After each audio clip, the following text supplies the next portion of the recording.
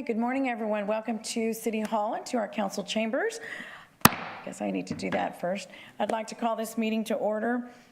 This morning, our invocation will be given by Monsignor Douglas Corville with St. Patrick's Catholic Church. Monsignor.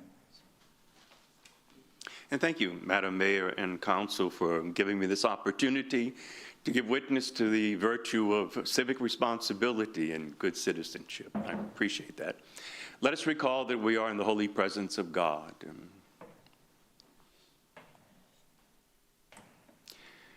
Blessed are you, Lord God of all creation, for in your goodness you inspire humanity with thoughts and visions, with hopes and dreams, with limitless possibilities. We thank you for the gift of the city of Corpus Christi, for its people, its culture, its richness. We thank you for the mayor and this council who volunteer and serve this community so well. We ask you to bless them with wisdom and understanding, with compassion and mercy, with tolerance and forgiveness. We ask you to inspire them to work together continually for the common good. Blessed are you, Lord God of all creation, now and always and forever and ever. Amen. Amen. Thank you, Monsignor. And today our Pledge of Allegiance to the flag of the United States and to the Texas state flag will be led by Hailey Morgan. She is a Flower Bluff fifth grader, part of the Gift and Talented program, and she wants to be a U.S. Marine when she grows up. Please join me for the Pledge of Allegiance.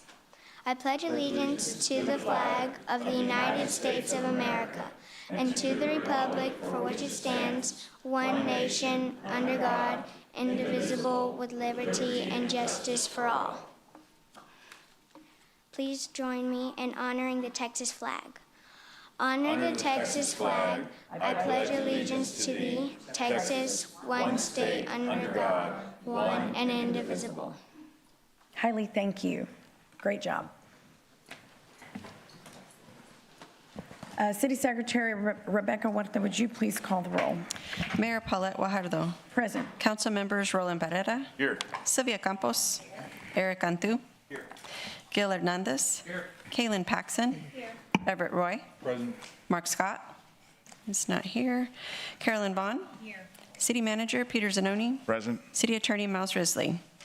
Mayor and Council, a quorum of the Council and the required charter officers are present to conduct the meeting. Thank you, Ms. Huerta. Well, good morning to all. I want to first provide clarification on the processes that we will be using for this meeting, which are fairly new, which is why I'm going to repeat them again this week. On June 10th of 2025, the City Council passed a motion moving the general public comment period from noon to 5:30 p.m. Due to this change, the order of business on the agenda was revised. After opening the meeting, the first order of business will be board or committee appointments, if there are any, followed by the consent agenda. This means that the City Council will begin voting on items at the beginning of the meeting. On July 25th, 2025, the City Council approved additional changes which are summarized below. Registration is not required to speak on a specific agenda item when it is being considered during the meeting. Registration to speak is only required for the 5:30 p.m. general public comment session. Speakers will sign up on the city's website or in person at the kiosk located in City Hall. Speakers may comment on any agenda item or city-related topic at the 5:30 p.m. general public comment session. The deadline to sign up for this is 4 p.m. on the day of the council meeting. Speakers may ask questions during their time with the understanding that the mayor and council members and staff shall not answer any questions during that public comment period. So at this time, I'll ask City Attorney Miles Risley to please review the council meeting rules of decorum.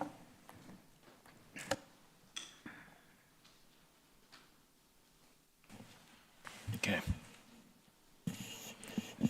Rules of decorum. All citizens must be courteous, polite, and respectful of one another, including the city council and city staff. The mayor and council members shall be referred to by title and/or title surname. All remarks must be addressed to the mayor and city council and not to the council members as individuals. Citizens are only permitted to speak on city-related subject matter. Speaking on any non-city related matter is prohibited. Loud, boisterous, profane, or obscene language or behavior is not allowed. Citizens must refrain from any disturbing noise, demonstration, or other act disrupting to the city council business. Thank you, Mr. Risley. So please state your name and the city in which you live before beginning your comments. Citizen comments are limited to 3 minutes, while non-resident comments are limited to 1 minute. A visible timer positioned near the city secretary's desk will help in management of that allotted time. If you have a petition or any relevant information, please present it to the city secretary before speaking. And before we begin today's meeting, I want to take a moment to address a very important issue. This council chamber is a place of public business. It is a forum for civic discussion, decision-making, and service to the people of Corpus Christi. It is not a stage for personal attacks, for disruptions, or vulgarity, and we will not tolerate those violations of decorum. There have been repeated instances of individuals using profanity, shouting over others, and showing blatant disregard for the rules that govern our proceedings. I have been more than patient.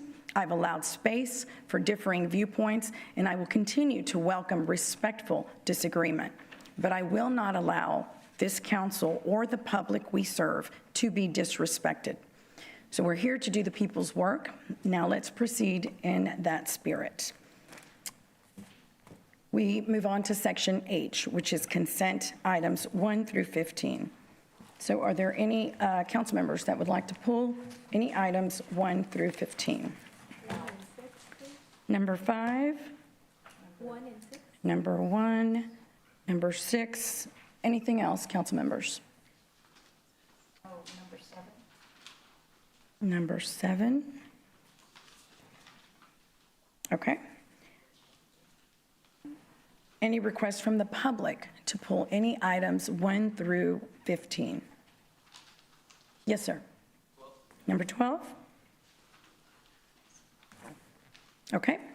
So with that, I'll entertain a motion to approve consent agenda with the exceptions of items 1, 2, 5, 6, and 7. Motion to approve.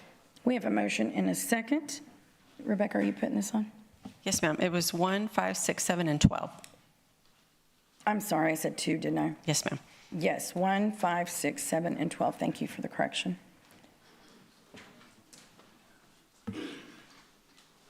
Please submit your vote.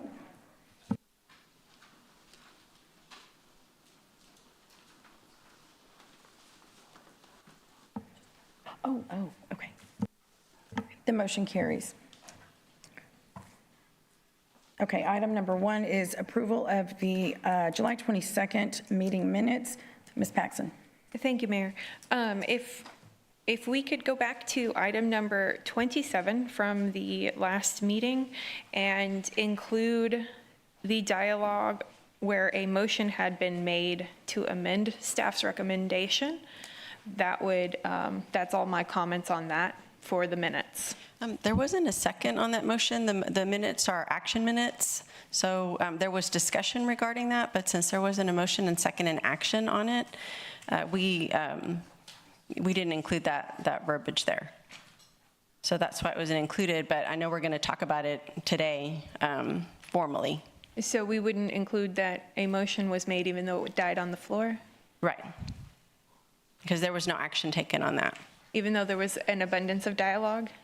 It's dialogue, but we're talking about action. They're action minutes, so we focus on action.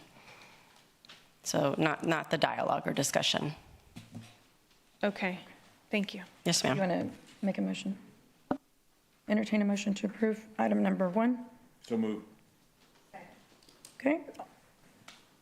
All in favor say aye. Aye. Any opposed say no. The motion carries. The next item pulled was item number 5. That is an ordinance approving the Corpus Christi Crime Control and Prevention District budget. And who pulled item 5? Councilman Campos. Thank you. Thank you, Mayor. I just wanted to reiterate about the usage of the CC PALs to work more closely with the juvenile program. I'm hoping that that y'all will be amenable to that. Can you elaborate as to if that is possible, that we could use more of the CC PALs to work together in more, just juvenile programs so that we can do crime prevention? Yeah. Thank you, Mayor Campos, or Councilwoman Campos. David Blackman, Police Department, good morning. So that is what the PAL program does. So the Police Athletic League focuses in.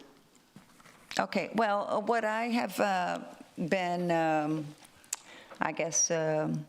informed about is that there is an issue with one of our recreation centers, the Joe Garza Center, that there is a couple of months where there is no programs involved in that. And I had mentioned that before, and I was hoping that I would get, just more cooperation. I believe I'd also mentioned it to Mr. Dodd. So has there been any discussion at all as to possibly working together to try to provide some kind of program during those months? And we can work with parks and see what programs that we could provide over there. So just a little overview real quick. So we do basketball, we do volleyball at the PAL Center, which is just right down the road from Ben Garza. And then obviously we're getting fields ready to start back up with baseball. So many years ago we did baseball, and then with COVID it unfortunately it went away. We're getting the fields refurbished, and we're bringing 1,300 to 1,500 kids out for baseball, and no kid pays for anything, uniforms, registration. It is all free, not unlike the volleyball. So we're always open to new programs. Like I said, we currently do our basketball program and volleyball at the PAL Center, but we're always open for space and seeing what kind of new programs we do. We do taekwondo and all that stuff also. But were you aware that there was a window where there was no programs going on at that recreation center? No, ma'am, I'm not aware so I'm not aware what Parks was doing during the summer or whatever. Okay, but if there's a void, we always look to fill that void. Okay, so that's what I was just trying to be public, to be, informative with your department and with the Parks and Rec Department. So I would like to see more cooperation with that. But with that, I move for approval. Thank you. Thank you. Okay, we have a motion and a second. Please submit your vote.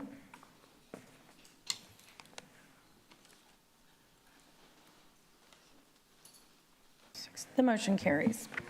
Next item pulled was item number 6. This is an ordinance adopting the city fiscal year 2026 and U.S. Department of Housing and Urban Development Program.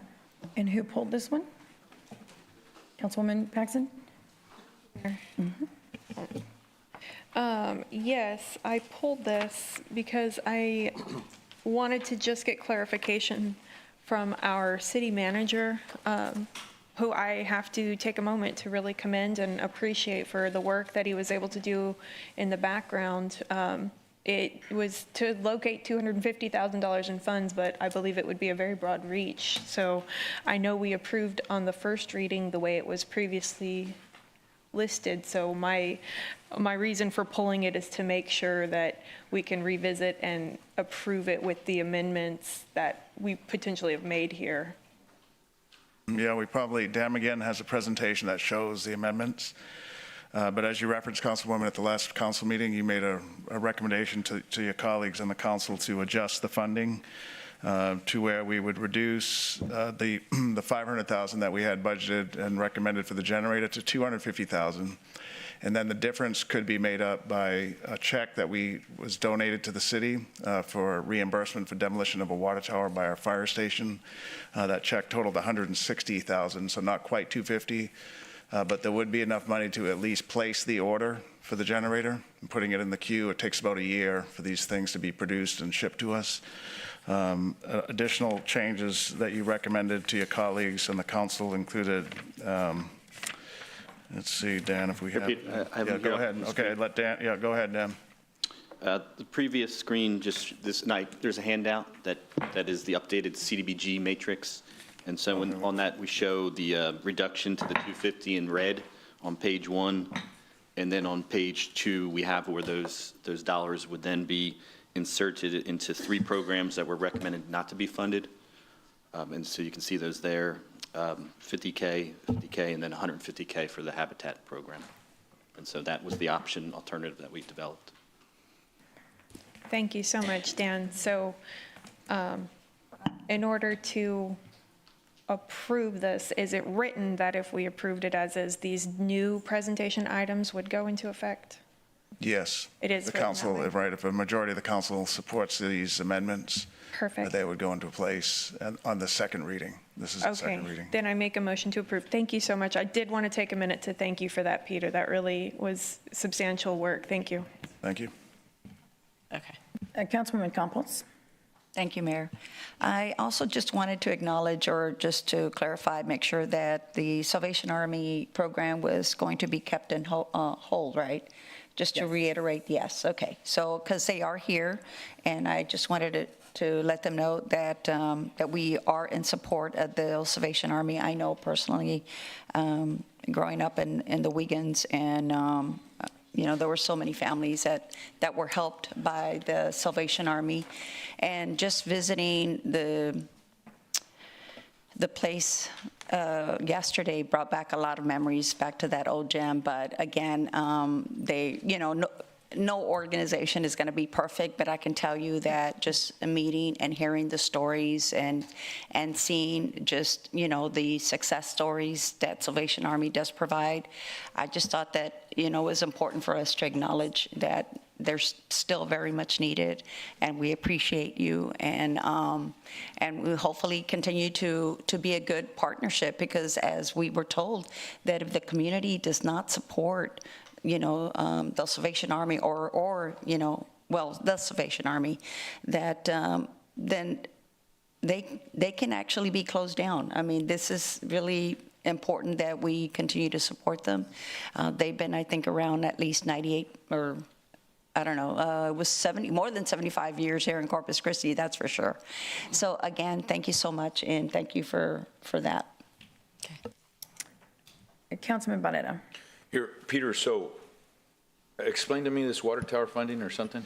Yeah, so if you recall last council meeting, Councilwoman Paxton asked about grants in the fire department. And while we did research those, there are none available.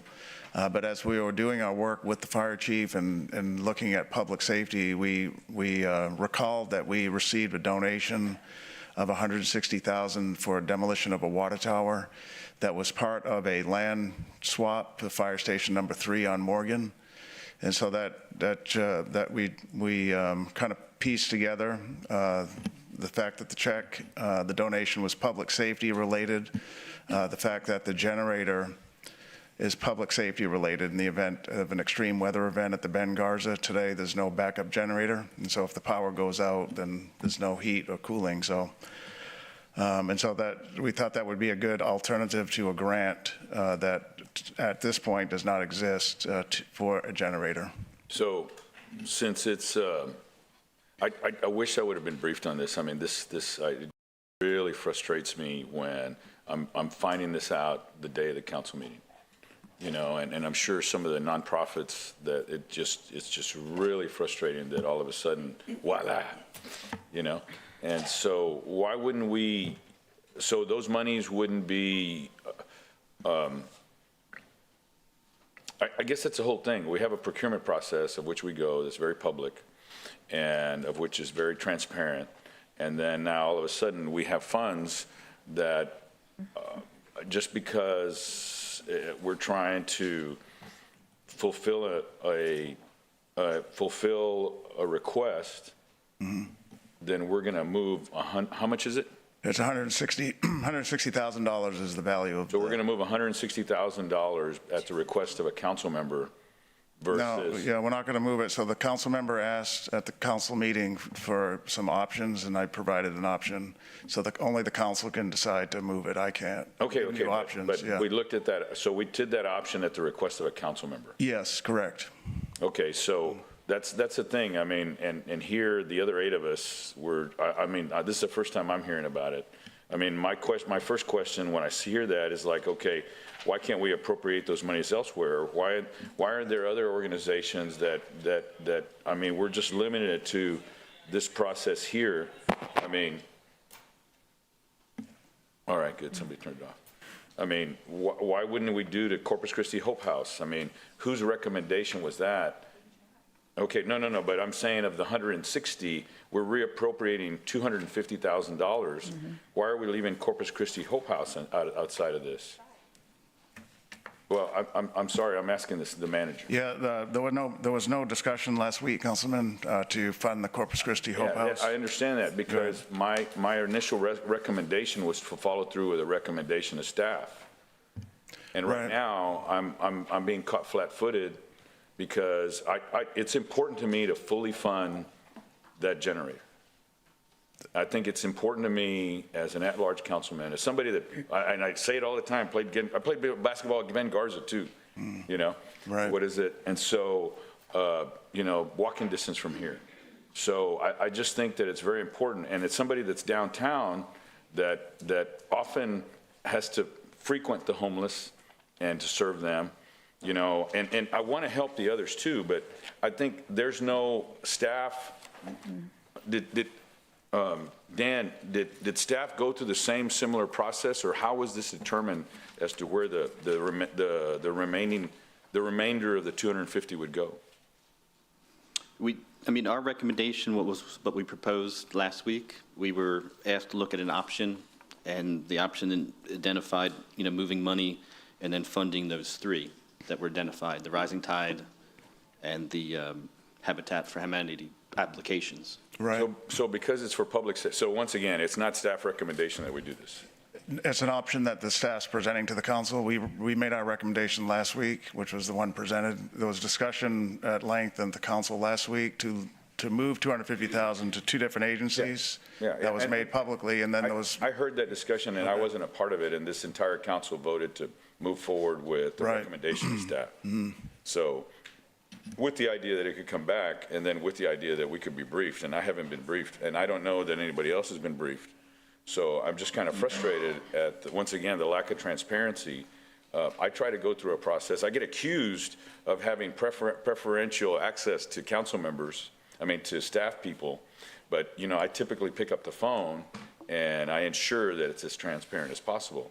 So I'm just kind of frustrated with this. So was there any, just like we went through, how long did the process take when we went through this vetting process to go through the funds? Well, we got applications, I think it was, they were due June.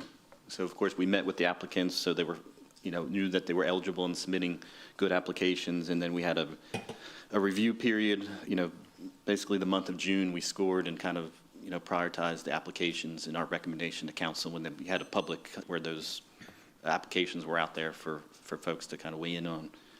And then, you know, we presented those applications last week of what we felt was the highest priority. I mean, they're all great projects, obviously, but we have limited funding, and those were the ones we felt, you know, could do the most need or do the most for the community. So, but the last 7 days did not include that process. It was just, how did we come up with the other 250? So 250 was moved. How do we come up to the places that we're going to put them? Right, so there's two numbers, 250 and 160. So the 250 was allocated to two different agencies, as we discussed, the Rising Tide Ministries and Habitat for Humanity. To fill the 250 that was originally in the generator, we have an option to use 160,000 in fire-related monies. Here, I got you. Yeah. That part's clear. I'm just saying, in the last week, did we determine a process to vet the remaining projects? No. Use the process. We didn't have a public engagement process, but the agenda memo was published Friday and available for public and the council viewing. I guess we probably didn't brief council members, I guess, it sounds like. But the information was available publicly, transparent as of Friday at about 5 o'clock. And so the agenda that was posted included this information in the memo, and the tables were included. So some council members were aware. Obviously, Councilwoman Paxson was aware. And a few other council members reached out to me who read the memo. The goal last week was to look for a grant, and we did that. The fire chief who's here looked for a grant. That was going to be the $250,000 difference. There is no grant available today. There may be, I think, in a year or something like that. So as an option for the council to consider, and at the request of a council member, I did what I thought was right, which is provide an option for the full council to consider. Our recommendation was made last week. This is an option, an alternative option requested by a council member at the council meeting to consider by the full council. Okay, so are we prohibited from rearranging the funds from the 160 and dispersing it between the rest of them? You're not prohibited. You can do that. So can we at least fund the 500,000? I mean, why are we? Well, we couldn't find 500,000, right? No. No. I'm just saying, and I'm running out of time here.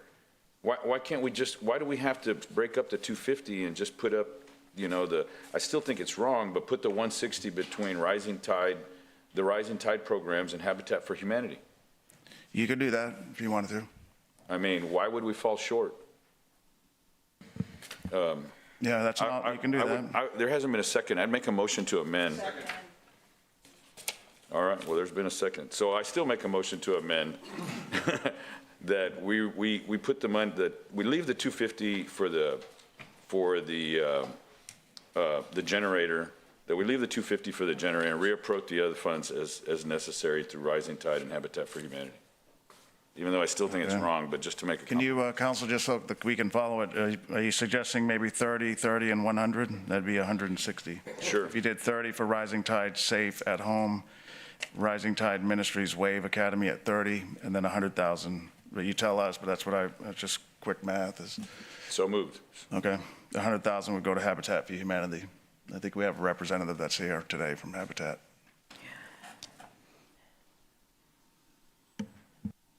Yeah, I did. I guess there's no second. Yeah, I'll second that. Councilwoman Vaughn. What, right, She moved from I added the amendment. Councilwoman Vaughn. So the first amendment, Ms. Paxton, you made, right, to include these, the recommendations that are included here originally that were handed out, and then you seconded it, right, Mr. Cantu? Okay, so then he's wanting to amend that and in the way he described, right, to reduce it, to put $250,000 for the generator, and that was seconded by Mayor Guajardo. So that's on the...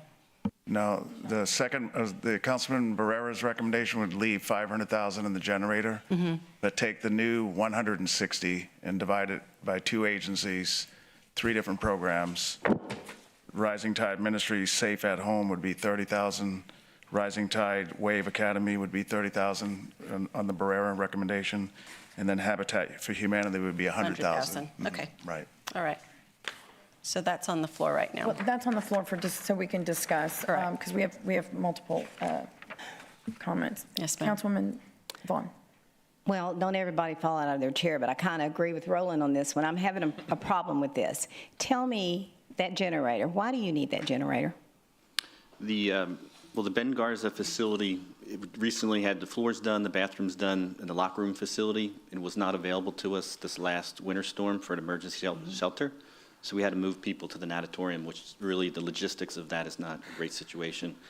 The Ben Garza is important to have that generator so it will, maintain power throughout any kind of emergency event that we would need it. And the geography and the location of that is really perfect, and it's close to some of the other resources that are needed. Yes. And it's close to a lot of folks that are here in the downtown and uptown areas. And it's absolutely needed. So Oh, if yes. we do this like they're doing it, we're not going to get that generator. We're not going to have the money for that generator, correct? Well, we would be short. We would only have the 410. There's some contingencies built into that 500K, so it's, the time we have to pay for it's possible that number may come in lower, but But you don't know, and we do need that generator. She made that very clear to me, and that resonated with Oh, me. yes. We need the generator. We can't take funds and not get that generator. So your process, do they come to you and say they request money? Is that how you do it? correct, yeah, they submit applications with programs and kind of identify the activities that they're going to do. Some of them are physical repairs to facilities, or some of them are programs that they offer to the public. And so they submit, and that matrix has all the folks that did apply.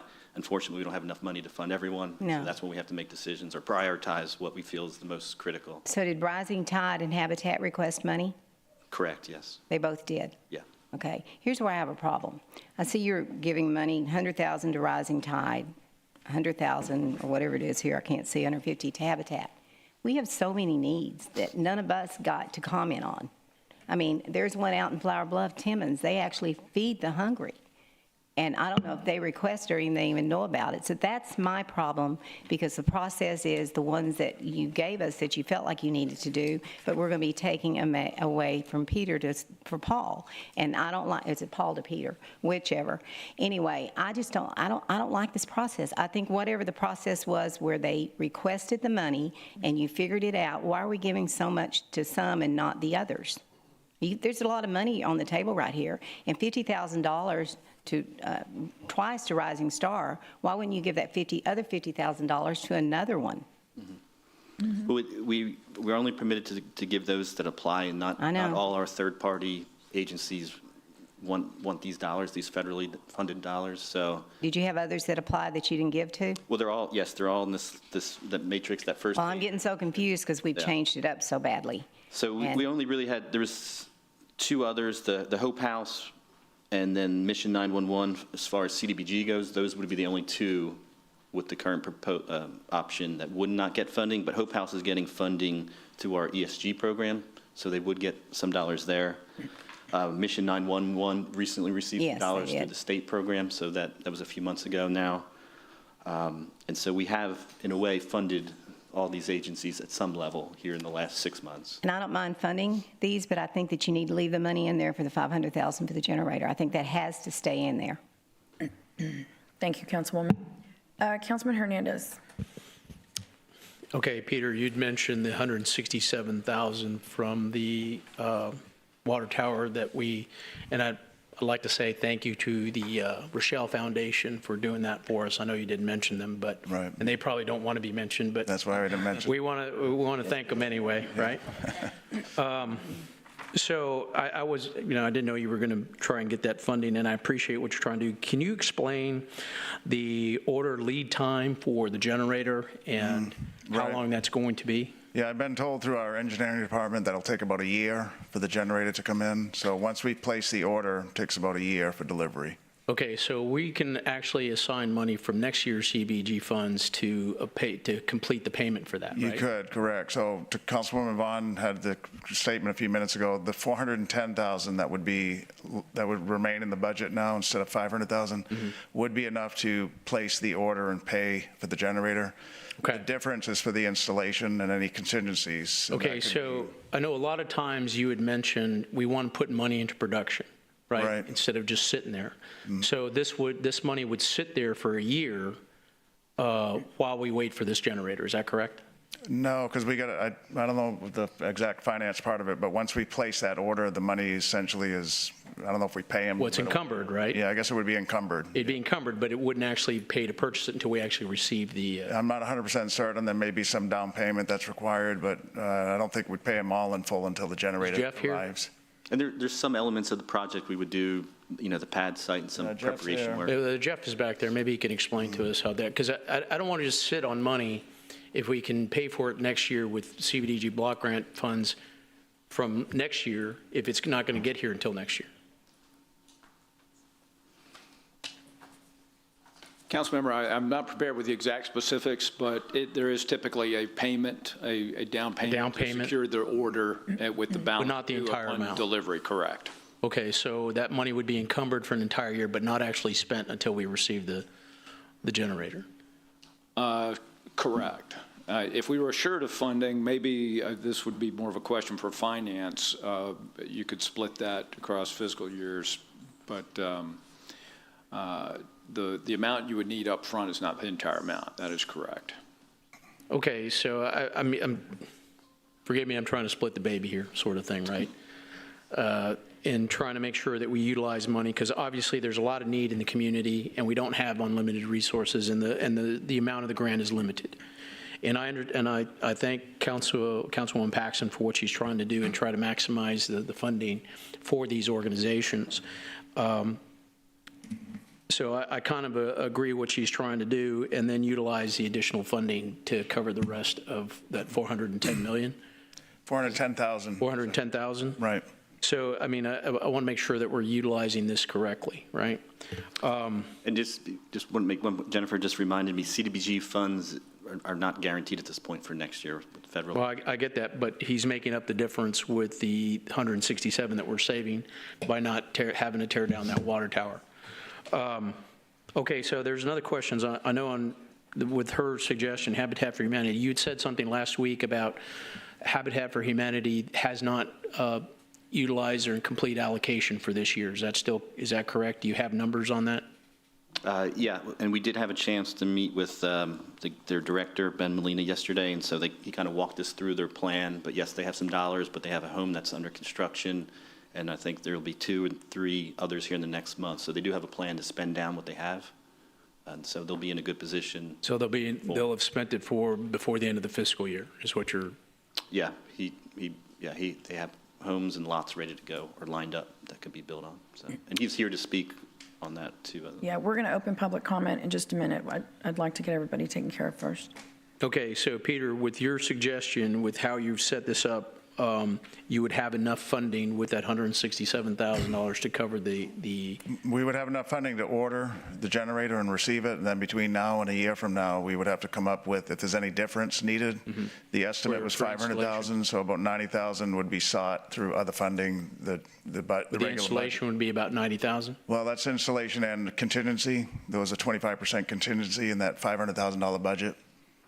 So, a year, this would give the staff and the council a year to come up with the difference. Okay. All right, thank you. Councilwoman Paxson. Thank you, Mayor. I wanted to just speak to a couple of things I heard across this dais. We had a conversation about this item at length last week, and I appreciate Dan and his staff and Mr. Zanoni, because with the packet that was provided to myself, this entire council, and the public, that's where I picked up the phone and I asked Dan and I asked Peter, what can we do with these dollars? There was 4 applicants, or there was 2 other applicants for the CDBG funding, and I was told that under the parameters of this funding, they didn't qualify for this specific round. That's where I said, well, let's look at those 2 that do qualify. It was a total of 3 requests. The program for extreme repair, that's a wonderful program. I think that I've been assured that our program that the city does is well utilized. And so having a partner in the community who's going to take that torch, carry it further, help our community even further, that is well worthy to invest in, I believe. Also, the other 2 requests, those are immediate connections to the community. So working with staff based on the information we were all provided, that's where I made the question and recommendation to exercise the full capacity of these fundings and shuffle them around. I think if you're going to order a generator of this magnitude, if I'm not mistaken, and maybe Jeff can confirm, it's about a 20% deposit required up front. And thank you, Mr. Zanoni, for saying that we could fulfill that requirement and we would have time to pay the rest of it. And so that's where this request was made from. This was not information that was not shared with the entire council, and it was discussed at length last week. So that's why this recommendation is to help share those fundings across all the orgs that applied. And to speak to the generator, I agree. Having a generator for a mass shelter facility is incredibly important. 100%. And again, thank you, Mr. Zanoni, for looking for alternative funding supplies. However, it does not cause us to not be allowed to use that shelter. And information I received from our city manager is that there hasn't been a concern in the past. We haven't lost power at that facility. This would be a backup. And so that's good. That's being proactive. We're looking for ways to avoid a problem in the future, but we're not curtailed from utilizing that facility without it. And so to Mr. Hernandez's point, this allows us to use those funds a little bit wider so they're not sitting encumbered. I'm not saying the generator's not a priority, it absolutely is, but being able to utilize these fundings in this fiscal year gives us a broader reach. Councilwoman Campos. Thank you, Mayor. I just wanted to clarify also what I had read, that with the reduced funding, it's not really, well, I guess it is, from the 500 to the 410, that we were still going to be on target as far as being still able to order the generator, which is, extremely important. So I think we can do all these things and put the money, to work quicker. Again, I'm going to support this amendment, so that's all I have to say, that as long as we have the money, it's going to be used immediately right now. We will be able to order the generator, and we will be able to help, these two other organizations. She had asked me also, did I have another organization? But the problem is that they have to already be pre-approved, and CDBG money is not easy to qualify for. So that's the other issue with this. Councilman Scott. So the item before us, the agenda item is full 500 for. Generator. The motion is to move it down to 250 and split the fund, the remaining. And the motion to amend gets it back to 410. Right. And reduces the other. I share Ms. Vaughn's comments. I want to get that. This thing about generators is you never need them until you need them. And then when you need them badly. Right. So, and I have zero confidence that we'll have federal funds, CDBG, ESG, stuff like that in the coming years, which means it would drop down to the general fund, and we'd be having a conversation during budget process next year, if I'm right, on cutting other things to fund the generator. And what you're telling me is that 410, if we put 410, you can order it and you can start prepping the site. You mentioned that. The site's already prepped, so when we did a recent remodel, we put the pad in and conduit in, so the generator's ready to be plugged in, but there are costs that will be incurred to plug it in, so to speak, and install it. And that's the difference. That's the $90,000 difference that we have to come up with. So I missed the memo. It's my fault. Don't know where it is. Still quite sure where it's at in my, what you sent me. But I did. I missed the memo, so in my little brain, it didn't jump out enough for my cognizance. I am always uncomfortable shuffling money around at the dais. But I do appreciate the work that Councilwoman Paxton did. I think it's a good alternative. I just think if we can get at least 410 in the generator, we can check the box, don't have to, spend as much energy next budget cycle. So I'm okay with the amendment to amend the motion. That makes sense? The amendment to amend the amendment? Yeah, I quit talking. I'm going to quit now. 410, that's the number Mark's looking for, 410 in the generator. Okay, thank you. Councilwoman Vaughn. Okay.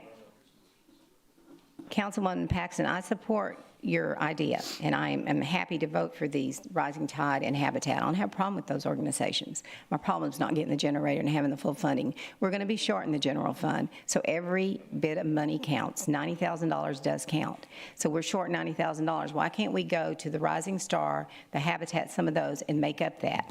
Just give them, say, take 15 off of those two and then the other off the bottom. That's just a suggestion. Did you and that way repeat you that, get them all. Councilwoman? Huh? Do what? Repeat that? Well, you have all of these on here that you're going to give money to. So go and just cut them down a little bit to make up the $90,000. Right. And that way you can do all of it. You may not get every penny that you wanted, but you're still getting a substantial amount of money. Yeah, Councilwoman Vaughn, that was the Councilman Barrera recommendation, which is instead of 50,000 to the safe home at Rising. Is that what you reckon? Well, you didn't say it very well. Yes, ma'am. 30, 30. 30, 30, and 100, right, would be the alternate one. That's the second motion that was on the. And that way, everyone still gets money, and the next time it comes around, we can give more money. And we have the generator because the reason you have that, Jim, if there's an emergency, they're going to go over there. In emergencies is usually when you need a generator because electricity goes off. So we need to be very conscious of that, and that is my big deal on this one is the generator. I think we have to get it. Thank you. Thank you, Councilwoman. And I'm going to chime in here real quickly. Then we have Councilman Roy, and we'll go to public comment. But, it is not responsible to move forward with something when you don't have the funding moving forward. Because many people in this room will be right back in this room when we need that generator, and we don't have the funding for it. So I'm not going to support something that says we can, well, we have this much money because we found it as a check laying around over there for $160,000, which I would love to take for animal care services that we're desperately in need of. But that's fine. I appreciate that you're trying to appease and find solutions to requests from any council member. But to say we're going to order a $500,000, generator originally, and not know how we're going to end up paying for that, like Councilman Vaughn said, we have deficits. And we absolutely, Lisa, you know that, we absolutely support everybody. Mission 911 didn't get a penny of this. Why? We could have all sat here, and I know it's only who applied, but what they got before was for case management. What they were asking for today is renovations to a facility that is going to help people. So we can sit up here all day and justify, well, let's chop it up this way, that way. At the end of the day, I trust what staff is saying. They looked at probably many of these scenarios or many scenarios to say, we really need this generator.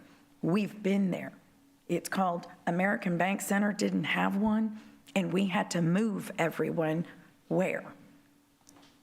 We had to figure that out. So we must take, I will take the recommendation. Now, I like the creativity here where everybody gets a little, or we make it up. I don't want to fund something at 90%. And when and if we need it, I don't care if it's a year lead time. That's how it works. We got to take care of business. We got to take care of what's important. The city, everybody's going to look at the city to say, where are you opening up the shelter? How irresponsible. Y'all have a building and you don't have a generator. That's what staff is recommending, to fully fund this generator. So I support making certain first and foremost that generator is fully funded, because we've been there. We learned the hard way. And we must have this generator paid for before we move on to, helping organizations, although we want to and we're going to. That's a creative way, so I appreciate the amendment. Councilman Roy. I think most of what I'm going to say has already been said, but as the District 1 council member in Ben Garza, that area is so important. And listening to public comment in the past, and especially after the freeze that we did have and some of the challenges that we had with that freeze, it's extremely important that we make sure that we do the things that we need with Ben Garza, because the fact is that we've got a lot of foot traffic that has the ability to walk to that location. It's extremely important in that area. And so for me, that's the highest priority. That's the highest priority that's needed, is to make sure that we procure that generator. If staff feels like the 410 will get us there, I understand that. I would prefer to just make it clean and procure the generator and not have to worry about it. We have a gift that was given to us of the $167,000, and we can allocate those funds. But at the end of the day, I just think we need to make sure that we're prepared, and that is a key and vital place. In terms of transportation, the issues that we had before, in terms of making sure that we could get the right clothing and all of the things that are needed during that time frame, I think that Ben Garza is just, we can't do without that. We need to, and it would be silly, because the moment we don't do what we're going to do, and I'm hoping, Peter, that we can get that sooner than a year. I know that in the past, when we procured things, that sometimes we've been able to do something to get it a little bit faster. Right. And so I look at a year from now, that's going to put us in the summer, but really when we need this is going to be within the next 6 months. So yeah, that's correct. I'm hoping that you can do something to get it procured faster. Thank you. Okay. Councilman Cantu. Have you got bids ready for the generator? No, sir, no. No? What did you get your cost estimate from?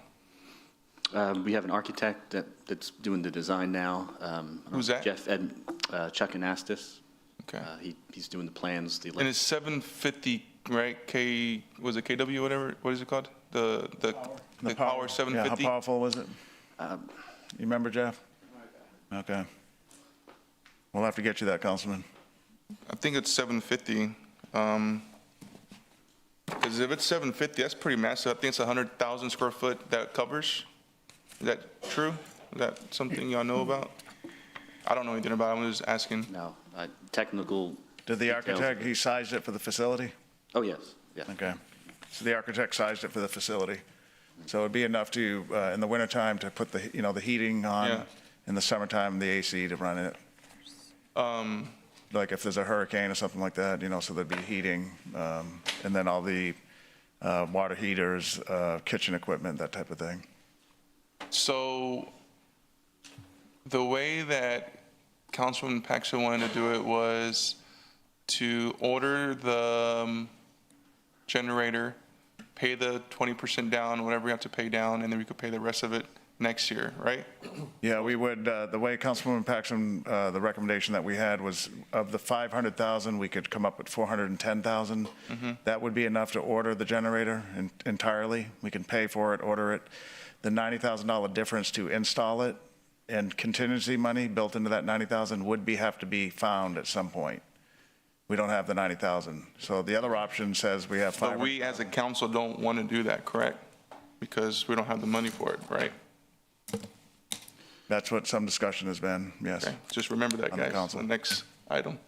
Thank you. Sure.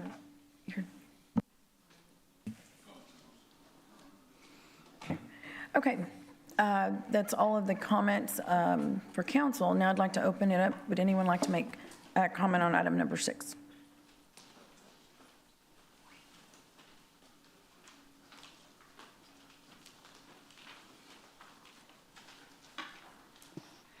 Good afternoon, Lisa Gertis. I live in District 2. Rising Tide Ministries is in District 4.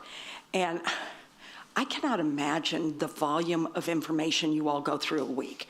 Really, sincerely, we pray for y'all because, wow, we're very appreciative of any help that we get. And we are making an impact in our community. And I could give you numbers and statistics and all that, but I'll tell you a story about a life that was impacted.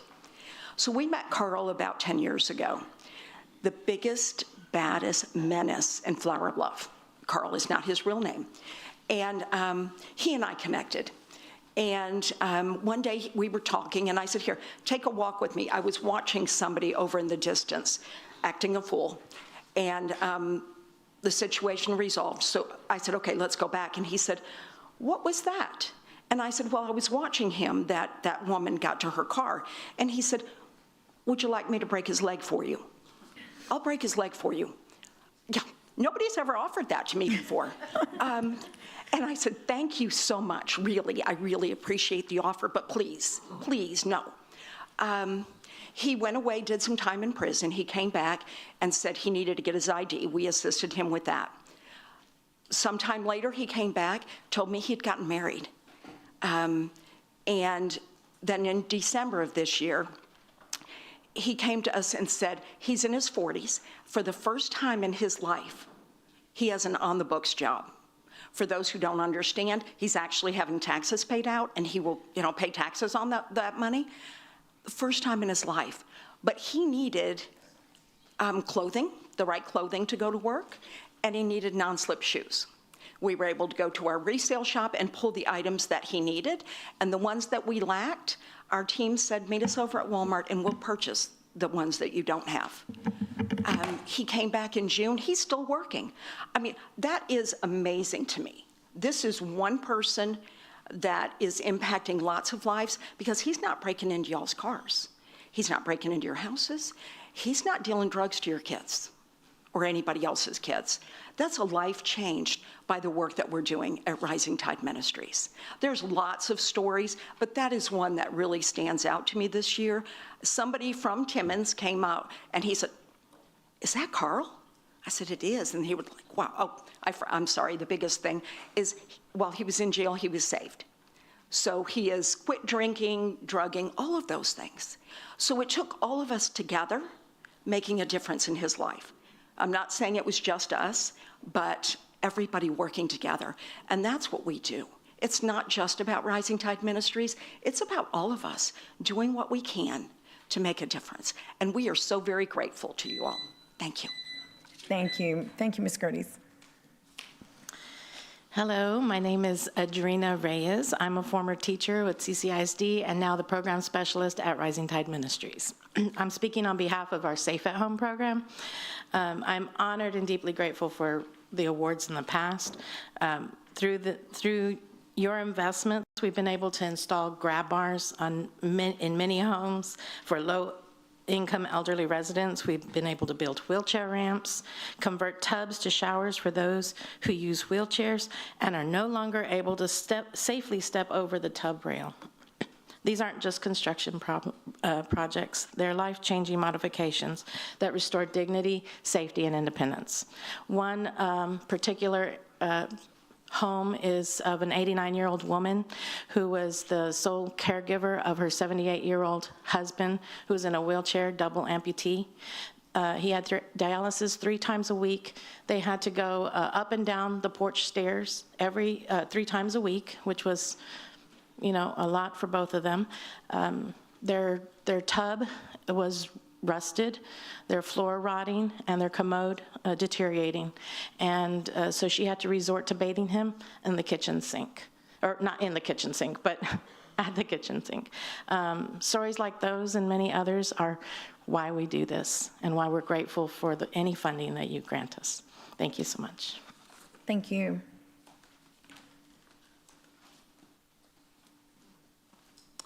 Good afternoon.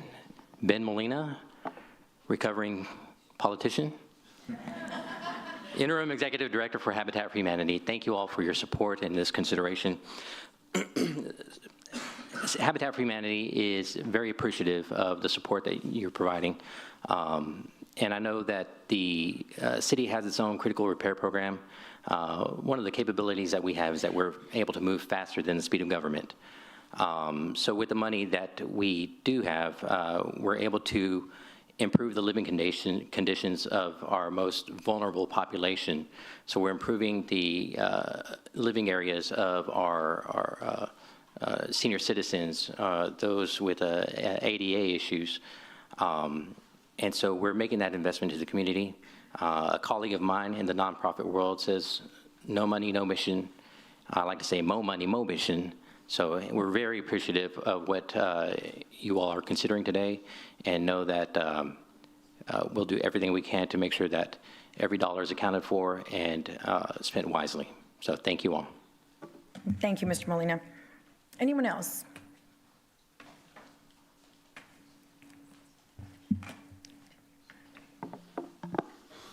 Marielena Garza, District 1. Thank you for considering to do what one of my mentors taught me when managing money. She told me, and she's her skill is she can turn a dollar bill into $100. And I hope that one day I can generate that kind of skill too. But one of the lessons she taught me was that she's like, you want to make your money work for you. You want to put it into action as soon as possible, So every dollar to a nonprofit like the ones that came up right before me makes a huge difference, reduces crime, improves quality of life for everyone. Nobody wants to see people struggling to come to take a shower, like something that we take for granted, that one day we may face that difficulty and we need help from social programs to help us out. And we need to adequately fund that and set that principle, set that benchmark that that's what we're gonna do. I was also one of those people that cried for that generator. We need that generator at Ben Garza. But we can also work with other levers of governance and government. We're having a legislative session right now talking about emergency funding for flooding, and we have 2 representatives who I think would love an opportunity to collaborate with us and find us some of that missing money that we're gonna need next season. So there's smart ways that we can do this. We can either put the risk, what are we willing to put the risk for? We can do high risk business deals for certain projects, but when it comes to projects for the people, we're not willing to take that risk. So let your vote be what determines what kind of risk you're willing to take for the people that can't come up here and speak for themselves. They're too busy trying to get those day-to-day things that we take for granted, like getting in and out of a car, getting in and out of our kitchen, those things for granted. Thank you.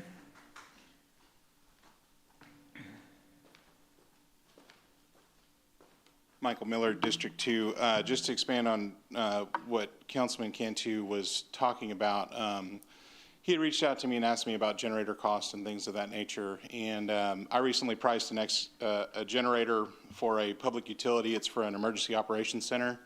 750 kW generator, Cummins, duty rated, really nice with the transfer switch and everything. That unit was about $269,000. It services 100,000 square feet of facility plus about 22 acres of site. So Ben Garza Gym, I believe, is 12,100 square feet, somewhere around there.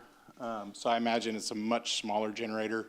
So you should have plenty of money at $410,000 to get that done, especially if the building's already been prepped and the pad is installed and everything else. So that's just my comment. Thank you. Thank you. Thank you.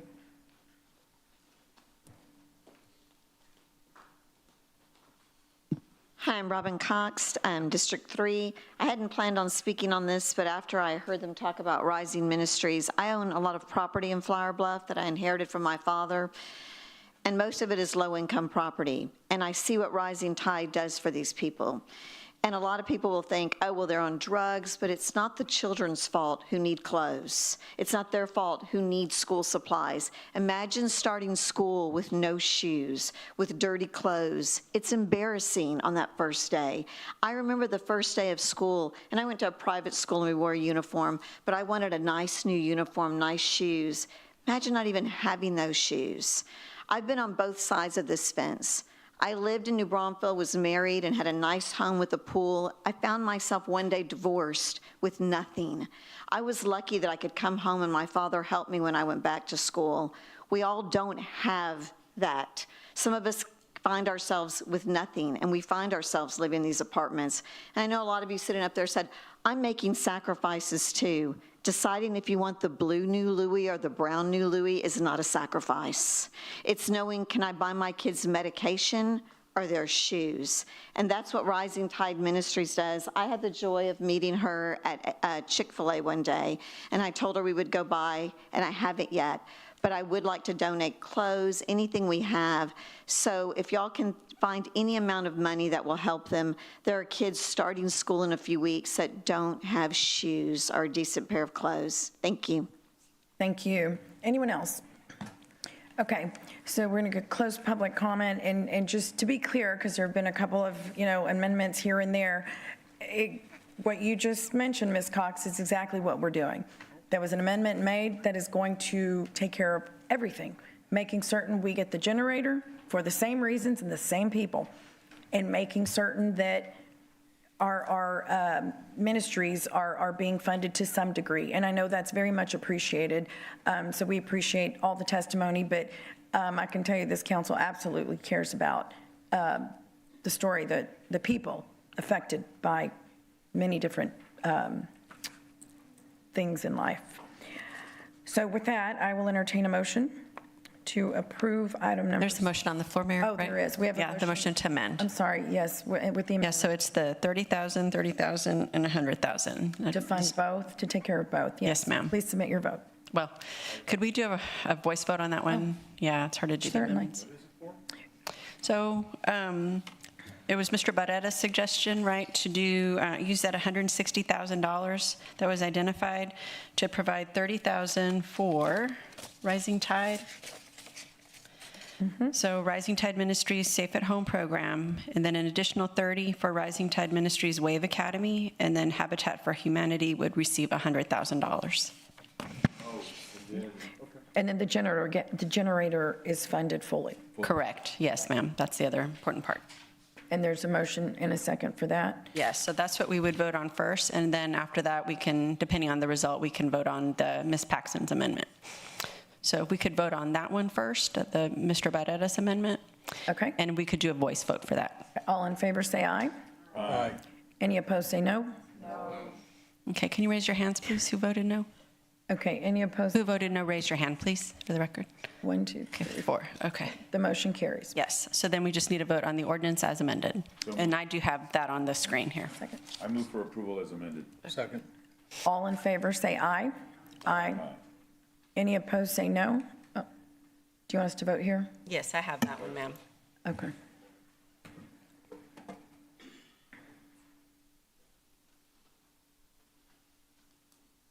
The motion carries.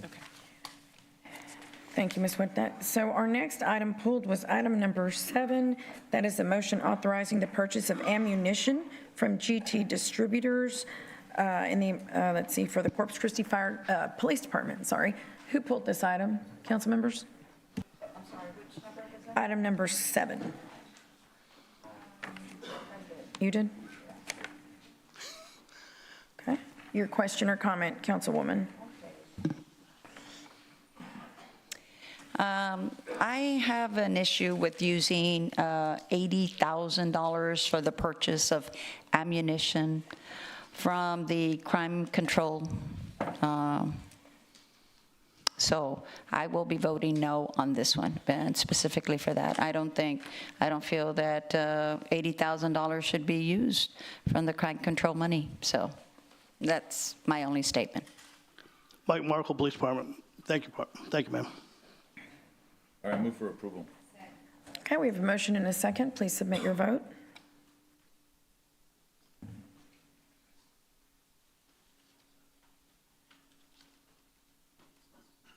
The motion carries. And the last item pulled, I believe by Mr. Hale, was item number 12. That is a resolution authorizing an asset purchase and sale agreement with the City of Rockport to purchase the assets Rockport Natural Gas Utility System. You going to come up, Mr. Hale?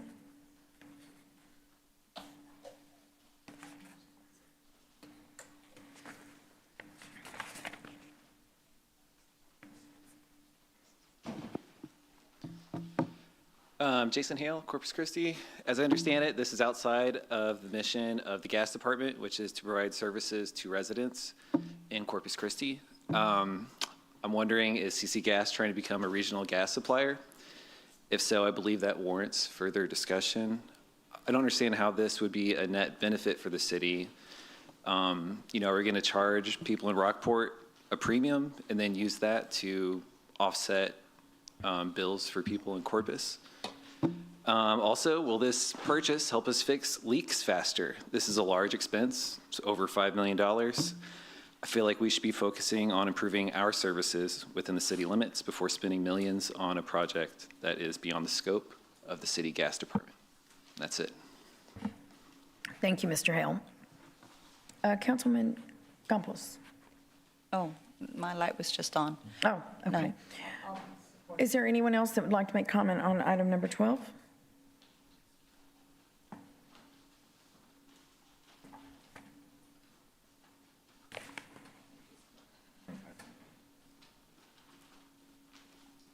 Good afternoon, Rachel Caballero, District 1.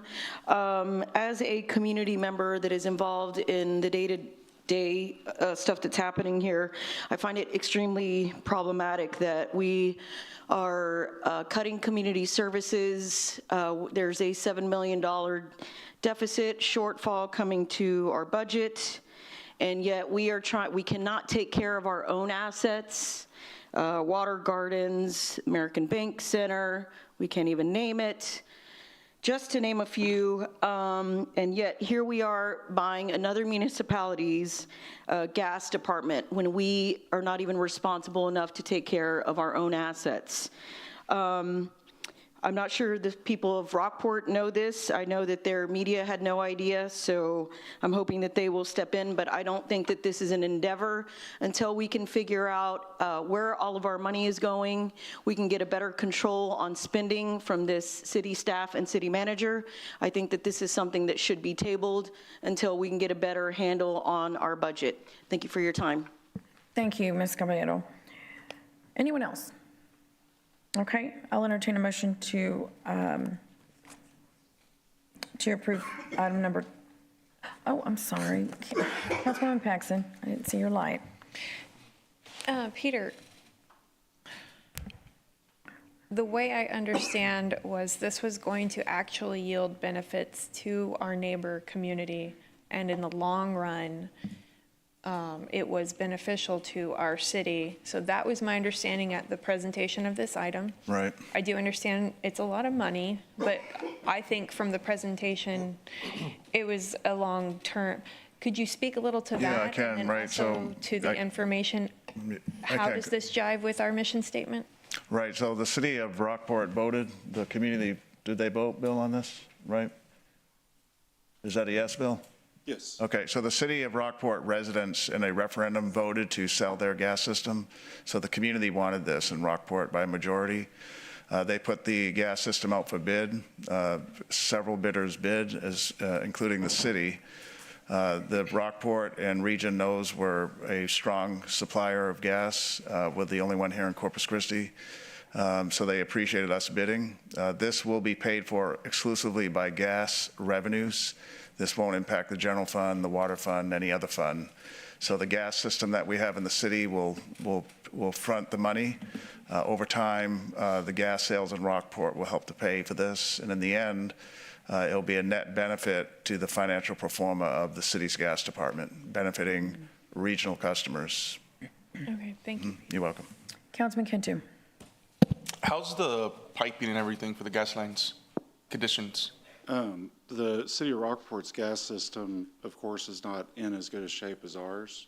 But because we're unique and we have our own construction department, those costs to get that system back to our standards are built into that performance that we provided with y'all, for y'all. And so we'll still have a net benefit even with all the replacement projects. So after this purchase, how much money do you think we're going to spend on fixing those gas lines? Well, we have built into our budget to spend around $300,000 to $400,000 a year on, but that's built into our current operating costs.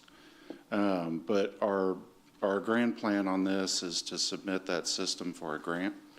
The DOT and PHMSA have a replacement grant that they'll qualify for. We got $4.5 million last year for it, and that $4.5 million replaces pretty much our main area of high risk, which it's still, that area is still a pretty good system. So we're being very proactive replacing that part of our system.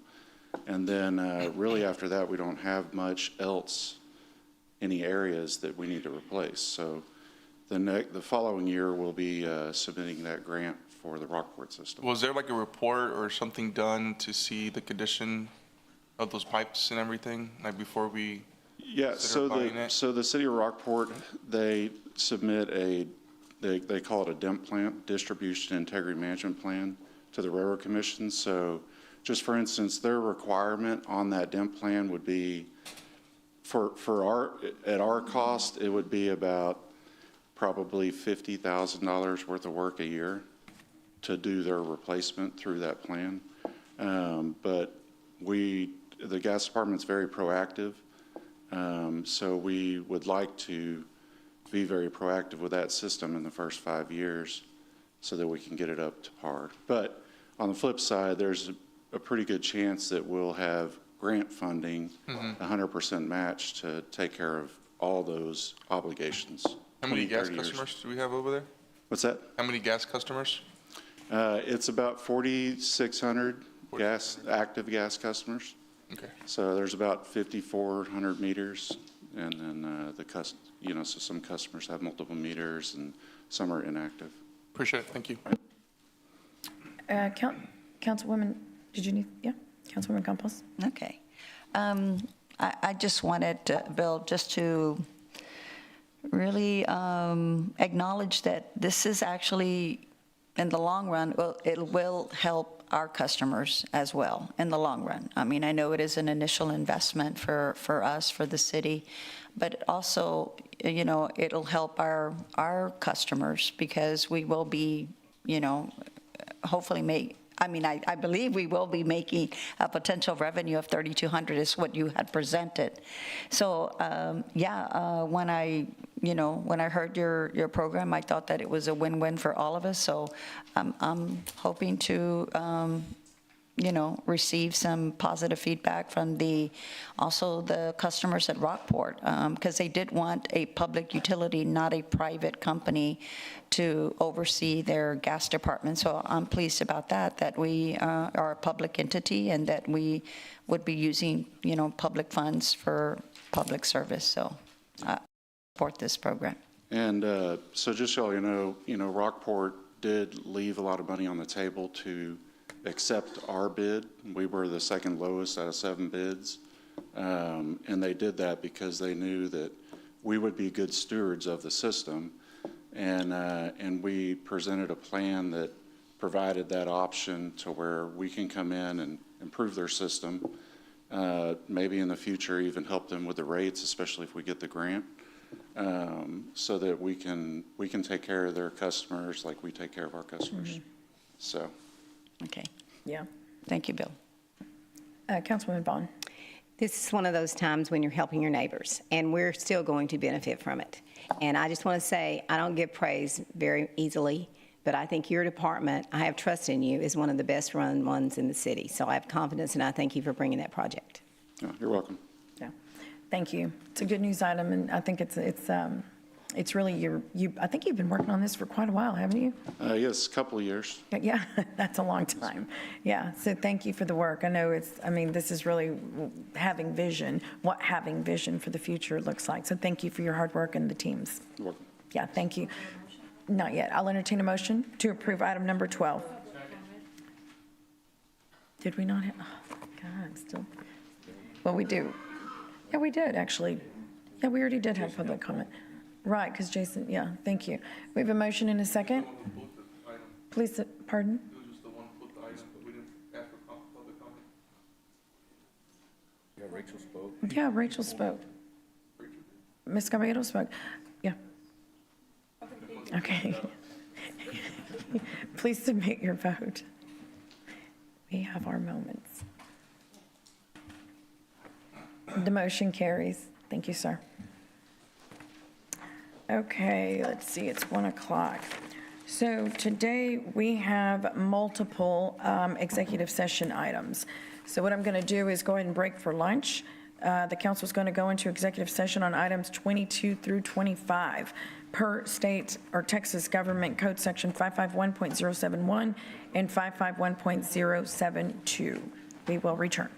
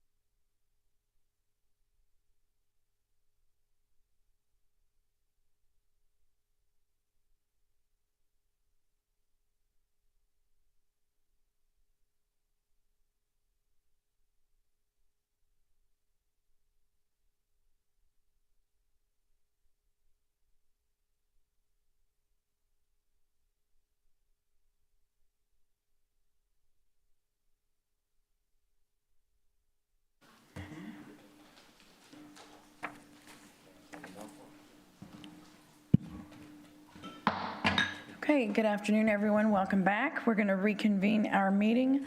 And does anyone have anything to say? I do, yes, ma'am. You gonna press your light there? There you go.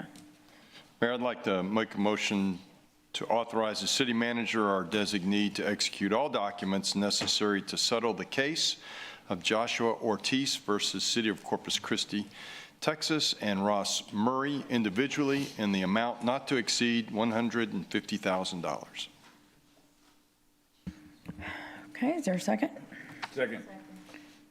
Okay. You have public comment, Mayor, I guess? Oh, I'm so sorry. Does anyone have any comment on this item? Okay, there being none, we'll close public comment. Please submit your vote.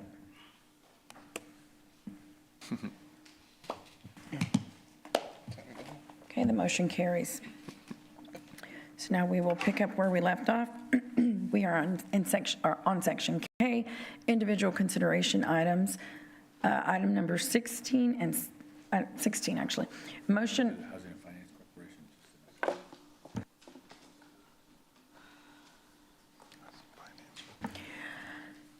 We have a motion authorizing amendment number 5 to the design build contract with Kiewit Infrastructure South Co. of Westlake, Texas, to continue design development to a 60% design and develop a guaranteed maximum price proposal for the Inner Harbor Water Treatment Campus project. Good afternoon. Brett Van Hazel. I'm with the Program Management Offices with the Inner Harbor Water Treatment Campus. You have a comment? Well, actually, Councilman Cantu?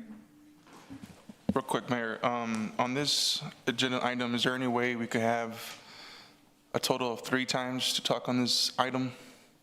It's a big item. I mean, it's a big decision, and I think we need more time to discuss, if you don't mind. 3 times. Are we able to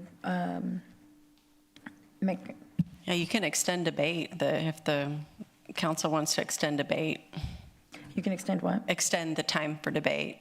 A debate. Yeah, so he's saying more times to talk, that's debate, Yeah. discussion. He Right. wants to extend discussion. If you want to do that, or if the council wants to do that. It's a 3. No, it'd be a motion to extend debate, I guess is what it would be. We don't necessarily need If I'm the only one that feels it, then I'm okay with it, but do other council members want to, at 5. You're at 5, or you want to go down a little bit, or no? yeah, well, 5 and 5 and 5, right? Yeah. Right. Let me hear from some council members. Councilman Scott. I think it's a big issue, and if we need to spend more time talking about it, I'm all right with it. You okay? All right. Okay, so Okay. was it 2 times for 10 minutes? It's 2 times, Or 3? it's 5 minutes per Okay, it's 3 time, times so for we're 5 gonna do minutes. 3 at 5. Okay, yes, ma'am. That's fine. All right. Thank you. Brett, yes. Okay, so we'll do a quick project update, and then we'll jump into the actual amendment item. So we're currently working on the demonstration plant. As of last Friday, we're about 20% complete. Some of the major items we're working on are the discharge water line, site prep, and we have a lot of the equipment already on the Ingleside Kiewit site that are being worked on and getting prepped for delivery on the site. Last week, we did receive a letter from the U.S. Department of Housing and Urban Development, HUD, notifying us that the complainants against this project have withdrawn their complaints. So HUD is going to administratively close this item out. And really that impacts our movement with TWDB and moving towards construction. So now that that complaint has been lifted, it allows us to continue in that effort. And then I added a little contract spend update, which is consistent with what was shared last week. We're $29.5 million spent to date, and we have, with Phase 1A and the 4 amendments that have been executed as part of Phase 1B for Kiewit, we have $47.6 million encumbered. Okay, so we'll jump into the amendments. So, this item today considers approval to execute an amendment with Kiewit on a cost reimbursable basis for us to proceed with our design efforts. We've established a $50 million not to exceed amount. And then, as you know, we're currently at 10% design. So this is going to allow us to continue to a 60% design and then develop a guarantee maximum price that would be brought back to City Council. So a little background. Last year, we executed the agreement with Kiewit, and there were 3 phases, with phase 1 being broken up into 2 parts. So in the phase 1 effort, we're doing design development as one of the primary deliverables at set intervals. We have a 10%, which we've already achieved, and we achieved that through the basis of design, and we presented a cost model. We're also taking it to a 30% design with a cost model update, and then we'll develop a 60% design document with a guaranteed maximum price. So that was all conceived as part of the original agreement as part of phase 1. With our June 25 adjustment to the resolution that was passed last year, we are now bringing all future amendment requests to City Council for consideration. So this is the first of those amendments. So this amendment, the recommendation from staff is to issue an amendment again to Kiewit in an amount not to exceed $50 million on a cost reimbursable basis. We'll have 2 major design deliverables. Again, it'll be a 30% design with a cost model update, and then we'll have a 60% design with a guaranteed maximum price. The timeline with this amendment as proposed would have the design completing in September. We would also have the cost model update in September that would be presented to City Council. Then we will have the 60% design starting in September, continuing through November.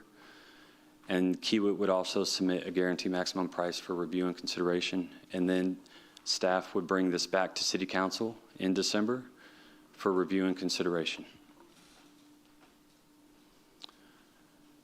Alternatively, if council chooses not to proceed with staff's recommendation on the amendment, we do have alternate number 1, which would allow us to execute an amendment with Kiewit to go from a 10% design to a 30% design and a cost model update.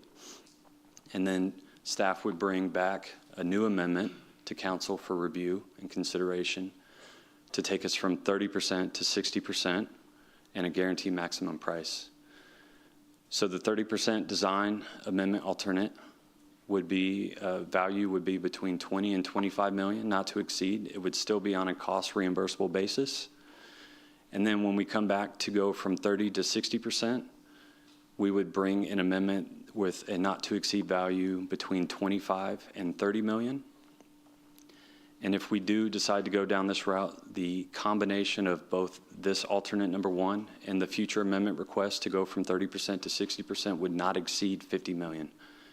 So the value would not exceed what we're currently recommending to take us from 10 to 60%.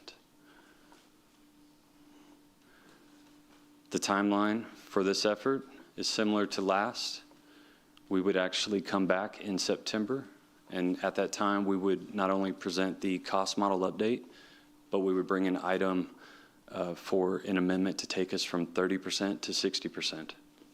So that would be presented in September, and then we would continue with the 60% design and the guaranteed maximum price development, and then we would come back at the end of the year in December to present the GMP to council. Alternate number 2, if council chooses not to proceed with the staff recommended amendment as written, or alternate number 1, and we choose to pursue no further design efforts, there will be some additional steps the city has to take in preparation for that. So first and foremost, the city would have to issue a notice of intent to terminate with Kiewit and Friesen Nichols. We would have to establish all the work efforts that we want them to complete, all the ones we want them to stop immediately.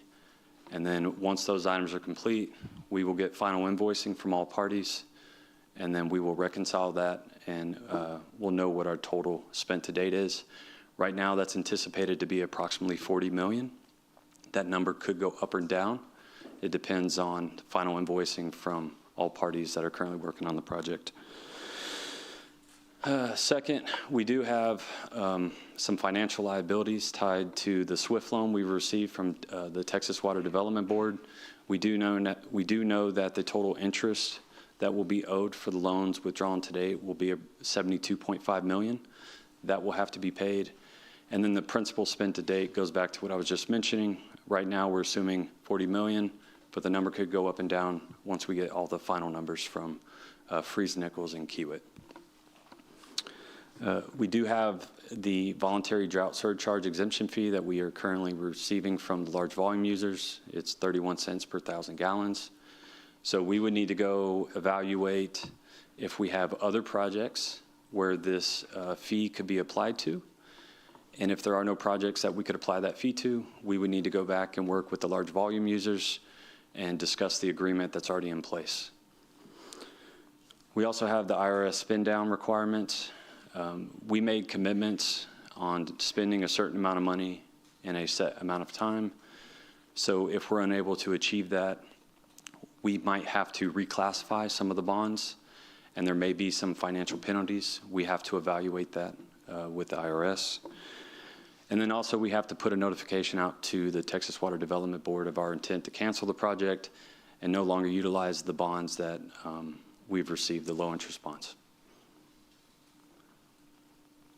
Those are the three options. We have the amendment as recommended, and then we have alternate number 1, number 2. I stand by for questions.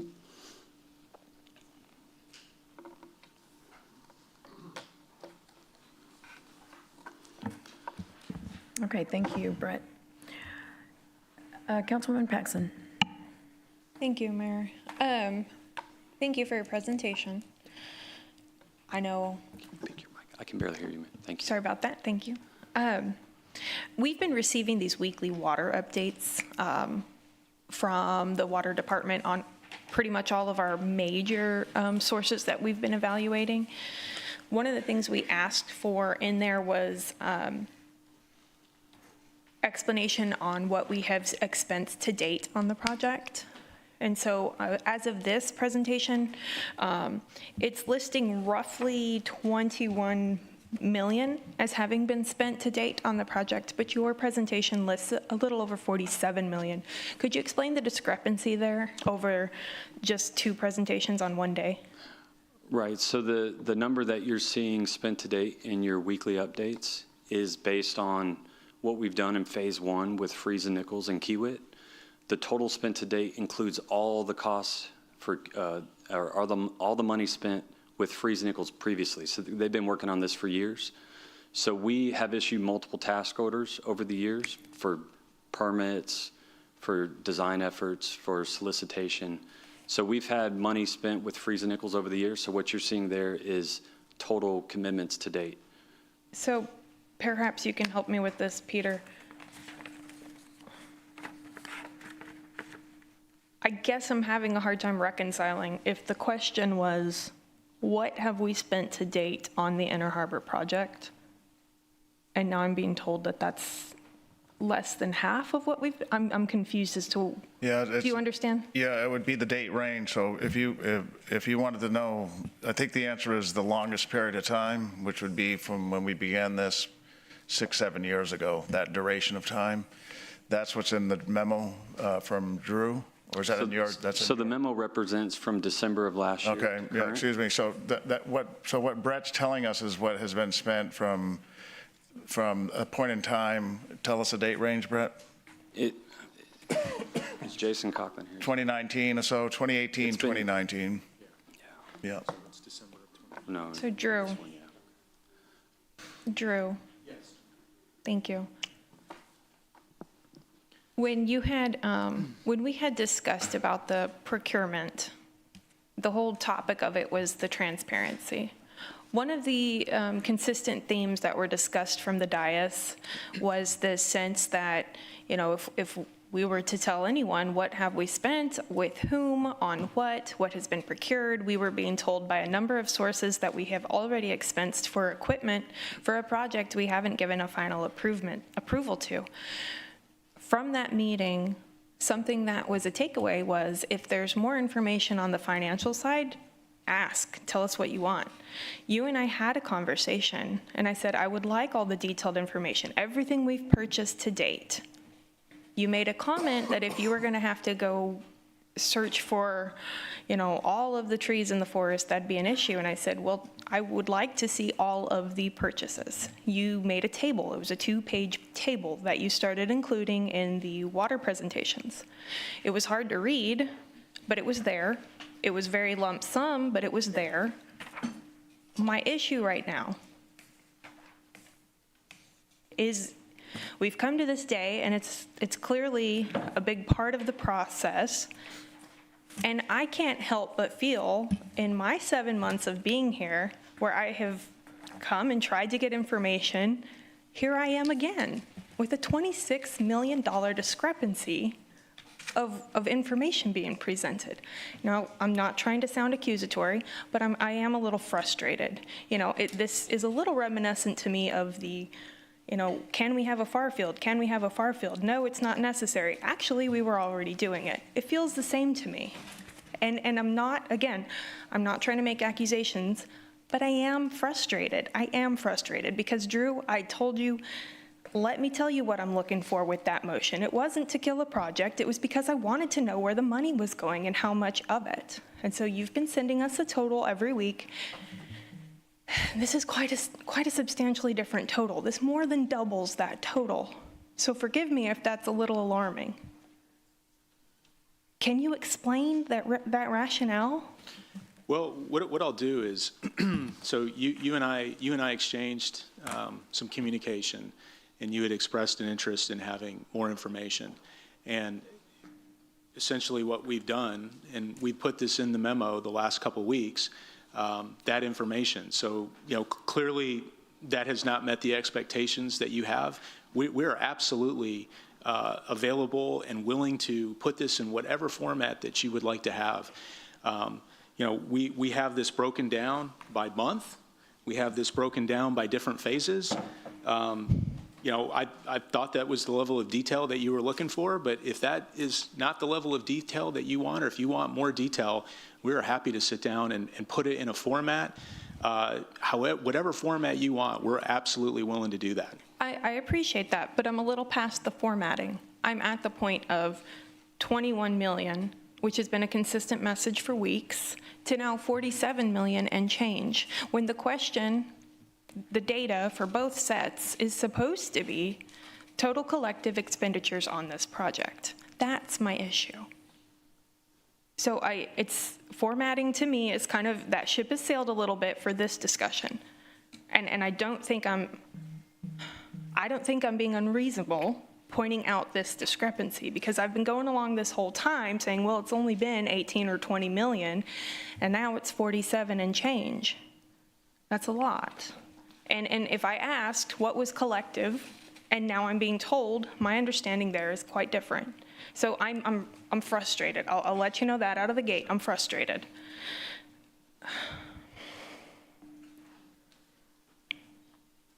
I am disappointed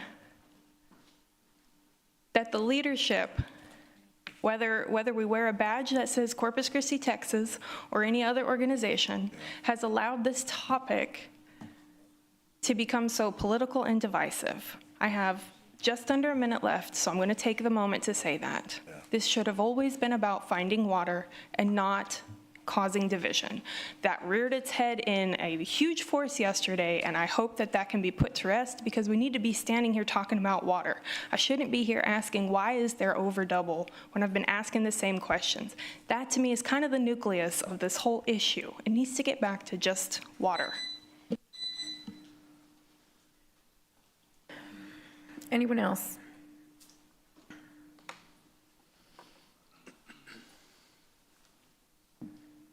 Councilwoman Vaughn. I'll go. So to her point, she's a little emotional because she's had a really rough weekend, a rough week.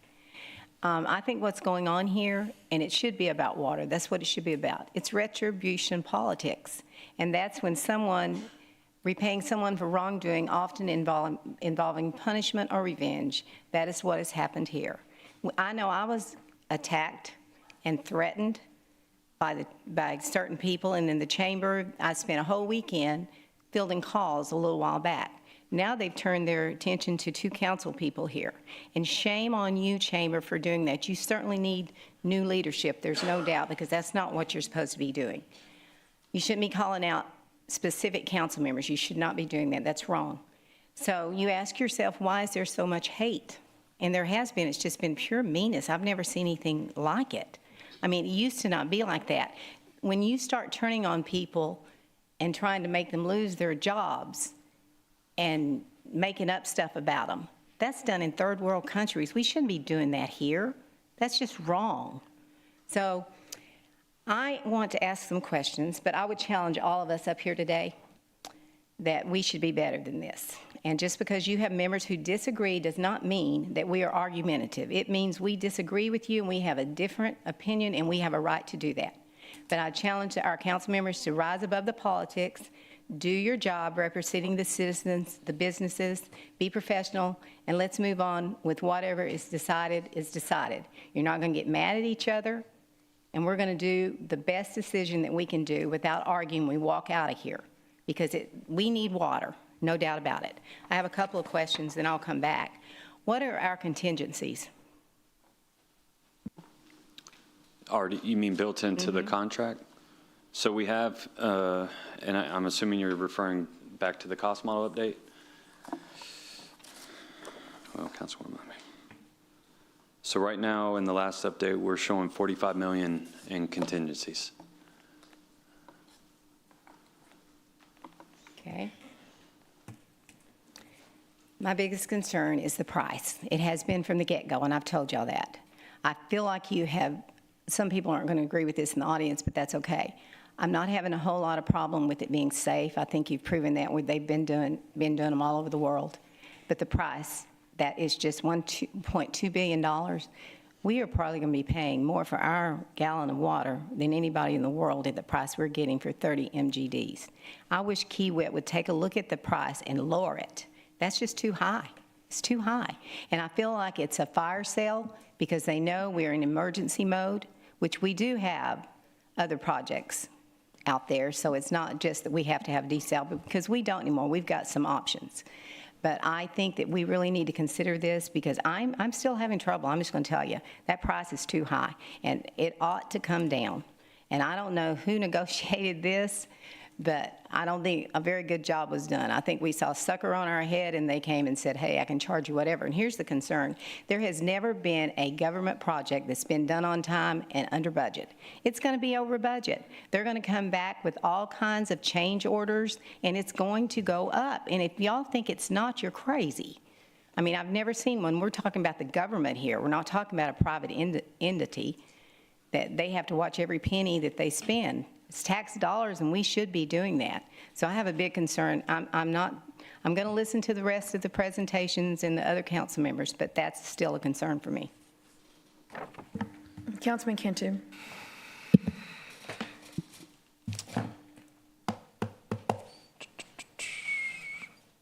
I think I'm disappointed with the leadership on this.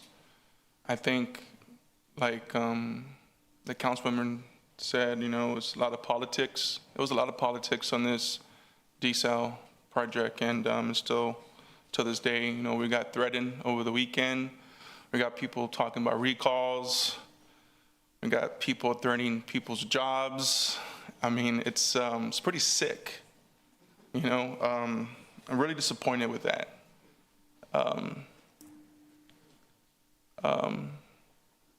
Something funny out there, David? Something funny? Okay, guys, we're gonna, I made a point this morning, Councilman, I made a point this morning. That's right, That but we're you not didn't gonna stop break him. decorum. You didn't stop him. So I didn't hear him. So let's, seriously, let's both sides, please, be cordial. Go ahead, Councilman. And then the chamber getting involved in this didn't really help you guys. I mean, they're supposed to be united, and they started sending text messages out last minute just with me and Paxton. I mean, it's not fair. It's not right. And not one time has the chambers reached out to me and asked me what was my position on this Inner Harbor. You, Drew, I haven't talked to you since when? It's been a while. It's been a while that I have talking to you about this project. You know, I'm just disappointed with it, how it came out, like how all this happened. It just makes me sick that we're gonna spend $1.2 billion for 30 million gallons a day. $1.2 billion. It's a lot of money.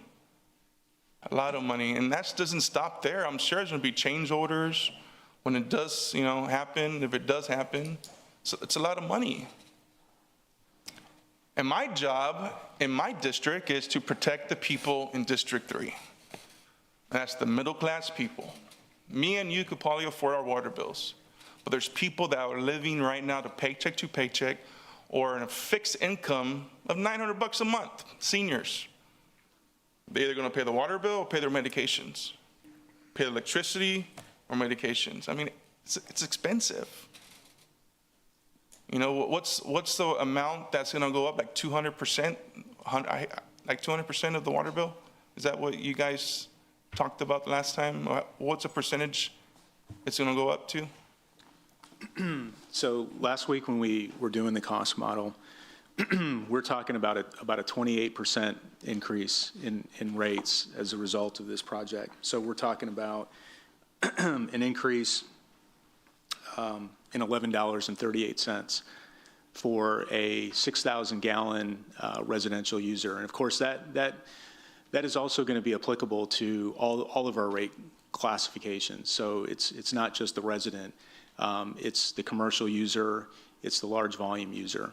So everybody will have increase in water rates as a result of this project. And you guys have been saying to the media and to other places it's like $900-some million for this project, but the reality is it's $1.2 billion, a little under $1.2 billion. It's going to be hard for this decision. I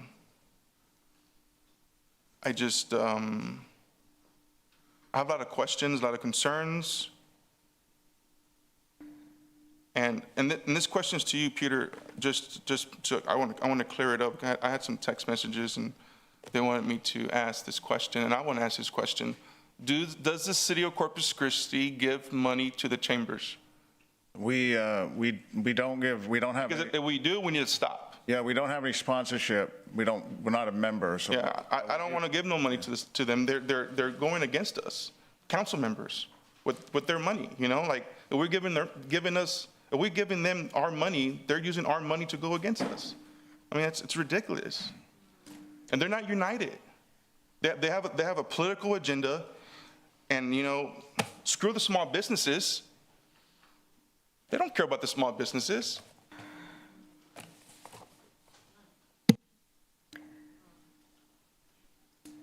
Drew, could you talk to us about what are happening to our water rates with and without desalination project? So last week we had a presentation where we talked about what the costs are going to be looking like over the next 5 years, and we presented on that. And I think one of the things that's Excuse me, I'm going to interrupt you. You don't happen to have that, or can you get it? And you can keep talking, and I want everybody to see that slide. The slide with, that's the Sure. one. So maybe give it to them back there, Right. to the media people. Okay. All right, go ahead. So as we're working to get the slide shown so everybody can see it, the bottom line is that, we talked last week, and we have an upward pressure on rates as a result of not just a new water supply project that's going to add, as I mentioned, about $11.38 to the typical resident. And I want to be real clear on that. That's not just the resident that's paying for this new water supply. It's other ratepayers as well. But the reality is that a preponderance of our water rates are basically to pay for the infrastructure that we currently have today. So we have essentially a significant amount of infrastructure that has to be maintained. So I'm talking about costs associated with water main replacements, dam infrastructure improvements, infrastructure associated with the Owen Stevens water treatment plant. In fact, today is a great example. I mean, we passed $100 million worth of infrastructure improvements to improve the ability to deliver chlorine. We passed that item today without anyone asking any questions, correct? Correct. Right, 100 million. Yes. So I'm just making that point, not against anyone, but because it is part of, all right, I'm going to say this again. Anybody laughing? Anybody want to break decorum? It's not going to be allowed. I'm just letting everybody know, because maybe some of y'all didn't. Well, we'll hear it at 5:30, but I'm just reiterating myself. Go ahead. Do we have it? No, you don't have that yet. If we can. But anyway, we've got CIP projects that our rates are going up. It is not, I want to see, again, I want to see that graph, but because Right. it's a very clear, there it is.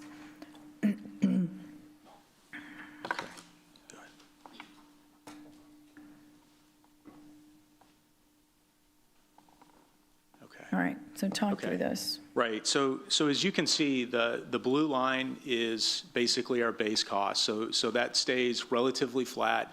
That's the cost to basically operate our infrastructure. That's electrical and chemical costs and labor to run our facilities. And I think one of the things that we'll be talking about over the next few weeks as we talk about rates is that our department does a pretty good job in terms of just keeping those costs below the CPI. The thing that you see as we move out in the out years, you can see the orange, which is our CIP costs. This is a capital improvement program that we have commitments to ensuring that we maintain the infrastructure that we have. And then the green is the inner harbor. So that's the new water supply. And I think it's pretty clear from this that you can see, and we do have, I've got another slide in front of me since we last presented this, with actual percentages. So in 2028, the Inner Harbor project, or the new water supply project, represents about 8% of the overall costs associated with our 2028 forecasted rate model. And the CIP program is about 27%. And then it just kind of goes out from there. And you can see as we go out into 2030 and beyond, the costs associated with this new water supply stay relatively flat and consistent over the 30 years. So I will say that we're doing everything possible to keep these rates as low as we can. We're going to talk a little bit later about our water supply update, but one thing that's really clear is we're bringing on the fastest water that we can bring on today with some of the wells that we're drilling. We have a very low cost associated with providing some raw water into our system today. That is not only paid for by the state, so that helps the ratepayer. We were very fortunate to get some grant funding from the state to help pay for some of these groundwater wells. But putting in groundwater wells and the way we're able to do it is very low cost. So again, I would just reiterate the fact that nobody wants to see rates increase. We're being as transparent as we can in terms of showing what those rate increases look like over the next 5 years. Okay, thank you, Drew. Councilman Scott. Man, you guys are good at pushing your button, and you unpush your button, and you push your button. Next thing you know, I'm in front of the line. I don't like being in the front of the line. Hey, guys, talk us a little bit about the GMP and cost overruns and change orders. I think that's important to us, right? We don't want to, number one, I don't want to pay $1.2 billion, but I sure as heck don't want to pay 1.3, 1.4. So talk to us about, talk to me about that. Right, so with the guaranteed maximum price, Kiewit is guaranteeing that they'll be able to construct the project for no more than that cost. If there's any design omissions, design errors, anything attributable to something Kiewit has done or not done, they have to cover all those costs at their own expense. If there's any, savings or unspent contingency, that all comes back to the city. If there's any savings, if we go through a traditional GMP format, if there's savings on particular work items, we'll be getting that back. So we'll be working with Kiewit on all that. But if there's design errors or issues found on site, there wouldn't be change orders. Kiewit would be responsible for covering those costs. So the concept is, the process is, we eventually get to a GMP. If we agree to it, then that's the most we'll pay. Right. And unless we change the terms of the contract, or we add scope items, or if we change something in the agreement, then the city would have to bear those costs. But otherwise, Kiewit is responsible for those costs. And tell me, the off-ramp, the normal process for a progressive design build, the off-ramps at the fully designed? Because my point is, if we walk now, we have a 10% design project, and we'll owe, I don't know, somewhere between 120 and 150 million dollars. But at what point can we have something, worst case scenario, you put it on the shelf and we wait a day, and, you know, or we just go out for bids? Tell me how that works. So in our existing contract with Kiewit, we have actually signed a contract with the design engineer, with Kiewit Engineering, so that at the 60% GMP, if we off-ramp at that point, we have a 60% design. We would not have the Kiewit construction build it, but we would have Kiewit complete the design, and then we would bid it out on the street for a low bid price. So if we get to 60%, we still have to spend some money to finish the design, I guess, if we didn't want to move forward with the Kiewit GMP, but we would at least be a point where we could either finish design and bid it out, or finish design and shelve it, or at least have a project that's 60% design. Is that a big jump from 60 to 100%?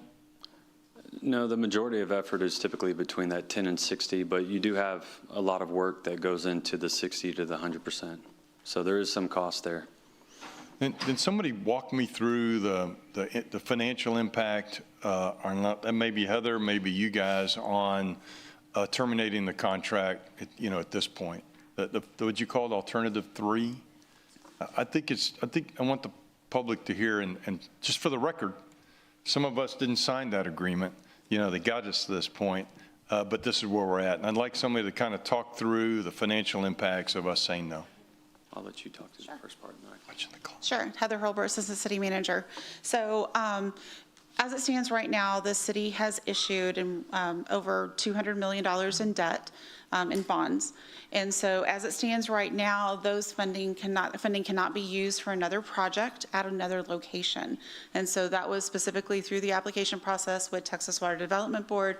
And so that money must be used for this project. Those are 30-year bonds.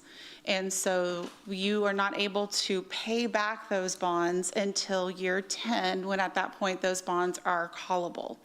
So we would have to continue paying interest on those bonds. That's the number that's been talked about, over a little over $70 million would be paid to our bond holders, along with principal payments, which would come from the money that we would have on hand, to be able to pay that through year 10.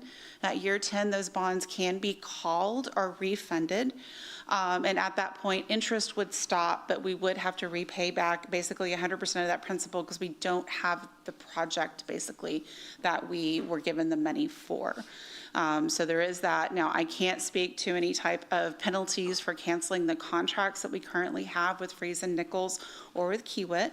But just on the bond financing side, there is some substantial penalties there that we would, or not penalties, there would be costs that we would have to incur without an asset or a water source at the end. In addition, IRS does have spin down, what's called spin down requirements. So when we issue debt, we say, and this is for all of our debt, we say that we reasonably expect to spend that debt within the majority of the debt within 3 years to maintain our tax exempt status. And so if this was not being spent until, over that period of time, we would then have to work to possibly reclassify those bonds from tax exempt to taxable, which a lot of times when that happens, the issuer actually takes on that burden instead of passing that on to the bondholders, because otherwise we'd have to get in touch with all of our bondholders and basically tell them that their investment that they invested in is now no longer tax exempt, it is taxable. So a lot of times whoever issued those bonds would then work out an agreement with the IRS to basically kind of pay that difference. And the issuer in this instance is? We issued bonds. Texas Water Development Board bought our bonds with money that they issued on the state level. And so actually we have two sets of bondholders. It's not just us, not just people who bought our bonds, but then there are those, or actually Texas Water Development Board bought ours, but then you have bondholders at the state who owe the state of Texas bonds. So if we had the obligation, I'm going to make this up, it goes from, let's just say it goes Yeah. taxable, it's 8%. I have no idea if Yeah. that's right. Yeah. But it's 3% now, it goes to 8%. Exactly.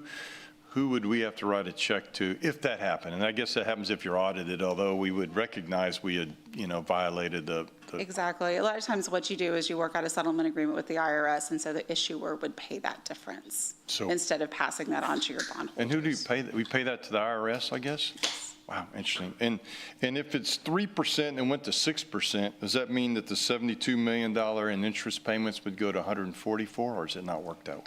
I can't speak exactly how it would work. It's not a dollar for dollar, because most of the times you're doing kind of a settlement like I think if you could run some numbers, I think it just, at least we need to know, right? Sure. Because you need to know the implications or the results of our actions. That and that. Okay, all right, I guess that's it. Thank you. Thanks.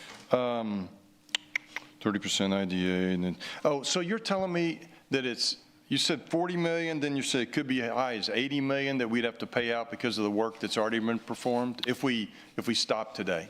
No, right now, it's around 40 million would be the total owed.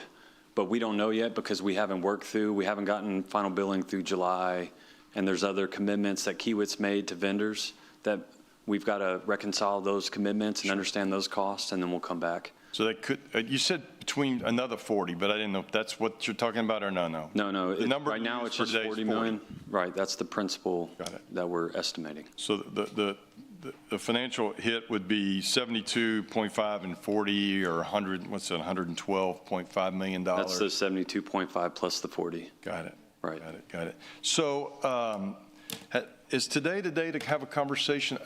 I've heard this first of all, you are not alone in the abuse. It's been really interesting, the conversations I've had with phone calls about what people think of me in the last couple of weeks, which is, I always joke is, hey, my wife called me an idiot when I left the room. So I'm used to people beating me up, but you're not alone. It's been a difficult a couple of weeks. So, but what I've heard is industry needs to pay more. And I think there's an opportunity to take the new industrial district agreements that are coming on board in the mid-30s and apply that to the water rates. So my wish is that we move forward, whether it's 30% or 60%, we have a long conversation about allocating industry's payments that we haven't allotted to yet, and pay down the cost of the ratepayer. That's Mark's wish, is that we not stop today. I really don't want to owe the state $112 million for a 10% design. Whether this gets to the GMP and you have Mark's vote, can't tell you that. I can tell you if it's higher tomorrow than it was today, that's going to be a problem for me. My sense is when you show us a squiggly line, the numbers go down. I think this is a time for us to be aspirational. I think the folks that did Mary Roads Pipeline was brutal. I was a young professional when that all happened, and it was a brutal experience, and they did it. Between the city, the port, and the Oasis River Authority, they reached out and they did that Mary Roads Pipeline, and that got us, we're here today. I think if we can bring on desal, and it is crazy expensive, no argument there, that we can be aspirational and people remember these actions for decades to come. Thank you, Mayor. Thank you, Councilman. I would add to that I have an email sitting in your inbox since Friday saying exactly what Councilman Scott just mentioned. You sent us, we were sent a kind of a little rundown of what the fund monies look like that are coming from, was it 3 or 4 industry? Right, it's three big industrial partners, 3. 3 of them. Yeah, 3. And my suggestion was exactly what the councilman just said. So I think that's I think it's rightful. I don't think that those companies, I really don't believe that they would have issue with it, but it's something that I think can be discussed, putting those monies towards this project to relieve the ratepayer. Were you going to say something? Yeah, Heather, why don't we have Heather, and we did respond to your email, Mayor. We'll have Heather just give a quick summary of what Councilman Scott and you were talking about. Okay. So that full council is aware. Sure. These are industrial district agreements that were negotiated separately with the 380 agreement, but go ahead, Heather. She'll do a quick summary. So we do have 3 industries that are in San Pat. They came on when we entered into agreements with them in 2015, 2016, and 2019. They are Chenier, Gulf Coast Ventures, along with what used to be Voestalpine, which is now ArcelorMittal. So those 3, we entered into agreement with them to basically defer any type of payments for industrial district agreements until tax year 31, our fiscal year 32. And so those will be coming on. Those are large investments. And so as it stands right now, based off of our current tax rate and estimated values, it will be bringing in about another $50 million a year annually into the general fund through the pilot or payment in lieu of taxes that is through our industrial district agreements. And so we have been exploring how that funding all or part of it could be used to help offset some of these costs or be able to participate in the cost of the desal. So we are working with our bond counsel, working with our financial advisor, because the utilities are designed to support themselves through their rates. And so this would be another source of funding that is not being generated through the operations of the rates or a fee specifically tied to the utility.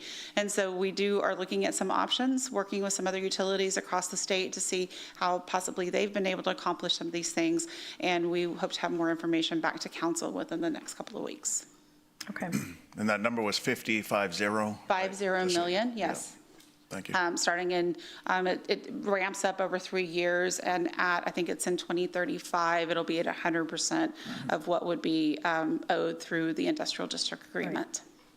Okay. Okay. All right, great. Thank you, Heather. Councilman Hernandez. Thank you, Mayor.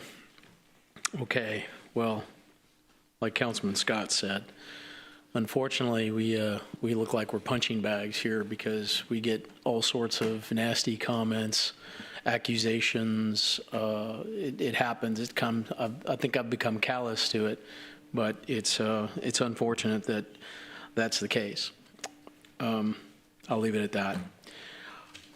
And this is a question because you'd mentioned, and Heather had mentioned the Texas Water Development Board in terms of having to be specific, project specific. Are you telling me that the Texas Water Development Board would be so rigid that there would not be another alternative plan that could be utilized that's in the region in plan, such as, for example, your groundwater projects along the Nueces River, that we couldn't repurpose it for that? Is it so rigid that they would cost us money? I've talked to the Texas Water Development Board. When we apply for these projects, they're project specific. Right. And when we apply for them, we compete against other cities in Texas. And so there's an expectation that these monies, that if we're fortunate to receive these monies are appropriated, or I should say designated by the Texas Water Development Board for these specific projects. And so in some of the conversations that I've had with TWDB, their take is that if this project were to change, the money that hasn't been sold in bonds that Ms. Hurlburt was talking about, those monies would go back to the state, and then we would basically get back into a competition to compete for these low interest funds for I'm other projects. I'm referring to the funding that the money we've already borrowed, the $220 some million that we borrowed already, that we have not spent, right? That those would be they'd be so rigid as to not consider a modification. What circumstances change, the doubling of the cost of of a particular project that makes it, that we would have to go back to them and borrow more money. It'd be easier for us to repurpose it as opposed to go and ask for more money, correct? Well, I can tell you, I have asked the Texas Water Development Board the question about bonds that have been sold and the question about how to take money that hasn't been sold but that's been designated for a specific project. And what I've been told is that it is very, very unlikely that you would ever take money that has been sold by bond into bonds and repurpose that for other uses. And I think Heather could probably explain that better. So on the bonds that we've already issued, those were issued for a specific purpose for a specific project. That's not a Texas Water Development Board thing necessarily. That is within our bond language. We issue to our bondholders for specific things, specific amounts. So it's not as easy as just saying, I'm going to take it over here and put it over here. It was issued specifically for this project. So you're saying that's impossible to modify it? I will have to talk with bonds counsel on that, but you don't normally modify your bond language after you sell your bonds, no. So what you're telling me is the off-ramps that you discussed were not realistic if you can't redo anything? I mean, because you have off-ramps, right, designed into the contract, but you're saying that financially we have no on-ramp. So how I would answer that is you can do an off-ramp if you don't like the price and you don't like the contractor. So if you get to, let's say, 60% and the price is not what is desirable, you can off-ramp and you can have somebody else finish out the design. Then you're even further down the road with money that you've already spent that you have to pay back, right? It's not desirable. It's clearly not beneficial. Well, I think what it does is it offers less desirable options, but you have options. There is an option at 60% where you could off-ramp and go to a hard bid, design it, go to a hard bid, and have a hard bid, like we typically do. Design, bid, build projects are projects that the city does lots of. Yes, I think we have a history of those projects being doubled in cost. Okay. I wanted to also talk about, I saw what Councilwoman Paxson had mentioned about the difference between the cost in your presentation here of how much we spent versus your alternative water memo that has a different amount. And I get your explanation, but that is a little disheartening that we have two different numbers. That we get this memo every month or every week, and it has a different number than this presentation as to how much money we have spent and how much is encumbered. Do you want to take that? Yeah, so Councilman, what we're putting in the weekly memo is what we believe to be the ask, which is to report how much money was being spent by Kiewit and Friesen Nichols through the phase 1, phase 2, phase 3. And that's how we presented it. And it sounds like we didn't meet the mark, and we can modify that and provide more update. But that is what we believe to be the ask, and that's what we provided. Today, the number we're providing is more consistent with the total commitments to date.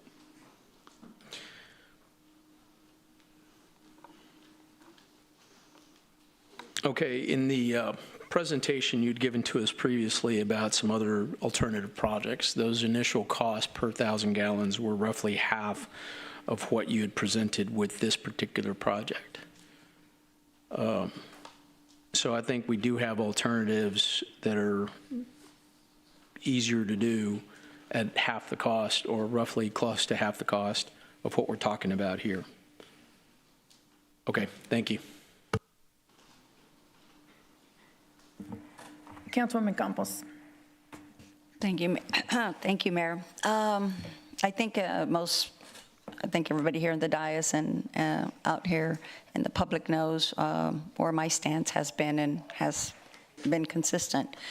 But I will say that I have also been receiving emails, but the emails and the calls that I have been receiving are to continue to say no to this project. And I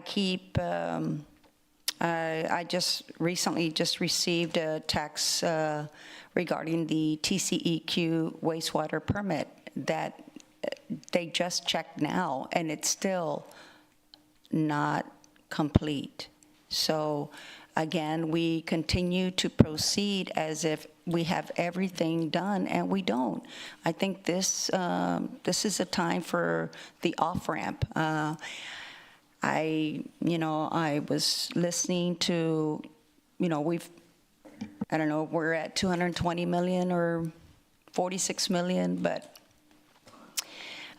the point being, and the other issue or the other statements that were made on that 380 agreement, on that 55 million. Can you imagine, had there not been a 380 agreement, how much more taxes would have been received, for our coffers and for the water? Because that's the other thing that happens.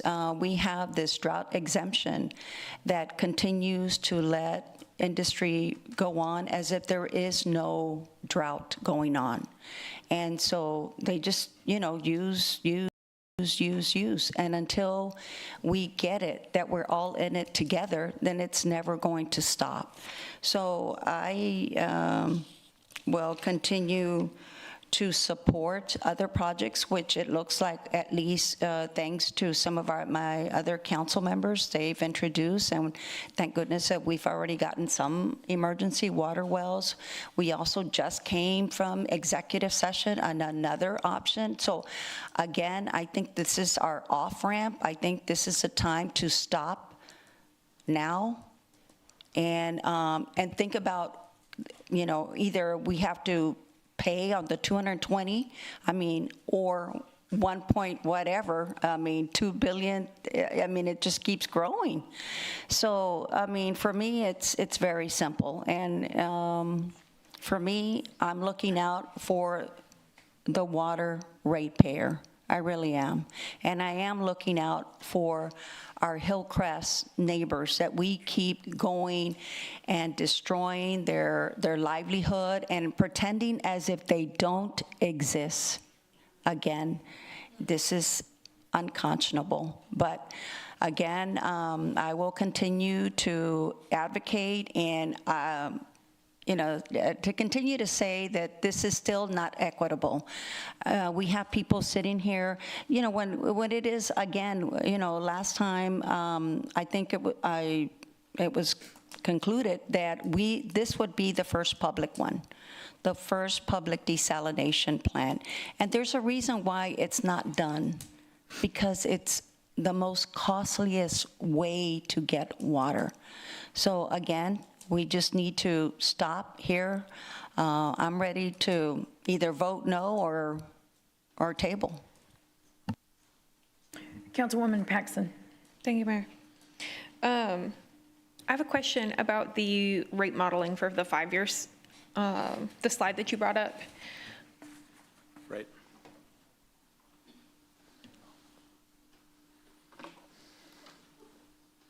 If you can, yeah. Do you want this one? The one previous. So our base forecast here adjusts very minimally over those 5 years. It does adjust, but almost negligible.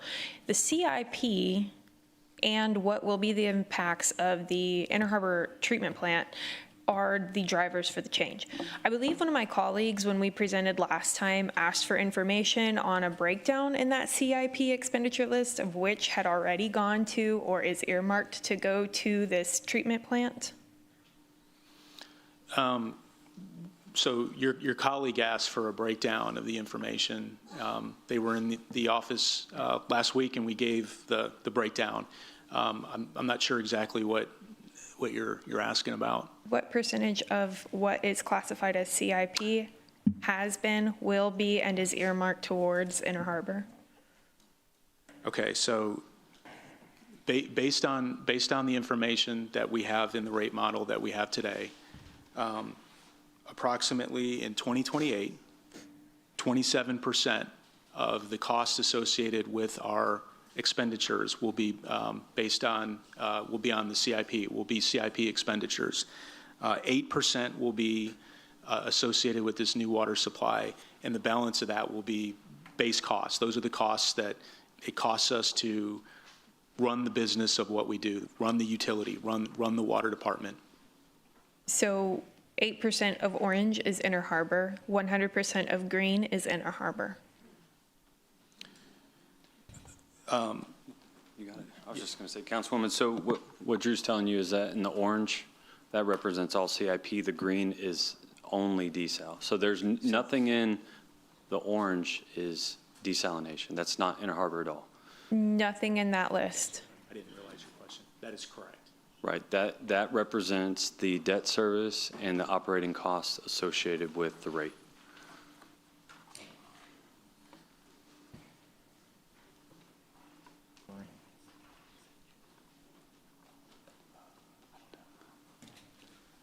So that represents the $11.38 that was shown.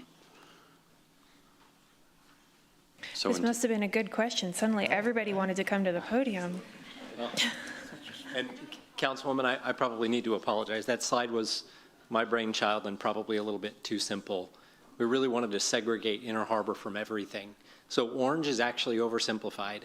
We call it CIP there, but it's also all of the increase in operations for the existing system. So blue, we call it base, but that's just what you're paying today. Sure. So that's not base forever. It's what you're paying today relative to CIP. But the orange also includes increases in operations over time. And so there is 0 operations, 0 maintenance, 0 constructions, 0 conveyance, 0 procurements, nothing related to Inner Harbor and CIP as presented? That's correct. Everything is in the green. It's in the green. Okay, thank you for that clarification. I would like, on that note, also to go back to, we did approve $100 million for improvements to the Owen Stevens today, and I'll tell you why. As someone who has studied emergency management, public administration, and leadership for years, it is very important that we invest in critical infrastructure.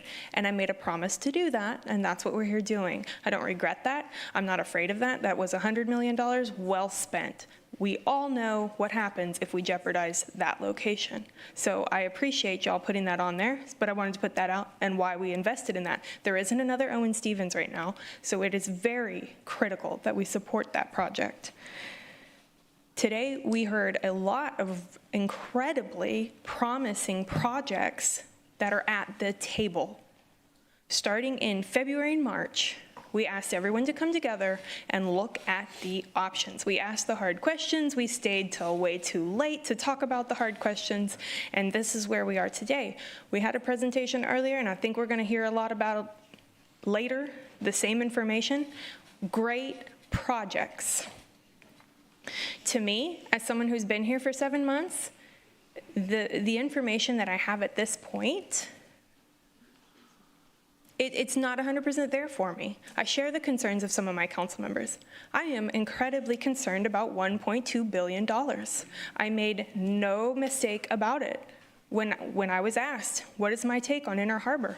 I said it's got to be there environmentally, and it's got to be there for the ratepayer. Right now, it's not there for the ratepayer. That's my problem.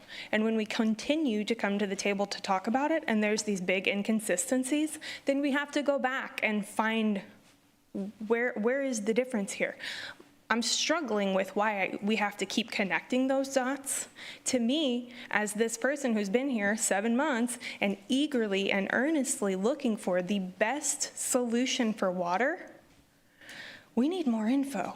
And I'm tired of everyone saying that we've studied it ad nauseum, we've asked about it ad nauseum, we've talked about it ad nauseum. This is a big decision that's going to impact us for decades, and we're the ones having to make it.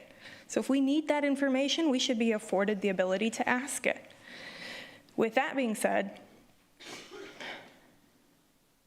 I would like to keep the conversation, of course, on the fact that it's about water. So whatever happens at the end of this vote today, it is not any particular campus, any particular project, and I have no problem with desalination. I think most of our topics are desalination, almost any of the projects, but that's our goal. And the information y'all helped present today showed us there's a lot of great water opportunity, and we cannot forget we need to secure it before December of 2026. That's the takeaway, that's the point. Before we move on, I'd like to clarify something by reading an email I received this morning to share with the public. The council has seen it, I hope. And this is to clarify a particular topic that continues to come up. Dear Mayor Guajardo, I'm writing to clarify the limitations surrounding the use of State Water Implementation Fund for Texas, or SWIFT funds, awarded to the City of Corpus Christi for the Inner Harbor project. All SWIFT financial assistance approved by the Texas Water Development Board is project-specific. In this case, the funds awarded to the city are explicitly designated for the Inner Harbor project. Under state law and TWDB policy, the agency has very limited discretion to reallocate previously committed funds to a different project, even if that project is also water-related. The TWDB's process for evaluating and approving projects, including rigorous financial vetting and technical review, is considered a national model. Because of this strong reputation, bond investors are confident in the Texas Water Development Board-backed projects and consistently support them. Any change in the use of awarded funds, particularly a shift from one approved project to another, would likely trigger a full reevaluation process. This would require review and approval by the Legislative Budget Board, the Bond Review Board, and the Office of the Attorney General. These additional steps introduce uncertainty and potential delays. Altering the intended use of the funds could compromise the trust of bond investors and jeopardize future financing opportunities for both the city and other applicants statewide. Stability and consistency are critical in maintaining investor confidence, and TWDB's limited discretion is designed to uphold that standard. For these reasons, repurposing SWIFT funds awarded to the Inner Harbor project is not feasible and discouraged. Please do not hesitate to reach out if you have any questions or would like further information. Sincerely, Senator Juan Chuy Hinojosa. So I just wanted to share that letter because, again, there's a lot of conversation about that topic. And so I wanted the public to hear that. For what it's worth, we appreciate him and the work he's done in this for this project. I also want Drew, at some point, I think we're going to have a presentation from Garver. I think it's very important, and I do realize that there are council members that, they were elected this past election. They started January of this year. This is something that has been ongoing for many years.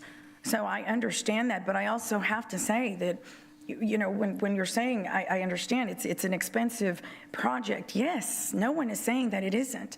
And, well, it could go up. Well, that's why we're doing this progressive design build. That's why we didn't go with the other, design bid build, because we are able to guide those expenses from continuing to go up. We're a part of that process. But my question is, as compared to what? This is the project that is the closest to being finished, the closest to being accomplished. We can drill wells all day. We've got some things to worry about with wells. And if you're not aware, just go pull up Cody Harris and go look at the bills that guy is about to throw in front of the governor and work towards making the governor's call include those bills. They have everything to do with crossing boundaries of water from one county to the next, and how much you can take. And I promise you, a lot of people sitting in this room will be right here saying, y'all better stop drilling those wells because you're messing up somebody else's backyard. There's no perfect process here. And this process started a long time ago. I respect my colleagues there. I totally respect your stance on it, because I'm trying to put myself in your position. It would be extremely difficult, and I have voiced that to most of you. But what is the solution? What is the solution? Let's not do desal. Let's do what instead of running out of water? Small businesses are everything. I was one, but they're all going to go out of business if we don't provide a true vision. I know it's expensive and I know it's difficult. And yes, rates are going to go up, but we aren't the only ones. The entire state of Texas is dealing with this.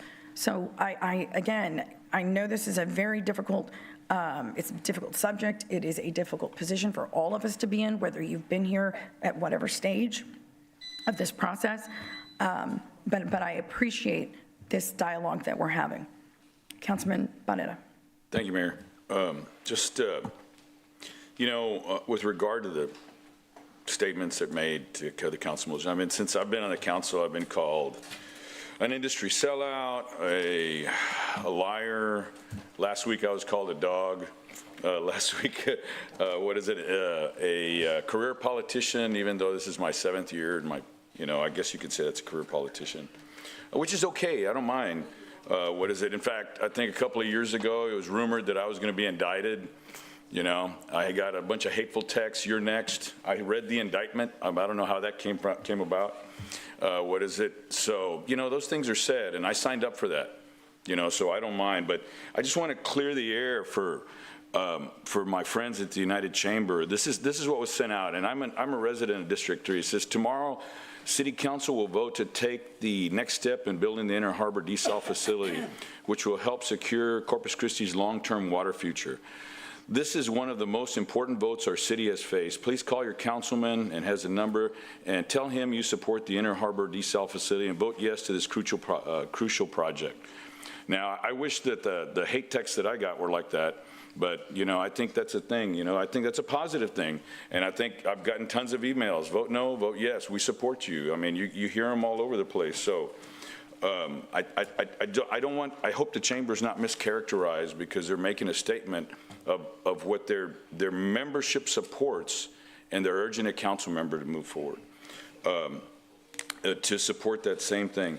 Now, something was said about people on a fixed income. If somebody, I think in my house we only use about 3,000 gallons. There's only 3 of us, and one of them is my 92-year-old mother. So how much would my bill go up? If I'm not using, what's the base? The base is 2,000 gallons? Right. What is it? Yeah, but there's a rate specifically for somebody. It's calculated based on the average user. No, so this would be applied to the raw water rate. So raw water rate, every user, regardless if you are a large volume or if you're grandma, pays per $1,000 a set rate, per 1,000 gallons a set rate. So that impact is 1138 divided by 6, so $1. Give me 1 second. 1138. $1.89. $80. No, 1130. Yeah, $1.89. So if somebody's using 1,000 gallons, it will be $1.89. Okay, I just wanted to make sure that that's clear. Okay, now, I may be oversimplistic on something, but the numbers that we've been receiving on a weekly basis is, the thing is the numbers I saw for June through June was 21 million, right? And I just want to make sure that that's not, and then the numbers that you have are project up to date or what we build out through part of July. So that's 29.5. So that's, I think that's where, I'm asking if that's the difference. So what you're seeing, what I've given you guys, that the 21 million is Freeze Nichols, 3.5 million from December of last year through June.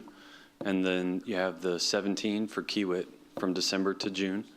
And then the additional monies to take it to the 29 is about 8.5 million that we've paid Freeze Nichols for prior efforts. Okay, so I just want to make sure, because that's what I thought. Right. That's what I thought. And then total encumbered, that's through this process is 47 million. For Kiewit, for all of phase 1 to date. Okay. That's what I always thought. I don't know where we came to that. So another thing is, the assumption that if we off-ramp, we were told if we off-ramp, the off-ramp was not necessarily saying we're going to abandon the project. The off-ramp was we're going to look for another solution to continue through desalination. So desalination. I hate when people say that. Other comments were, you never call me. my staff, or the staff liaison for me, I get an email or a text and says, the water department CCW wants to meet with you, and these times are available. You know, Friday this time, Saturday, even Sunday, and on Monday. Am I the only one that's getting that? No, it's offered to all the council members whenever we do meetings for ahead of council or presentations. Because I've been to 3 of them. So every one of those 3 meetings over the last 3 weeks have been offered to every council member. That's correct. So there's no exclusivity there. Okay, good. So I just wanted to clarify that, that every council member has the opportunity to be briefed. Has had the opportunity to be briefed. Absolutely. Now, they can elect not to. I'm just curious, who did you meet with on this last one? For today, I met with yourself. I met with, I'm losing my mind here, Councilman Roy and the mayor. Okay. All right. Yeah, Mark, where were you?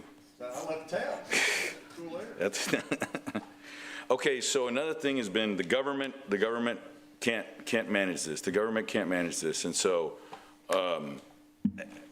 Kiewit does a lot of private sector stuff. So I'm just curious: does Kiewit have a different set of rules for private sector versus public sector? No, I mean, they're gonna do their absolute best working with us and any partner. I mean, they're gonna provide the best quality. And full disclosure, you know, my son used to work for Shell, worked on two offshore rigs, of which they were both Kiewit ones. Said, what is it? We used to joke about Perdido. Said it was lost, you know. So anyway, and that's the thing that he said. Very efficient, you know. That's the whole thing, because he would say the further behind they get, the more revenue that we lose. And so that's something that I just want to bring up. So we don't see anything there. Any idea, I mean, have we talked to our financial advisors what would happen if to our bond rating? I mean, we've improved our bond rating, 3 times in the last 5 years? Sir, Councilman, that's correct. Our general and revenue bonds rating increased 3 times in the past 6 years. And Heather, what have we looked at that? Looked at it. Well, we can't speak exactly to what the rating agencies do, but part of our rating is what is management's willingness to do what's best make decisions in the best interest of the utility. And so that does play into our rating. In addition, it could not only affect our bond rating, but it also could affect bond ratings of other entities that receive water from us. So our financial advisor is advising a financial advisor for other cities in the area. And so part of their disclosure that they provide to the rating agencies is the fact that they are depending upon our project to make sure that they ensure that they have water too. And so this is something that has a trickle-down effect of not only possibly affecting our bond rating, but it could also affect bond ratings of some of our surrounding cities and our customers. Okay, thank you. In your costs associated, did you include the cost of Eastman's and AEP substation? Or any real estate that we've already encumbered that we won't be able to get rid of? So the AEP, we've committed $3.5 million to date. That right now I'd say is in the $40 million. We have not purchased the property. We have spent some money on that with consultants, but we have not purchased the property. Okay. Let's see. You know, yesterday I had a very pleasant conversation. I hope I have enough time with Councilmember Vaughn. She did say I was being a butt, though. But, you know, her biggest concern is cost. And I'm going to come back in another 5 minutes just to ask, what can we do to ease her concerns? I want you to really think about that because that's the thing that I'm going to address. Because she told me she's good with the science. She's as good as she's going to get. Let's just say that. I don't want to speak for her. So what I want to ask is that, what can we do to ease her frame of mind so that way she's comfortable that we're being good stewards of this $1.89 that it's going to cost per $1,000? Okay, thank you very much. Yes. Okay, Councilman Cantu, we have a minute. You want to wait until we've got, excuse me, go into general public comment, and we're going to have to come back. We can start with you. Okay, so gentlemen, I'm going to ask y'all to hold off.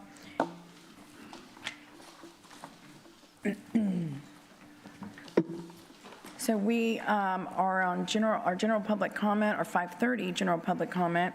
We handle significant matters concerning taxpayer dollars, making it imperative that we uphold the highest standards of decorum and adherence to our policies. Our core principles of openness, transparency, and inclusiveness guide our actions, and we aim to achieve them while respecting our city council policy, which has been in place for 30 years.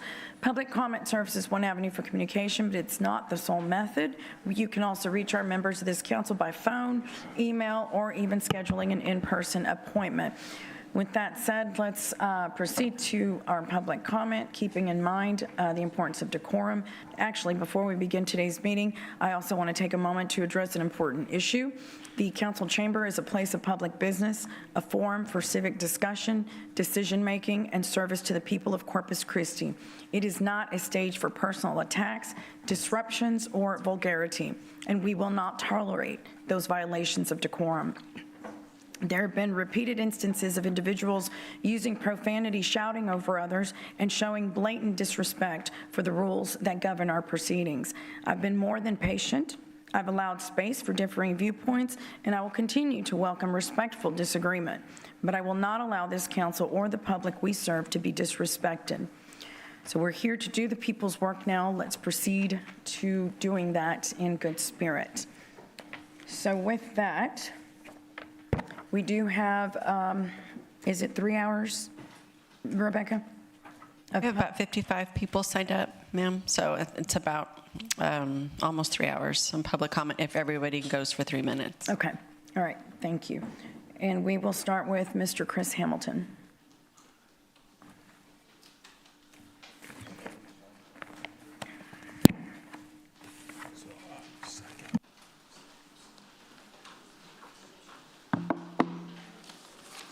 Hello again, everybody. Chris Hamilton, District 2, City of Corpus Christi. Mayor, Council, thank you very much. Did you know that 70 to 90% of groundwater ends up in the ocean? 70, 90% of it. That's why rainfall alone isn't recharging our aquifers, reservoirs, and lakes. We're extracting it faster than nature can restore it, and most of it's lost downstream. What's the solution? Desalination. What are the two main objections? Brine discharge and cost.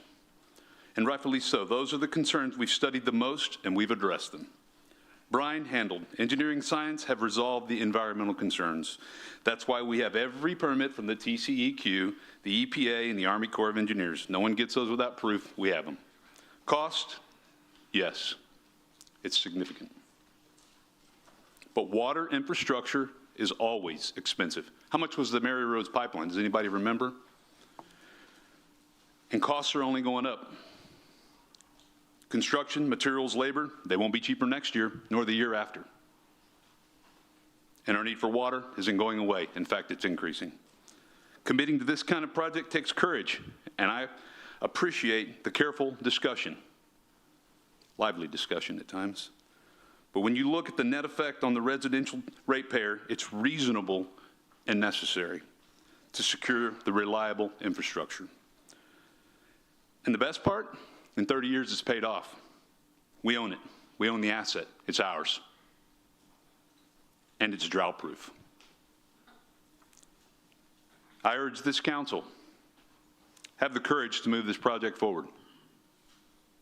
Let Corpus Christi lead, grow, and secure its future with water. Thank you. Thank you, Mr. Hamilton. Elida Vasquez.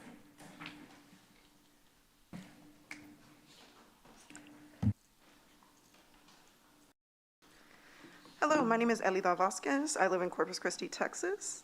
I ask you to vote no against spending an additional $50 million for the design of the Inner Harbor desal plant. One, because we are in a $7 million deficit, and two, because this plant is not necessary. It is inefficient and will only serve to pollute the bay even more, while we are still dealing with the damage that has been dealt by oil spills and other industrial wastes.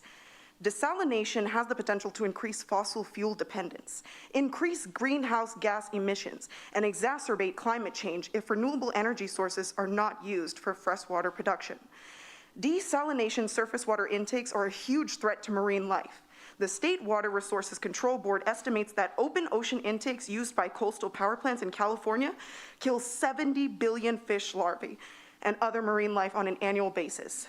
Brine waste also poses a threat to marine life and water quality as it contains dangerously high concentrations of salt and other minerals. Brine waste can accumulate in and around disposal areas, smothering bottom-dwelling species and significantly altering coastal ecosystems. The average price per acre-foot of desalinated water is 2 to 4 times more expensive than other water sources. Ocean desalination is not efficient. It requires roughly 2 gallons of ocean water for every gallon of fresh water produced.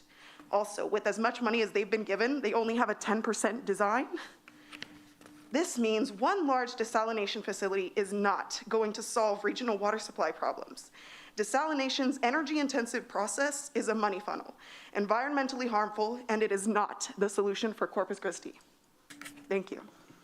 Thank you, Ms. Vasquez. Robert Landig.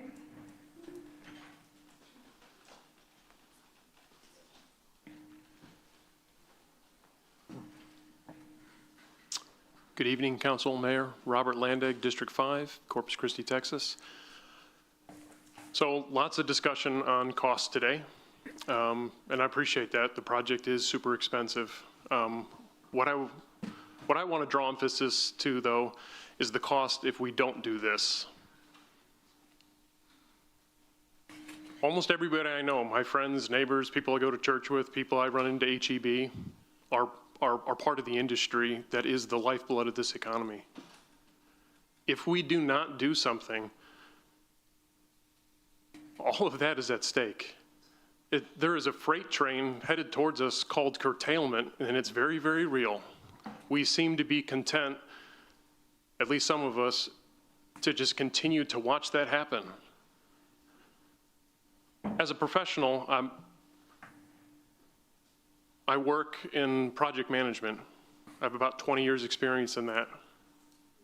And so I know a little bit about it. I'm not an expert in desal or the city issues. There's an old project management adage that says cheap, fast, and good, pick 2. So cheap, fast, and good. We need good. This plant has got to work. We got to build it safely. It's got to be environmentally responsible. So good is not an option. It has to be good. That leaves us with cheap and fast. The time to build this cheaply was 5-10 years ago when this was talked about for decades, and we did nothing and sat on it forever and watched the freight train just come a little bit closer. I get it that it's expensive. $1.2 billion, that's a huge amount of money. Hundreds of millions of dollars of taxpayer funds. The decision in front of us, though, right now, is to whether to continue to progress or not. You're not deciding on $1.2 billion. It's the $50 million. We invested another $100 million into the Owen Stevens, and that's a good investment. We've got to do that. But that $50 million in front of us now, we have got to be able to walk and chew gum at the same time and be able to see that with that $50 million, continue to progress this. Yes, continue to look for the other problems. Even 30 MGD, that's not going to solve the whole thing. We need all of the solutions. We have to have all of them. This curtailment that will come if we don't solve this is very real. You're talking about slowdowns, possible shutdowns, future investments cut, people moving away from here, your home values falling, people stop going out to eat, people stop going to restaurants, people stop shopping. That is the lifeblood of our economy. We cannot afford to play a game with that. This freight train is headed towards us. We cannot afford to do that. So cost is important, but let's not lose focus of the cost if we don't do something. Thank you. Thank you, Mr. Landig. Carrie Meyer.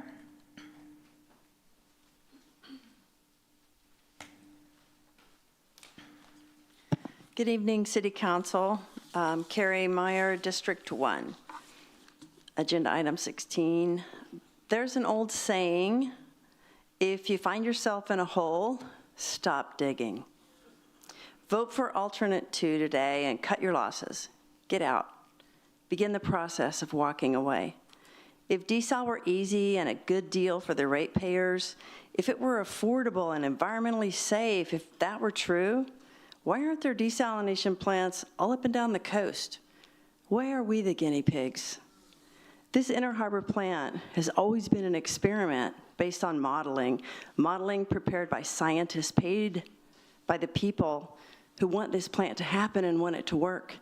This plant is not being pushed by the people, the individual ratepayers, yet we're the ones having to pay for it. This water crisis started when our city council agreed to sell our citizens' water to plants like Exxon Sabic, back before they broke ground even. Now that plant is one of the largest volume users in this area, and more plants followed. We've had droughts before. We've got through them, and it rained again. Today we're in stage 3 because our council back then overextended our water supply to accommodate that new giant industrial user, plus others. I'm a small business owner. I own a nature tourism company that relies on a healthy bay filled with fish and birds and dolphins. If my customers couldn't swim or kayak in the bay, my business would close. How many tourism-based businesses would be affected if our bay is affected? I live and work on North Beach. I got here today by driving on the brand new $1.3 billion Harbor Bridge. It took a huge investment by the state and the federal government to build that. We can look at it now and stand in awe at what you can build with $1.3 billion. Now the Inner Harbor plan is estimated to cost almost the same as the entire Harbor Bridge. And the state and the feds aren't ponying up for desal, and other than loans. Now we have alternate water sources and the proposed Harbor Island plant that will pipe the brine out into the Gulf, which is way better for the bay. Getting back to the hole that we're in, this council didn't dig this hole. That was another council years ago. They dug this hole. I'm asking you, stop digging. Vote for alternate 2 today and start turning the tide towards a better plan for our future. Thank you. Thank you, Ms. Meyer. Sarah Tyndall? And then we'll have Brad Bartleson, Adam Rios, Elena Martinez.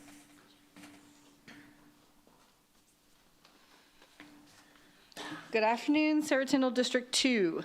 I'm here today to support the Inner Harbor Desalination Plant, representing the Corpus Christi Regional Economic Development Corporation. Since 2010, I know you're tired of hearing this number, I'm going to say it again, $57 billion of new investment has found its way to our corner of this world. This represents dozens of companies spending all that capital while employing thousands of our friends and neighbors, which is a fantastic track record for a strong and growing economy for any region, and it's one that we should be proud of. Over that same period of time, our air quality has drastically improved. We are one of the very few industrialized places in America still in air attainment.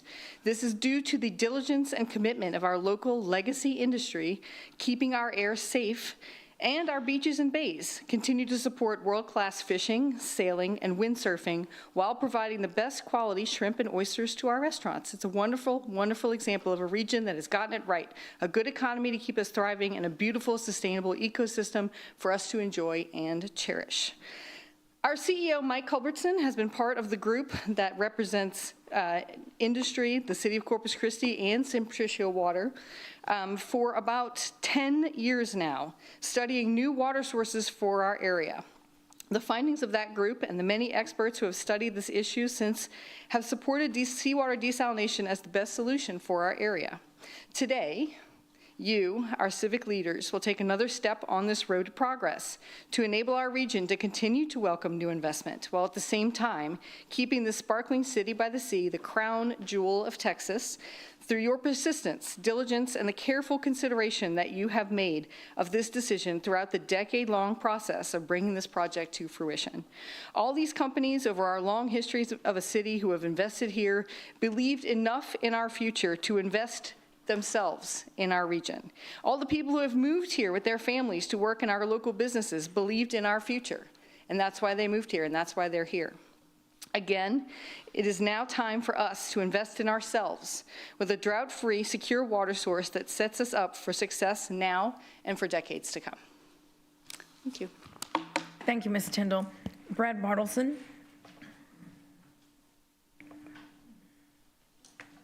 Presentation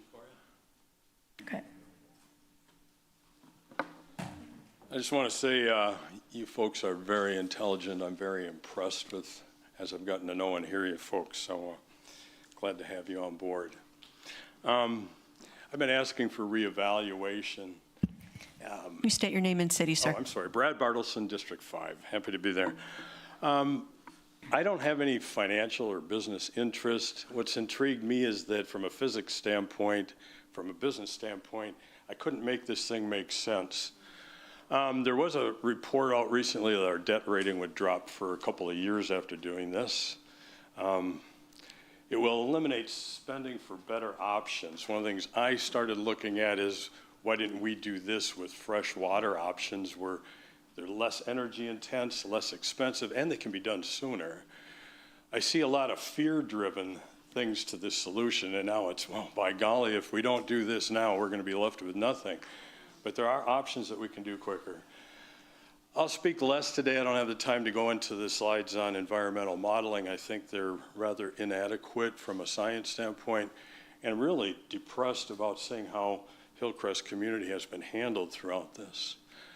Just quickly, this model to me of the shipping channel only is like a blender. I think it's not a big science challenge to mix those up.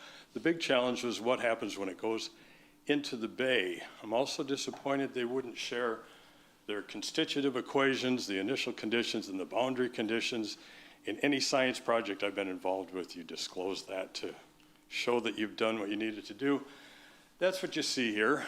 I didn't expect them to release their code. That's typically protected, but this is commonly done. On the far field assessments, again, those are done with different inputs. We needed our conditions put in. Looking at those other studies, we did uncover at times Nueces Bay being 14 ppt different than Corpus Christi. You mix that together with cold water, go down the channel. What's it going to do? It's going to stratify, and we see stratification modeling that was done back then. We should do that here as well. I don't know the answer. I'm just saying that's good science to do that. Just a little quick thing I did at home was look at stratification testing with the salinities expected, and you see the blue layer, and we see the denser layer sit on the bottom. That went for 3 days without diffusing. We have some greater conditions, as I mentioned, potentially here. And this is another example that was done before. We should be modeling the effect on the entire bay. So we got unanswered questions, model conditions, what happens in the bay. I'll also say that there's a lot of questions that have come up about the uptime of seawater RO in California, for example. So as we look at this 30 million gallons per day, it could be a lot less. Thank you. Mr. Bartleson, thank you. Adam Rios.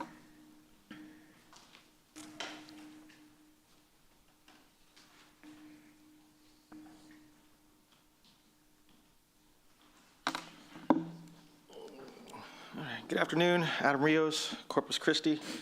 The benefits of signing up yesterday morning. First 10 people. I wanted to talk briefly about an article that had come out and why it's important to kind of do your research, especially local media.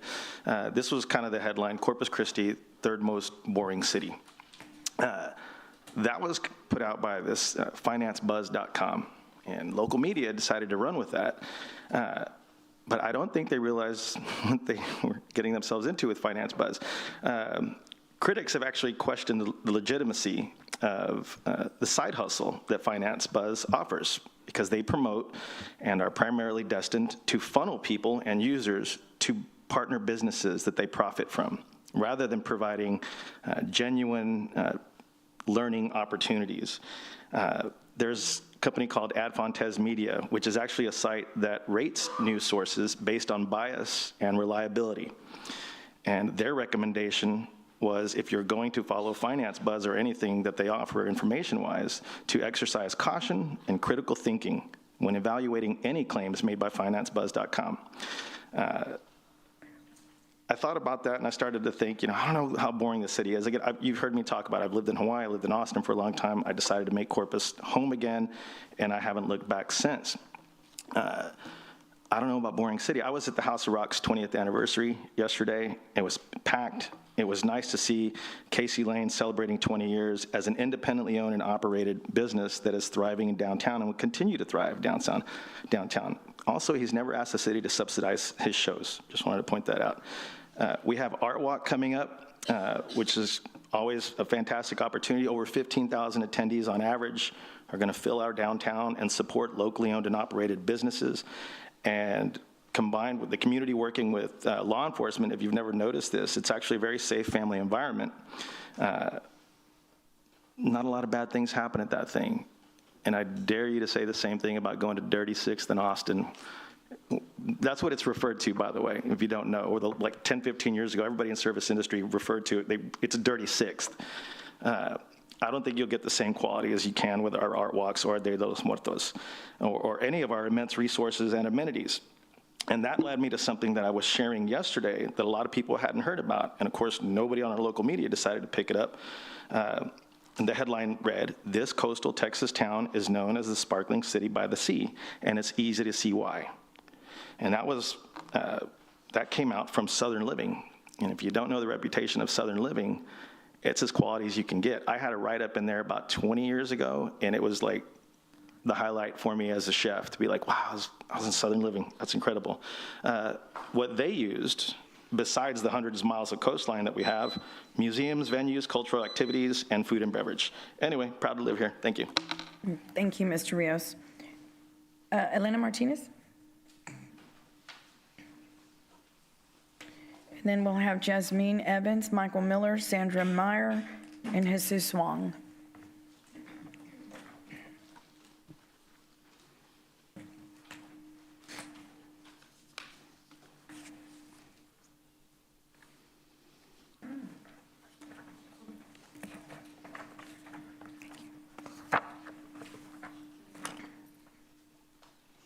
Elena Martinez, Corpus Christi, Texas. What she is handing out there is the timeline and the result of my public information request about the peer review from our city auditor.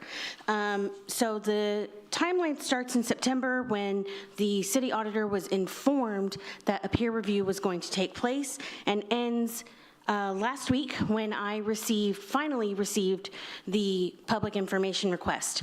What I requested was all communications between the city auditor and the peer reviewers, because the city auditor has been claiming in audit committee meetings that he has been requested more time by the peer reviewers based on research and questions. However, those requests would have fallen into the timeline that I requested those communications. And there are 0 emails in here from the peer reviewers asking for more time. The most recent email is from January of 2025 telling him the draft report is complete and they are waiting on his response. So why in April and May is the city auditor saying they need more time, not that he needs more time? Also, if you notice on the actual public information request, it says that I waived Attorney General opinion, meaning you can redact whatever you want, just send me the results. So why did the city then submit it to Ken Paxton's office for Attorney General opinion, further delaying it by 3 months? What is in the peer review that we are not seeing? It should be a matter of public record at this point in time. It is standard procedure for an auditor to request a management response from their auditee, which is what a peer review is, because there's nobody here that can audit the auditor, so we get independent auditors to do so. Why hasn't he responded to them? Why is he telling us they're asking for more time? And why, if they're asking for more time, are those emails not in this public information request? I just wanted to bring that to y'all's attention. I wanted to make sure the public was aware, and I really, really hope, by the way, that we get to see what's in that peer review. Thank you. Thank you. Mr. Sinoni, Miles, either one, can we please take care of that or straighten that out or at least clarify it? I believe that she's gotten the response from that she requested. Okay, so we don't need to have the big, long That's where discussion she here. received the releasable information. I'm sorry? She received the information that was releasable at the time. Okay, well, if more has come, I just want to at least clarify with her, not in this moment, but y'all need to clarify with her what she is stating here. So, yes, thank you. We will, Yes, I'll have one of my personnel reach out to her and get with her Yeah. and find out what else she wants. right, based on her statements. Yeah, thank you. Jasmine Evans. Is Jasmine here? Jasmine Evans, okay, Michael Miller. And then Sandra Meyer, Jesus Wong. Jasmine. Michael Miller, District 2. I signed up to speak for 16 and 18, but I'm only going to be speaking on 18, and I'll speak on 16 with the item.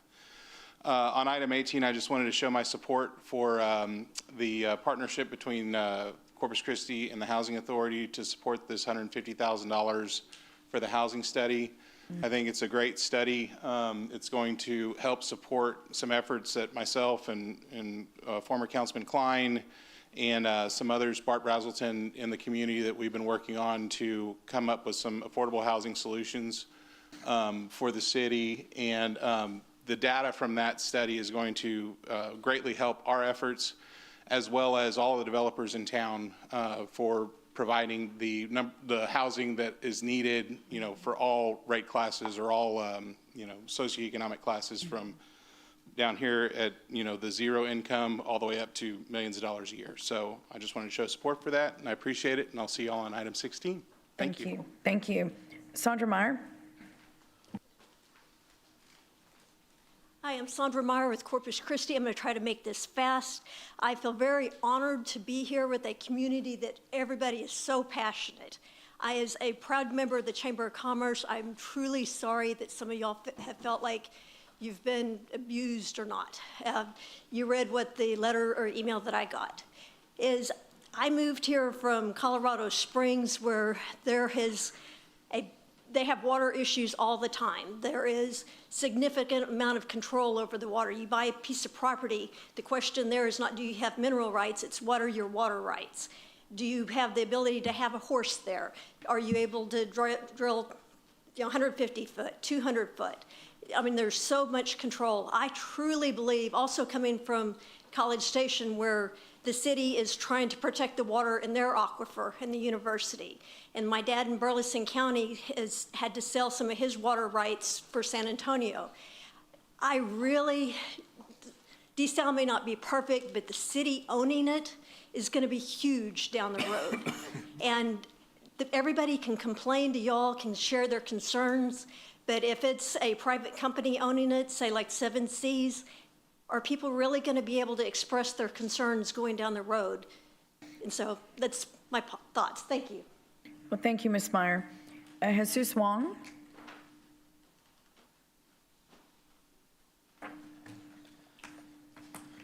Jesus Wong, District 4. The desalination facility is a rushed, reckless investment disguised as a solution for our water crisis. You continue to mislead yourselves and the public with the promise of water that we know that will only go to heavy industry and not residents. Even if the water does go to residents, it will be compromised with toxins and will slowly kill our bays and our ecosystem.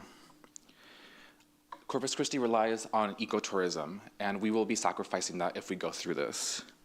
Our time to find a solution is fleeting, but that does not mean we should not take the time to consider our options to avoid making rash decisions we will regret down the line. It's not too late to steer us in the right direction, to make the correct decision. You need to stop thinking about short-term solutions and start thinking in the long term. This desal plant will not be a viable solution in the long term. It will be the drug that will slowly kill our descendants, but we'll have to rely on. And I can guarantee you Corpus Christi will be a case study 50, 60 years down the line on what not to do in a water crisis. You need to ask yourselves when you sit in these chairs, in this position of power, what type of Corpus Christi do I want to live in, to grow old in, to see my children and grandchildren grow up in? Your answer should always be a prosperous Corpus Christi that seeks to uplift rather than strike down. We are in your hands, and right now you are suffocating us. You are suffocating us. Touching on a point made earlier about drilling and building in people's backyards, the issue with that statement is that this city government keeps choosing the same backyard to target for its projects, that backyard being the Hillcrest community, a predominantly Black community. It happened with the Harbor Bridge, and it's happening now with the desalination facility. And it's becoming increasingly evident that there's no consistency or proper communication between City Council, between CC Water, between Kiewit, Fraser Nichols. Since the conception of this plan, it has been muddled with discrepancies and a lack of communication. Please consider your options, think wisely, think in the long term. Our descendants will rely on it. Thank you, and vote against item 16. Thank you, Mr. Wong. Alex Fluke? Alex Fluke? Melissa Zamora? And then we'll have Susie Saldana, Marilena Garza, David Loeb, and Arturo Lima.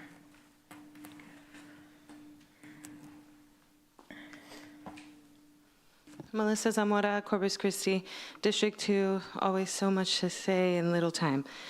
But I will also mention, since I've heard it, people, especially young people, are already moving away from here in droves. They're not happy with the way that the city has invested. They don't want to live in a toxic waste zone. The Chamber of Commerce and the Economic Development Corporation are laser focused on industrial jobs. And I'm going to get to, hopefully, if I have enough time, on how I'm not against industrial workers, that it's more of the people who are controlling them. Owen Stevens Water Plant, why is this the only one? I just learned that from the last city council meeting, and that other have more than one water treatment plant, and that's just questionable of why we only have one. The faulty infrastructure needs to be a top priority, so thank you for mentioning that. Part of that low-hanging fruit of large-scale rainwater harvesting, wastewater reuse, gray water reuse, the atmospheric catchment I thought was a good idea, maybe worth looking into. Curtailing industry use is also a viable option. But the state loan given for the desalination falls on the backs of residents is not fair. The median household income for Corpus Christi residents is $33,000 to $66,000, and that's if you have like a degree or like you're able to get to a higher paying job, which most people don't have. Citgo alone makes $305 million in 1 year, up to $8.9 billion in other years. Flint Hills, $2.5 billion. So the notion of, well, everyone is going to have to pay the higher water rates is not equitable when we look at billion-dollar industries to a simple resident. And I know some of y'all understand that. How can you compare us to billionaire companies? This is a classic case of the good old boys. I know we're in Texas, right? I was born and raised here. I was educated here. I can see the imbalance. And it makes me not want to live here anymore, right? When we have a lot of people who are like, you don't like it, well then get out. But I love it, and I want to defend it, and I want to be here, and I want it to be beautiful, and I have children here. And I wish we could all come together and just make it the best we can. To make sure that there's enough water to continue business as usual is what it looks like, and then more and more and more until when? How many industries is it going to take? We're already in the can, millions of dollars of debt, but we have all these industry, we have the Chamber of Commerce, we got the economic development, we should be booming, and we should have all the money in like a surplus though, right? So where does that leave the average Corpus Christi resident?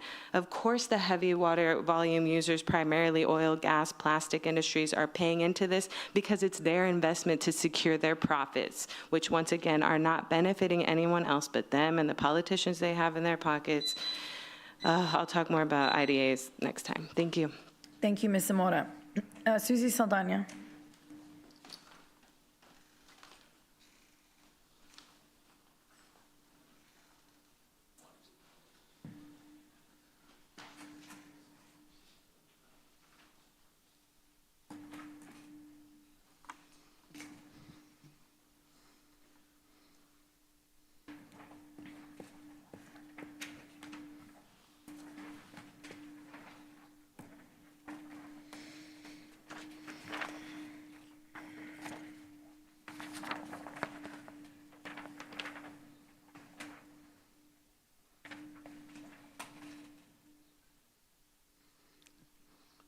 This is Elena Saldana, Corpus Christi. I'm going to change the subject for a little bit.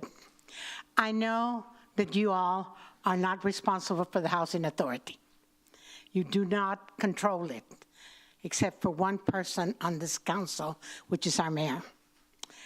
This came to me because somebody called me, and there were 25 people at this gathering, and they gave me this letter to give away and told me, can you get some people to hear it? I think you as council people, especially you, Mayor, you need to look at this because this came from their heart. We are tenants of the Corpus Christi Housing Authority. We are writing to you with heavy hearts. Many of us are afraid to give our names because of fear of getting in trouble or being evicted. But we feel that like we must speak up. We believe the CEO, Gary Upshaw, is up not helping families the way that he should. We hear of the stories about the big paychecks and the deals with the news while we are struggling. Some of us are begging for fans to stay cool, shoes for our kids, or just simple cleaning supplies. That's not fair. We saw news stories that say the housing authority is making deals that hurt the city and give back tax breaks. We live here, we feel forgotten, our homes are full of mold and rats. You are our voice on the board. You speak for us, so we are asking that you make sure a vote of no confidence in the CEO is needed. We need leaders who care more about the people than about money. We want to live in safe, clean houses. We want to be heard, and this is how we're asking you to move forward. Thank you for reading this. We're counting on you. The reason I'm bringing this up is because there's still 2 people in that housing authority that were there when all this fiasco happened with the CEO. It's time to remove them. You have the power. You have the power to remove those. Just like when any other assignment comes over here and you decide to remove those appointments, you have the power to do that. These people are asking for help. They're hurting and they're asking for help. And it makes the headlines, and that's good for 1 or 2 minutes, but they have to stay there. Their grass is high. They don't have fans. It is hot. I took a drive around there, and if you just go in and out the Armada, you can tell what's going on. It is important that those people get a break and that people don't get forgotten. You've got 3 good people on that council that you appointed. Make them work for this. Thank you, Ms. Saldana. Marilena Garza. Then we'll have David Loeb and Arturo Lima. Marilena Garza, District 1. I'm commenting today again on public comment. The only option that the public currently has to speak to council and to speak to the public before things are voted on, motions are made, is if we're showing up at the agenda item. Today, usually you guys, you see me parked there, camped out just like everyone else, and I'm having to go back and forth because I'm preparing for a back to school bash. So that's not helping me that I have to come back and forth because the only way that I'm gonna be heard before the agenda item is when I sit and wait for the agenda item. And I had to wait. There's no time that you guys tell me how long lunch is gonna be or how long executive session is gonna be here. I got back here late, and then this public comment that we're having right now is interrupting a very important discussion that we were having about desalinization. And let me just paint to you my opinion and the general opinion that a lot of the public has, that it's so funny the timing on the change to the public comment when all of the anti-desal people started coming and making comment. And it started clogging up the time and clogging up business, right? So the timing on that looked really bad. And now the only time that I can make a general comment is at 5:30. And just the timing of all this, like, executives, let me just today, just alone, executive session took a while. I don't know what happens in executive session. I don't know exactly when lunch was being held. And then the next item that was talked was about desalinization an hour and a half before we knew that 5:30 public comment was going on. So all the conversation that was having prior to this is probably all forgotten because we're busy listening to the public right now. And this could be solved if you're having public comment, general public comment, before the agenda was even started, like you had before. So I know you guys are meaning well, but this looks really, really, really, really bad. And this isn't helpful at all. I should be out sorting clothes, getting help for people for tomorrow. And instead, I'm here camped out. I'm gonna have to be here later because there is an agenda item being pulled about public comment. This looks like you guys are trying to intimidate people who don't agree with what you have to say. Because if it was all pro-desal and Chamber of Commerce people up here making those comments, I don't know if it would have been addressed and changed up the way it is. And you're changing it up right here in the middle of these deliberations. It doesn't scream transparency. It doesn't scream that you want to hear from us. This is our only opportunity to talk to you guys. I've made the headway that I have made in the community by making public comment. Not emailing you guys and not having these backdoor meetings with you guys. It's when I come up here and make these comments. So I'm going to continue to make these comments, and I'm going to continue to hope that you guys do the right thing and hear the public. Thank you, Ms. Garza. David Loeb. And Mayor, while David's coming up, Ms. Garza, we're actually going to not consider item 17 today, just so you don't waste time. We're going to pull that from the agenda, but I just give you a heads up. Yep. Okay. David Loeb, District 2, Corpus Christi. I want to start by saying I followed up with the young woman who spoke before me last week as she was addressing a college issue. Each of you have my cell number, and I want to encourage you to give it to your constituents in similar circumstances. It's 361-877-0474, so anybody listening also. The core part of my job is incorporating community feedback into the policy direction of the college. It helps to hear from a wide variety of voices in that effort, even and especially if it's something I don't want to hear. So I want you to know her concerns were heard at the highest level. I have signs up at my properties today stating support for moving forward on Inner Harbor. I've urged other supporters to reach out to you. Thank you to those of you who've reached out or responded. We want you to know we are your partner and will support and defend your decision to keep this project moving. We understand the need to work on price and how it impacts ratepayers because we are ratepayers ourselves. We will help find the money. Your staff has already responded to the rate impact concerns by working on the capital budget. We're all for greater transparency and have used your calls for it to suggest changes to staff and other council members, many of which have been adopted. Those of us who support more water often feel like there is a substantial policy discussion going on in private and we only find out about it when there's a crisis. There are concerning stories of council members negotiating deals on their own in direct contravention of the charter. Our movement grew out of fear that you would interpret the people who yell and cuss at you every week as indicative of the public's overall view. We are in a drought, and the vast majority of the public wants reliable water. They support Inner Harbor because it's reliable and achievable. Not exactly shocking. They also want affordable bills and environmental protections. I think Inner Harbor does or will check all those boxes, especially when compared to realistic timelines and financial and environmental costs on other projects. I hope you're getting that today from your third-party independent consultant. As you saw 2 weeks ago, there are huge risks to plowing forward on an unvetted project without public disclosure. Past council decisions to be on this path were informed by the merits and risks of all the other projects, including this one. When the jobs of 100,000 of our neighbors are at stake, it's better to overshoot by having too many deals than not enough. Whatever deals you don't do are here for the next council or 10 or 20 years from now. But it is time to put the pedal to the metal and get this deal moving. We do not have time to waste. Make sure your staff knows to prioritize Inner Harbor and get it done, and give them the resources to keep working on the other deals with merit. Have them do the due diligence before you risk your reputation on them.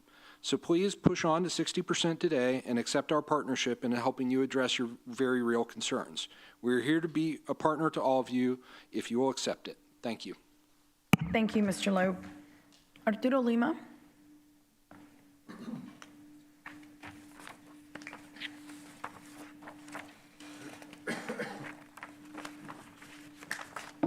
Good evening. My name is Arturo Lima. I live in District 4, and I'm urging you to vote no on item 16, which authorizes another $50 million to continue planning the desalination plant. We're being asked to throw another $50 million into planning before the city has even proven that this project is safe, necessary, or fiscally responsible. Meanwhile, we're already looking at a total of $1.2 billion to build this plant. Once the plant is built, we'll be on the hook for $68 million every year on debt payments, plus another $32 million annually for maintenance. That's $100 million every single year for the next 30 years or more. Over a decade, that's another $1 billion just to keep it running. And for what? For a water source that's not even guaranteed to be reliable or safe. Let's talk about PFAS, forever chemicals. This plant will take in seawater contaminated with industrial chemicals and filter it in a process that's still being studied for its long-term health and environmental effects. And then that water will go into our drinking supply. We're taking in astronomical debt for a risky, high-risk system that could be contaminating us in the process. And who benefits? Certainly not the average resident. We've sacrificed and conserved, and now we're being asked to foot the bill for a $1 billion experiment. This isn't about water security, it's about financial recklessness, about locking us into a 30-year burden for a system that's fragile, polluting, and wildly expensive. This is not a drought-proof supply, it is a profit-driven gamble. If you're not ready to vote no tonight, then at the very least table this item. We deserve due diligence, real community input, and an honest look at the alternatives. Thank you. Thank you, Mr. Lima. Lisa Gerdes? Lisa Gerdes? I think she spoke, Mayor, on item 6. Oh, okay, but she's not, yeah. And the same for Ms. Reyes, also spoke on item 6. She spoke when the item was considered. Okay, Mark Minster?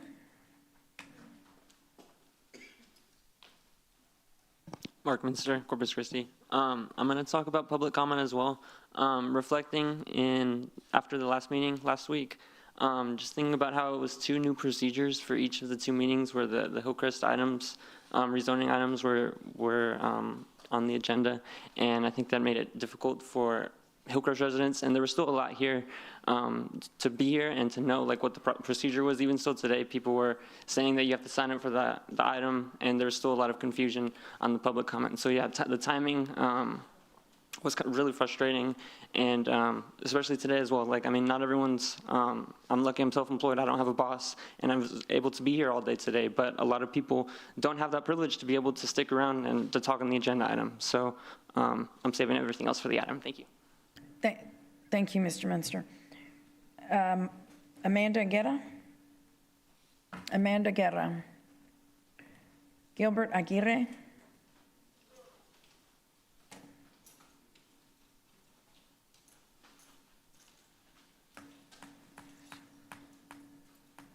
Hello, Gilbert Aguirre, District 1 and 3.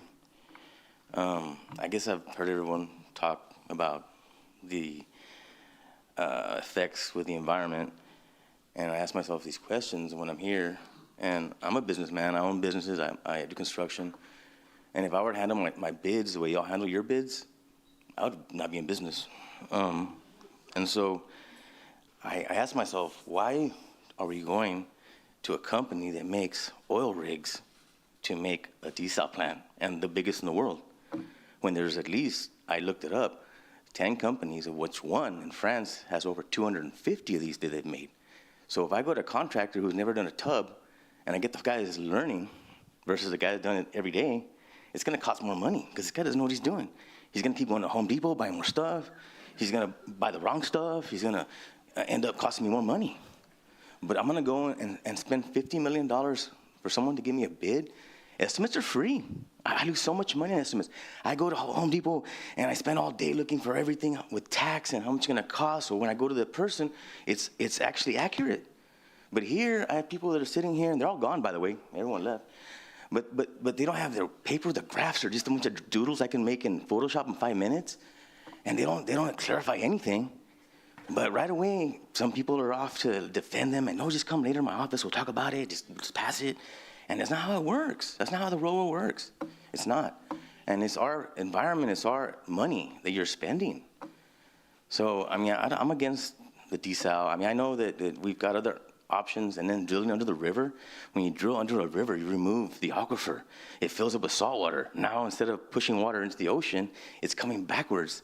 And so I was kind of like, okay, they're only drilling up to maybe Cat Island. Then I find out by on 666. So in other words, all the way to the dam, it's going to be salt water now. And I'm not a genius. I don't work for Celanese. I don't work for Kiwi. But my mind still works. You know, I can still do research, and I'm sure you guys can too. Like, okay, thank you. Thank you, Mr. Argueta. Henry William, I'm sorry. Yeah, thank you. No clapping back in the back, no clapping. I know, I see you. Reverend Williams.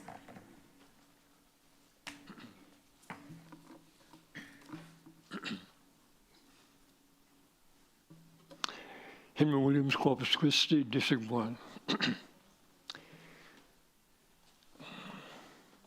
I'm a third generation Corpus Christians, and most of us, you know, we have, you know, you've heard me before. I've been here before. I want to speak with you with regard to the moral nature of practically all that we deal with.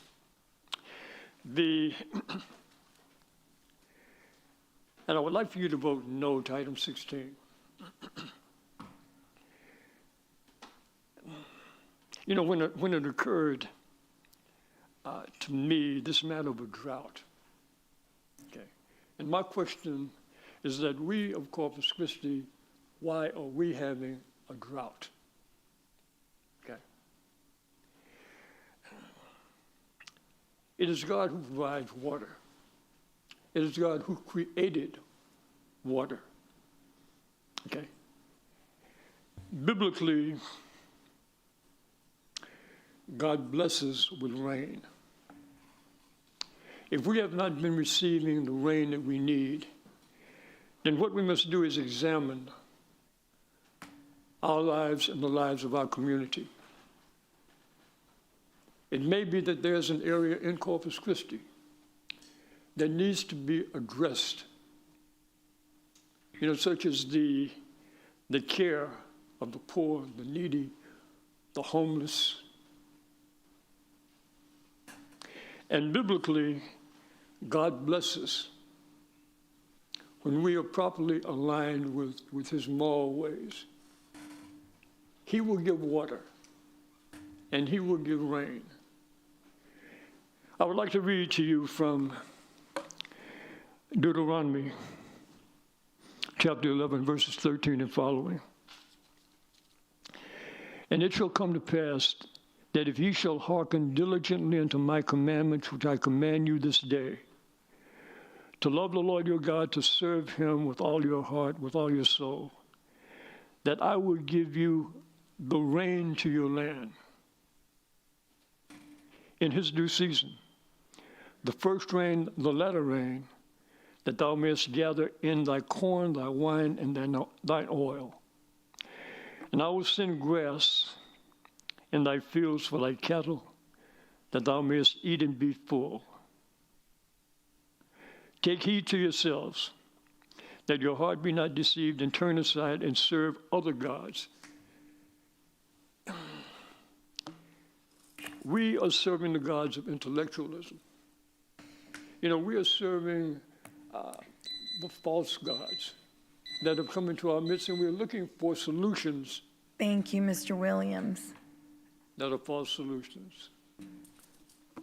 Thank you, Mr. Williams. And God bless you all, and you all in my prayers and in the prayers of all of our people. God bless you richly. Thank you, sir. Bishop C.E. Richardson.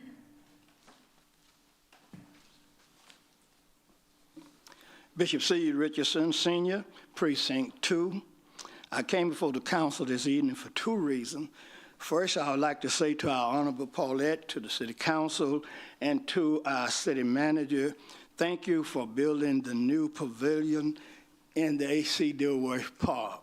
It's a wonderful pavilion, and thank you also for resurfacing the basketball court.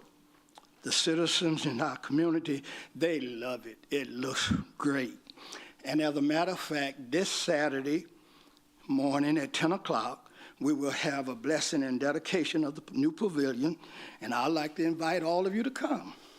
Secondly, on Saturday, August the 9th, I will be sponsoring the citywide back-to-school prayer rally. We will be praying for the safety of all of our young people. We're praying for a safe, productive school year.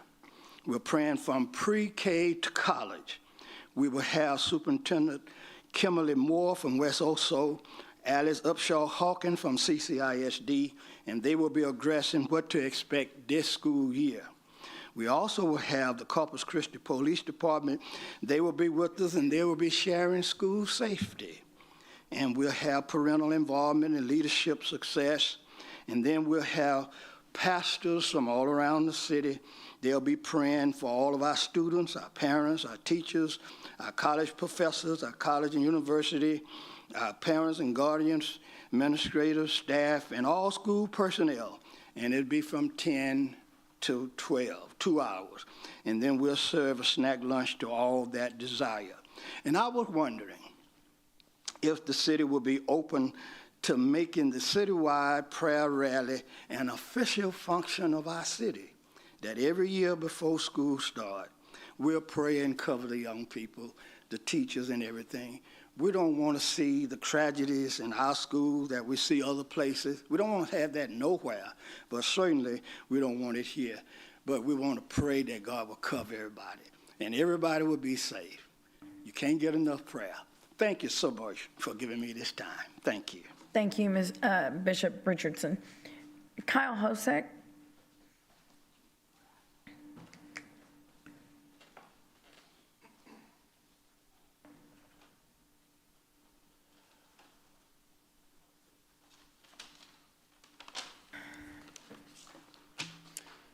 Kyle Hosek, District 5.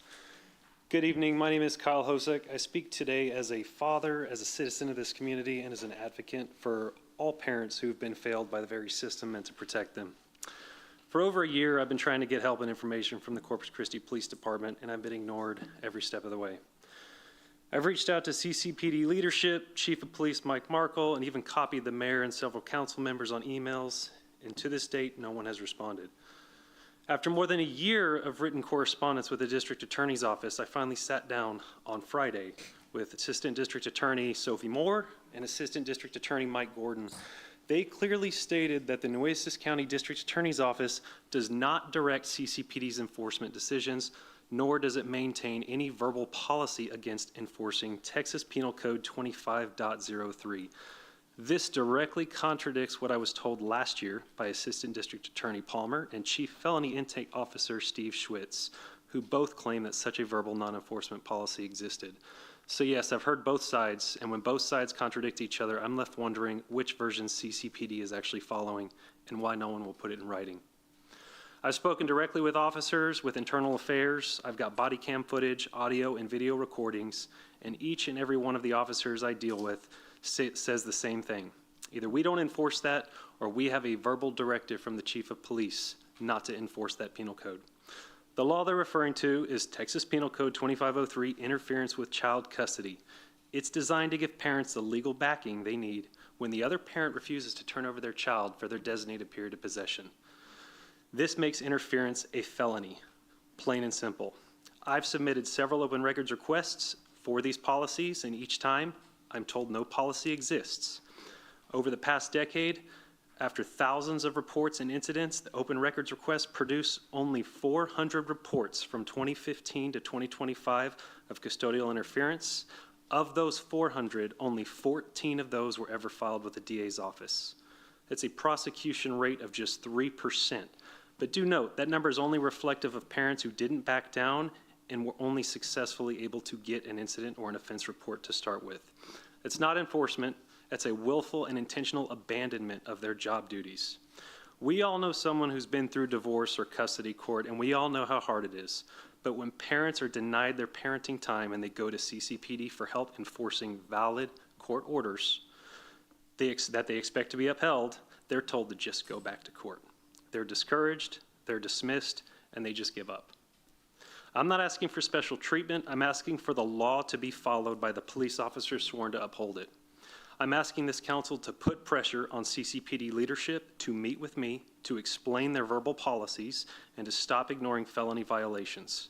When police can enact verbal policies and ignore the law, we lose faith in the system. Thank you, Mr. Hosek. Can somebody speak with Mr. Hosek? Okay. Okay. All right.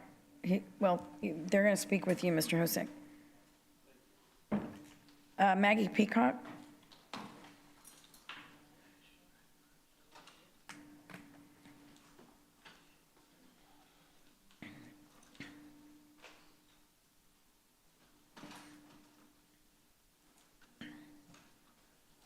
Sorry, let me get my comment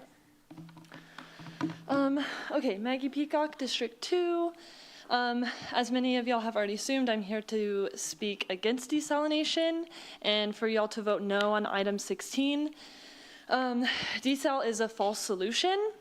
To recap once again what y'all have heard from community members countless times, if y'all were to build this Hillcrest desalination plant, the water would be for heavy polluters and not for people. What happens when we run out of water and all of the water that is produced from desalination is privatized and prioritized towards industry? What happens to us? Y'all are promising water to so many industries before we even have water for people, and it's ridiculous. The answer to all of our problems is curtailment of industrial operations and to prioritize the people. Second, desalination threatens ecotourism. Third, PFAS. Y'all are systematically ignoring the health and safety of working class Corpus Christians. 4, it's environmentally racist. 5, what y'all already know, the cost is insane. And yeah, y'all have heard all of that many times before. With all of this being said, myself and some friends have been talking with our neighbors, our family, our coworkers, about the city budget and how y'all are spending our money and what y'all are prioritizing. People are not only unfulfilled, they are frustrated and they are struggling. The past couple of weeks, we've been doing some exercises and activities and practices with fellow community members, utilizing imagination and dreaming and writing and drawing of the city that we wish to see. And I'm going to state some of the things that were discussed while talking with our neighbors. Bike lanes, youth programs, more equitable public transit systems, city-run compost, low-barrier shelters, libraries, reparations, more community gardens and farmers markets, art programs, mutual aid, social therapy. When people use their radical imagination, they are not imagining more industry and privatized water. That's not what they're dreaming of for this city. Community members want equitable quality of life programs. Desalination is not that. People want to prioritize data-based solutions to address crime in our communities, including de-escalation, counseling, restorative accountability processes. They want environmentally friendly infrastructure practices. Spending over $1 billion on the world's most expensive desalination plant is not that. People want democracy and transparency. This is not what y'all are doing. Citizens will not pay for industry investments. We're not going to do that. And also, if y'all want people to stop being mean to you, y'all should stop being a bully of a council. Y'all are more concerned with decorum than the actual material conditions and concerns of people y'all are supposed to serve, and it's BS. So. Thank you, Ms. Peacock. Tony Reyes. Tony Reyes. Zoe Grime. And then we'll have Scott Corliss, Rachel Caballero, Jason Hale, Joshua Friedrich.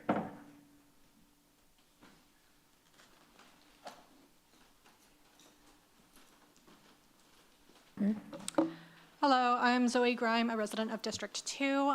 And I'm going to keep things simple today since there have been so many people who've talked about it before and in great detail. I am against the desalination, and I am just constantly disappointed by the council in front of me. I wish I could be a proud citizen of Corpus Christi, but time and time again, choices have been made to benefit heavy industry instead of the people within the city. Redistricting Hillcrest into an industry zone is not benefiting people. It is putting schools and churches and families in heavily polluted areas. It is not benefiting the people to build this desalination plant when most of the water is promised to heavy industry, and when the water is going to be heavily polluted after being desalinated. If you truly wanted to represent the voters and not your donors, you would be firmly against this project. It's just ridiculous to imagine spending our taxpayer money to build something that has very few benefits to the actual people living in the city.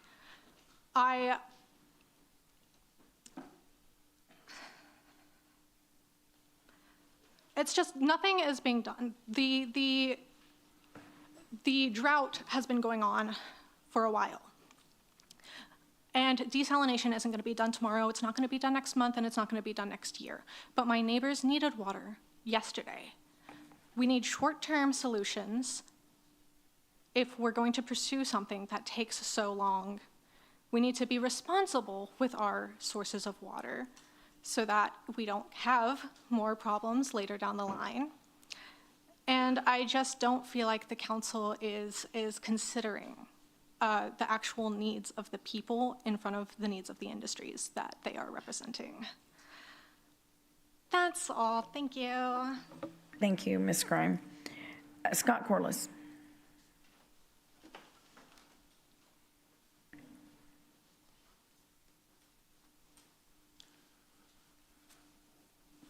My name is Scott Corliss. I'm in District 4, and I just wanted to obviously reiterate, I say obviously, it's not obvious because we have such a divisive campaign on this desalination project. They claim that there's fear-mongering going on, but I've heard nothing but negativity towards desalination that's already being done all over this world. It's being done in Israel, where 85% of their water is desalination. It's being done all over in areas of this country that has been proven true. Now, I also hear things such as, why don't we drill more wells? Well, there is going to be a Conservation Act in the state of Texas that's going to limit us from being able to draw more water from the ground because it is prohibitive to other communities. And we will suffer the consequence of it. Then I hear things about cost. Yes, this is a tremendous cost. It is tremendous. It's overwhelming to know that we're going to be spending $1.2, $1.4 billion for a water source. And it's unfortunate that we've had to wait so long to try and do it. But the can's been kicked down the road since the Mary Roads pipeline was built. It's been discussed since 1993. I myself have visited various desal plants and recently visited the one in Tampa, Florida. Folks, this is a reliable source for your water. It is a reliable source for your water. I don't understand why we haven't done it before. It's been expensive. Now it's even more expensive. If we try to go sourcing our water in the ground, we're going to find ourselves back in this position in 8 to 10 years because of laws that will come down the pike. I implore you to please, please pass this. Let it go forward because this is what this city needs, and it needs to move forward now. Because we waste any more time, we're going to be in a worse box in a few more years. I promise you. Thank you. Thank you, Mr. Corliss. Rachel Caballero.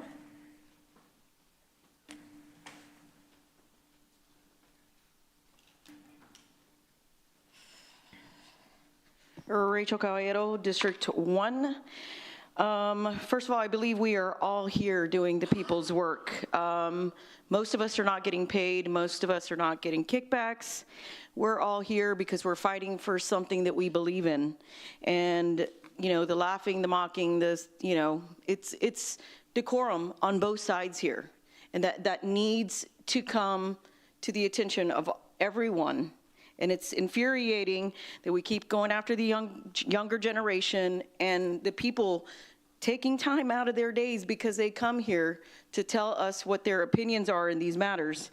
As far as the $100 million aging and why people are not involved in that, that's your job, is to repair and maintain infrastructure. That's why we're not asking the questions on that $100 million project. This is common sense, common sense.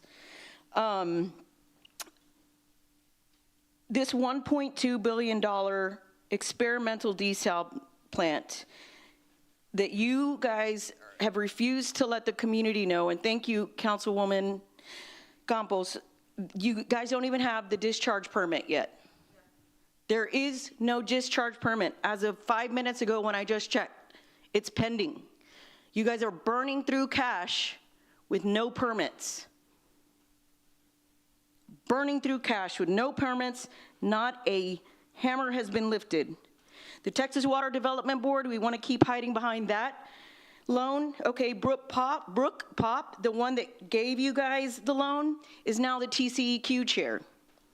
She got appointed there. So of course she's going to send out letters saying, "Hey, this is a great idea. We're gonna punish you if you don't use this money the way we tell you." They're a part of the water heist too. You all have not been able to guide the costs of this experiment. That is a flat out lie. This all started at $227 million, and we're now at $1.2 billion, and as of today, the numbers are still being questioned because different sets of numbers are being supplied to different people, different organizations, if we get information at all. All we're hearing is excuses. We want more options, we want cheaper options, we want faster options, and we want option that isn't going to kill our environment and our ability to afford to live in our community. This isn't an economic development town that we want to, this is our community first. This is our community first, and we want to be able to afford to live here and do the things that we enjoy doing, like fishing and sitting out next to the bay. My town, Our Future, is being funded and run by Gulf Coast Growth Ventures, Exxon Sabic, and people don't know that. This is a heist. Thank you, Ms. Caballero. Jason Hale.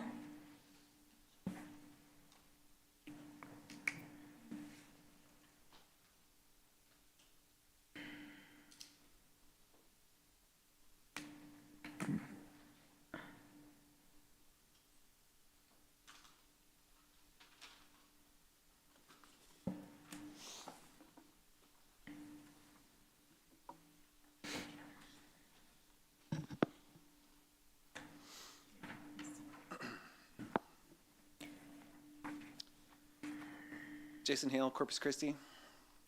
Thank you, Mayor. Good afternoon, council members.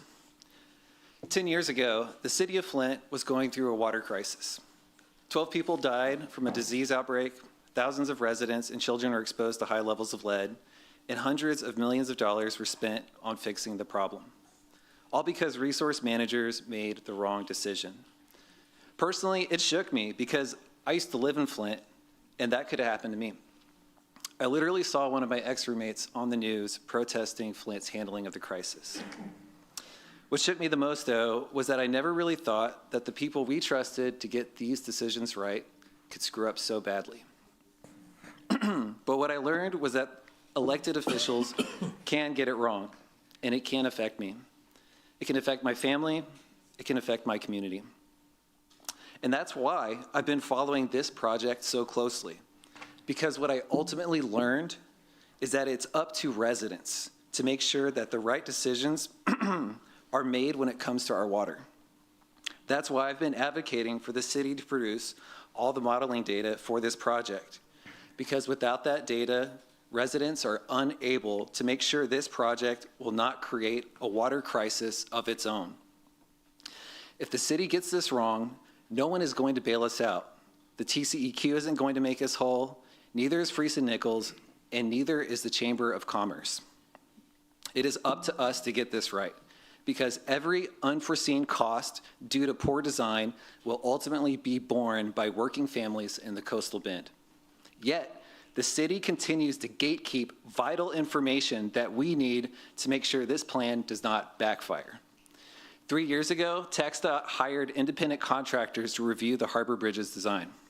They found flaws in that design that were highly problematic and would create safety concerns. So they hired a new engineering firm and they fixed it. I believe we need an independent review of this design because getting this wrong exposes our reservoirs to faster drawdowns when we need them the most. The data I'm requesting should be the bare minimum, not a luxury. You say trust us, I say show us the receipts. Give us the data. Right now, council members and residents lack sufficient evidence that this project will perform as described. So I urge council to table this item until an independent review of the city's design has been performed and all data has been released. These are our dollars, this is our water. Please don't deny us our right to due diligence. It's unfair and it's unjust. Thank you. Thank you, Mr. Hale. Joshua Frederick.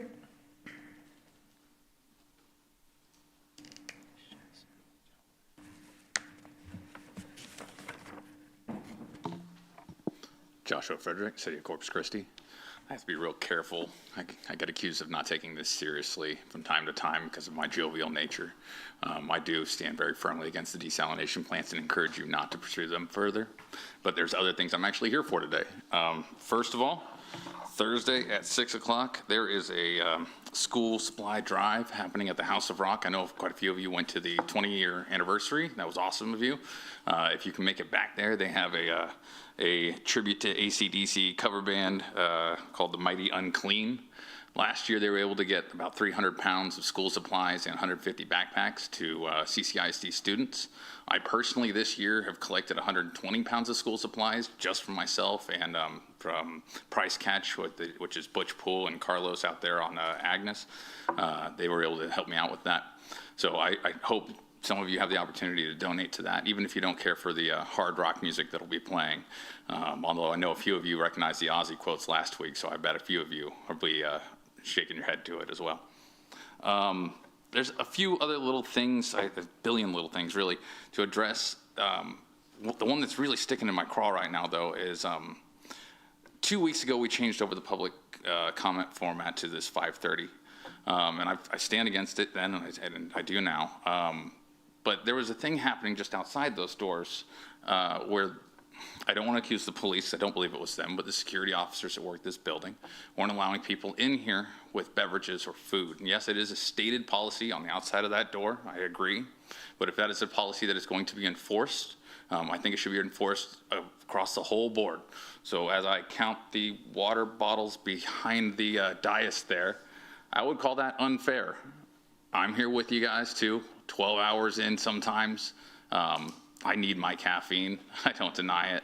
But if we're going to enforce the rules for us, it should be enforced for y'all as well. I think that's only fair. No rules for thee, but not for me. And this last one, it's super dumb, but it bothers me because I am outside a lot. I recently picked up a new property to take care of, and there was just a clump of balloons, and I went looking it up. I was like, I'm pretty sure our city has said that that's not okay.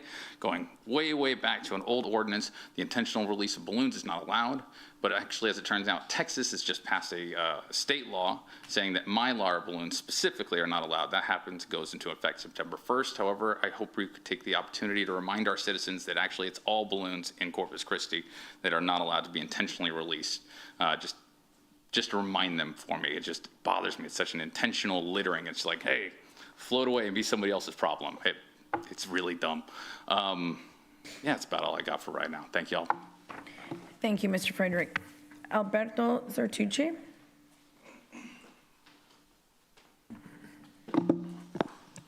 Albert Sartucci, live in District 3, owner of Hard Life Bait and Tackle, Team Hard Life YouTube channel with 200,000 subs and growing. And we're keeping track of what's going on the city council. We see those that are sticking by what they got voted into office for, and that is to take care of the city members. I've got several questions, and the growing vote for item 6 to deny it. The reason the graphs today show that well, let me backtrack. The graphs today, do they include all the shutdowns and lawsuits that will happen with this desal plant once it's up and running? Because y'all are promising water to these high industry users. How much are they going to sue us for when that desal plant is not up and running for that day? for that week, for that month, because like the contamination spill that happened 2 weeks ago, will that shut that desal plant down? More than likely. Fear of contamination. Contamination, once it gets into that, y'all don't even have a price on what it's going to take to clean it or replace it. How much is that going to cost us? How much are they going to sue us for at that time? Because we're on the hook for providing that water to them for that time period. There's already contaminations in the water right now.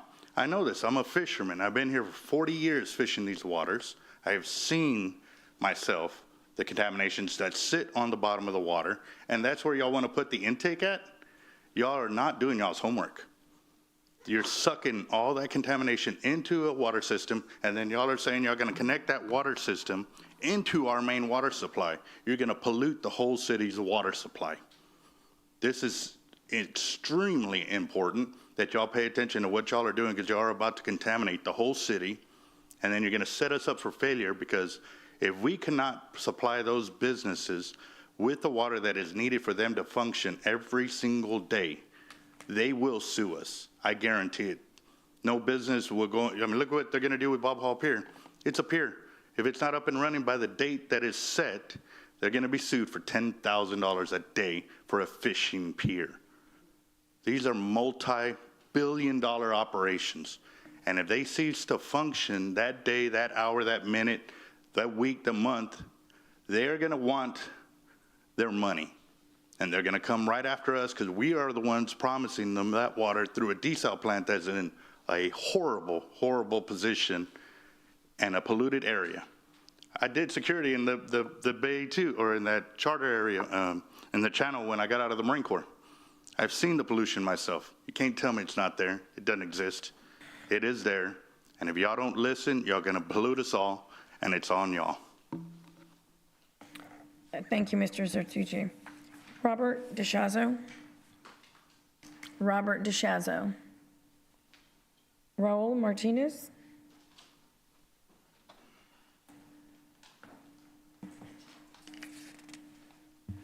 Hello, my name is Raul Martinez. I'm from District 1. I know there's a flashpoint topic going on, so this is almost seems trite, but I'm a resident of Northwest Corpus Christi near Violet, and I'd like to talk about parakeets. I appreciate y'all listening to my message, by the way. I first came to Corpus Christi to take a job almost 30 years ago, and I've come to love and appreciate the city. We know that Corpus Christi has a lot to offer, thanks to a thriving economy, its mixture of cultures, and its mild climate. Another important draw is the city's proximity to the Gulf Coast, which is important for tourism and recreation, as well as for its economic impact. Focusing for a moment on tourism and recreation, and I'm quoting the City of Corpus Christi government Facebook page, Corpus Christi has been crowned birdiest city in America for over a decade. Our coastal bend is home to over 500 bird species, unquote. So, as we all know, the diversity of Corpus Christi's bird species is one of the many notable distinctions for which Corpus Christi is known. While I realize that the city faces many challenges of varying degrees of gravity, I'd like to raise awareness on a problem that I think is still low on our collective radar, but that could have the potential to present a more serious impact in the not too distant future. That issue is the growing population of parakeets. About 4 years ago, I was amazed to stumble upon a single nest of parakeets high up in the Palm in the Cal Allen area. However, since that day, these aggressive, non-native birds have become much more prevalent. At least 4 days out of the week, I like to play disc golf at West Guth Park, and I've noticed that the parakeet population is growing at a rapid pace. I've also noticed that parakeets are quite aggressive, and the flocks will attack other native birds. I don't have any hard evidence to support my observations, but it seems that parakeets are slowly becoming the dominant species in Northwest Corpus Christi. If this is true, I feel that it could endanger the diversity of the bird population for which Corpus Christi is known. I guess I'd like to call on the city to at least briefly study the situation to determine if there is potential for concern. Or perhaps the city can call on the esteemed Texas A&M Corpus Christi environmental groups to conduct their own study. If it's determined that there is not a cause for concern, that is, if it is deemed that there is minimal potential for a serious shift in the local bird population, I think a study of the impact of these parakeets would still be informative and would be of great interest academically. Thank you for your attention. Thank you, Mr. Martinez. Chloe Torres. Then we'll have Madeline Chapman, Robin Cox, and Isabella Risa. Okay. Hi, Chloe Torres, District 2. Actually came to speak about a concern that I have regarding how constituents can get in touch with their council members. So over the weekend, many people had mobilizations about the desal vote today. And part of the work that I do is about connecting, empowering community members to speak with y'all, right? And I received intel from different council members that they were not receiving any of the emails that we were sending, which obviously is a huge concern for us. So I got into contact. I want to give a huge kudos to Denise, who's one of the constituent coordinators, because she let me know that the IT department was holding the emails in quarantine. And she said that it's actually very common that they do this. And so when I asked if there was any way that I could speak to the IT department to see how we could get these emails out of quarantine, do they just not exist anymore? And I'm talking over like over 100 emails, right, that are just sitting there. And she said that the IT department does not speak with the public, so she would have to act as an intermediary. So I'm just wondering, what policy exists that, what is the criteria for determining whether or not an email goes into quarantine or goes directly to the council member? I think that we encountered the same problem earlier this year, again, when we were trying to get many constituents to contact their council members, probably, yes, about desal or the drought contingency plan. And the same issue arose, and we never got confirmation from the city.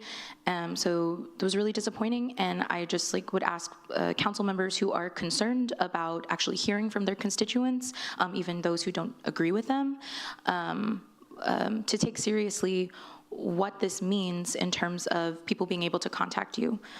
So that's all I have for today. Thank you. Thank you, Ms. Torres. And if we can have, if you'll hold on just a second. I don't know where Peter is, but we do need to address the issue that Ms. Torres was talking about. You can relay that, Miles? Yeah, we'll pass it on to IT. Yeah. Madeline Chapman. Is Madeline Chapman with us? Robin Cox.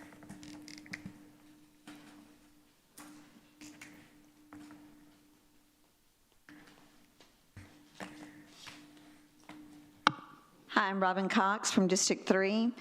And many of you said you've already done the research on the desal and that it's totally safe and you're not worried about the environment, just the cost.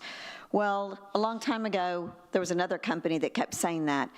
If you smoke 10 packs of cigarettes, three packs a day, it's not going to cause cancer. Philip Moore was doing that same research, and then later on they had to recant that. So I would be really careful about who's doing the research being safe.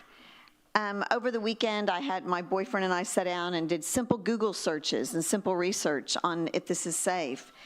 If you pull up a YouTube video right now, there's a video in Australia of a desal plant there. There are dead fish all over the water. I'm sure some of you are old enough to remember the video, the old commercial, the infomercial commercial that showed an Indian walking down the beach with all the pollution crying. We are gonna look like that. I'm by no means a hardcore environmentalist. I understand we need industry, but not at the sake of polluting our water, putting fishermen, tourism out of business. Of some of the stuff we looked at, here are a few research we did. Brine also contains chemicals used during desalination process, chlorine, copper, and anti-foaming agents. These can be toxic for marine species, dispute the ecosystem, and may even pose risk to humans and contaminate seafood. I'm sure all of you like to eat seafood. Water intake systems can kill fish, larva eggs, plant and essentials from marine food and chains. In California, it estimates that the desal plants can destroy tens of millions of fish larvae along the coast. That will happen here. If you don't believe it, you can do the research yourself, and I have all the things to back it up. Like Jason was saying, we never thought something like Flint Hills could happen here. There was also another movie, Civil Action, and it wasn't about desal, but it was about things polluting our water and people getting leukemia and other illnesses from it. I know many of you want to be famous for having the first desal plant, and you're telling me about all the other cities that have this and countries. My mom used to always say, because all the cool kids are doing it, you need to do it too. I would be careful for what you wish for. Maybe you want to be famous, have a movie after you. But some of you that are hoping J-Lo may play you, it could end up being someone like Kathy Bates if this turns a wrong turn. Be careful what you wish for trying to be famous for having the first one, because this desal plant could turn very badly. Thank you. Thank you, Ms. Cox. Isabella Risa.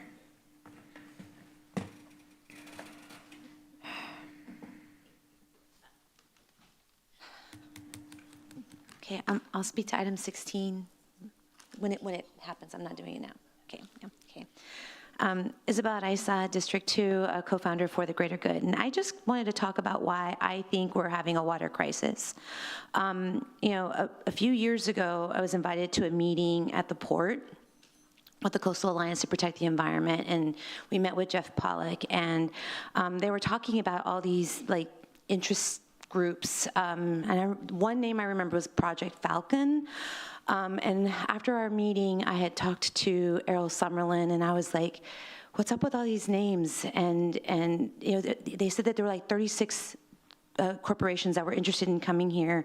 And he had made mention that they tend to keep these code names so that in business interest, and so that they don't actually have to reveal who they are until the permits are submitted. And that's really problematic because we don't know who's coming here. And as the city of Corpus Christi being responsible for our water, in order to plan for the future, we need to know who's interested. And so, you know, I blame the Port of Corpus Christi and economic development corporations because they engage in these negotiations and recruitment of high volume, heavy polluting industries to come into our area. And I think we're better than that. I don't think that that's all that we have to be.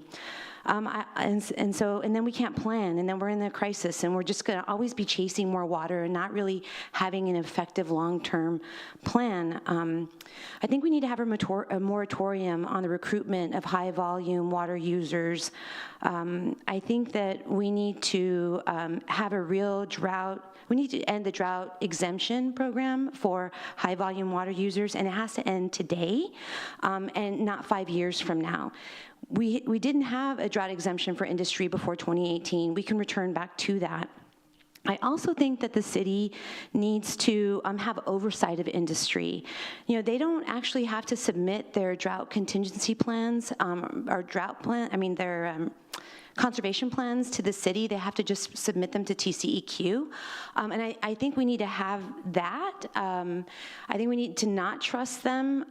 You know, Esteban Ramos and Councilman Barrera actually, you know, owned up to them like using 80% of our water once Gulf Coast Growth Ventures and Steel Dynamics came online.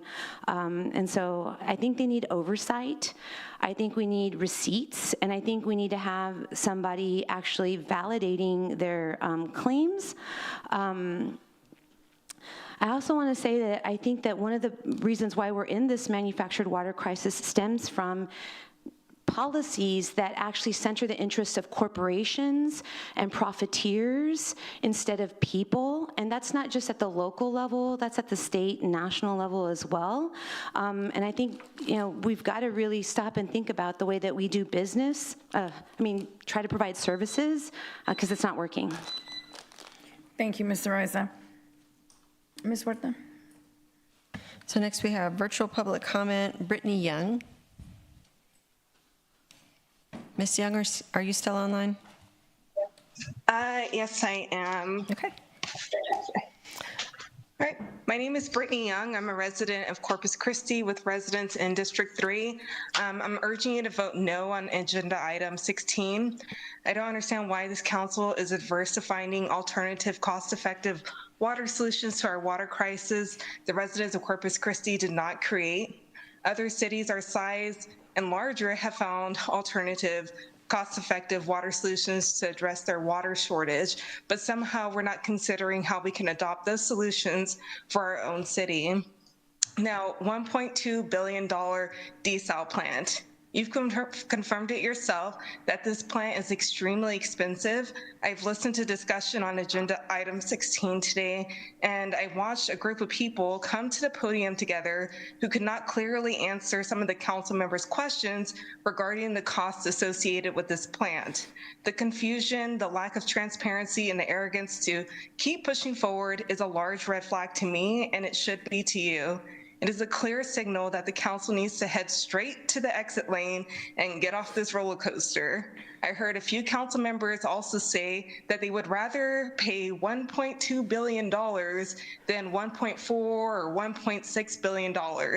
Like, are you listening to yourself speak? How can you rationalize $1.2 billion for a plant that is not going to produce enough water for water ratepayers, small businesses, and the industries you've oversold our water to? Because let's be honest, it is for those industries. It is not for the residents of Corpus Christi. The residents of Corpus Christi did not get us into this water crisis. Instead, decades of greed and senseless leadership has gotten us into this water crisis that we are in now. The plant is not a done deal, as we've heard before. We do not have all the permits yet. So please, let's stop pretending that a $1.2 billion plant is our only solution. Please take off whatever shackles are binding you to vote yes and vote no on agenda item 16. Please stand up for your community once and for all. Thank you. Okay, thank you, Ms. Young. Christina English. Can you hear me?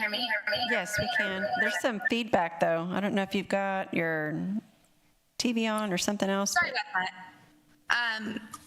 So first, Christina English, Corpus Christi, Texas. Please vote no on item 16. Also, a quote from Naomi Schulman. Nice people made the best Nazis. They got along, refused to make waves, looked for other ways, or looked for other things when things got ugly, focused on happier things than politics. They turned their heads as their neighbors were dragged away. You know who weren't nice people was the resistors.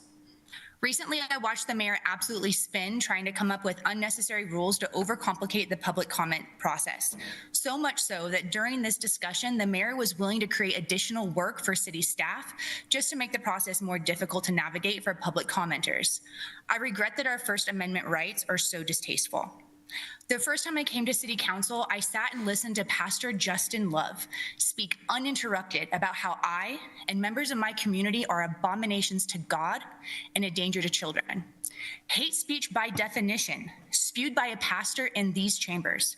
Not only was he not interrupted, not only was he thanked by the mayor for his comment, but that comment, along with many others of similar tone, prompted zero action by this council. He was not admonished, and no new agenda items were created. It's only when the delicate ears of this mayor are subjected to a swear word that action has to be taken. Now, when citizens come in expressing concerns about how the Corpus Christi Police Department, which this council oversees and whose actions are city business, a police matter was voted on today, are collaborating with a fascist police state that is illegally kidnapping, detaining, and deporting both citizens and non-citizens of all legal statuses to foreign death camps. This mayor and city attorney defer to fascism. They fold immediately, unwilling to hear about atrocities happening all around them. They hide, they cower. They stay silent and demand that we do too. They cry over swear words and decorum, but lack any decency or civility when it comes to dealing with their constituents. The families and grandchildren of this mayor and some city council members will be ashamed of their role in this. Their stories won't be told because they are ugly.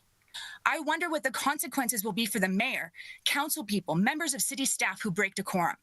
I have seen atrocious behavior from in this dais by people who are supposed to be professionals. The council complains about time, but then wastes it coming up with ways to punish lay people just trying to exercise their First Amendment rights. We should always be suspicious of leaders who seek to restrict rather than expand freedom. Fascism will come for you too. Thank you. Thank you, Ms. English. Next, we have Eli McKay. Hi, can you hear me? Yes, we can, Eli. Awesome. Eli McKay, beautiful uptown, District 1. The only thing worse than an insatiable thirst is insatiable greed. Here in Corpus Christi, decision makers have both. When I moved to Corpus 14 years ago, I thought I was moving to a place that had a focus on tourism, water sports, and maybe promoting an outdoor lifestyle.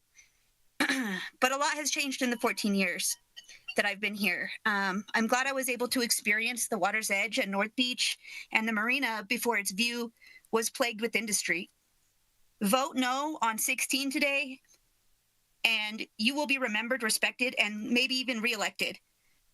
You will show your strength and your care for the community. Vote yes, and you will hold the karma of the continued environmental racism to a neighborhood that has had enough.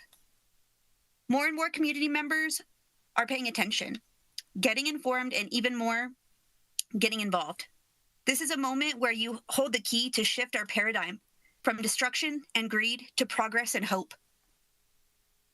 As y'all know, I watch every meeting in its entirety. Whether I want to or not, I do because I care.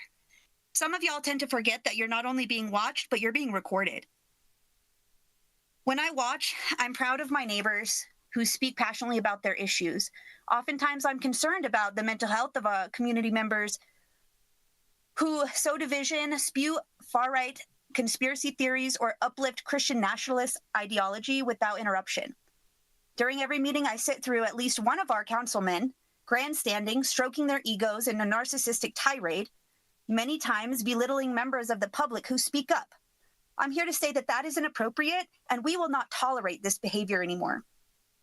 Another point of frustration for me is the blatant unprofessionalism from multiple councilmen who casually and repeatedly joke about and mention alcohol. That topic on the dais is never acceptable, ever. I don't think that I'm the only constituent who believes that if you imbibe, you are unfit to serve. If you have a problem, please get help before it impacts your career any further. You have to be better first, and I hope that I can see that. So at Corpus Christi, we may have a lot of problems, but they're perpetuated by a minority of the community who sees themselves as decision makers due to their last name or income bracket.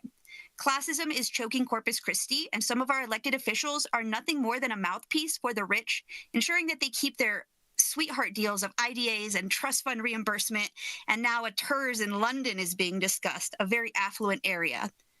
If more people understood these imbalances and how the rich profit from these programs, they would be filling the chambers and the streets demanding the inequitable policies change. I say all of this out of love for our community and as a warning to you elected officials or any self-serving, greedy, good old boys out there watching. Thank you. And I understand there's one other person online. We just don't have the name of that person. Is there anyone else online? Okay, hearing none. Mayor, the public comment period is complete. Thank you, Rebecca.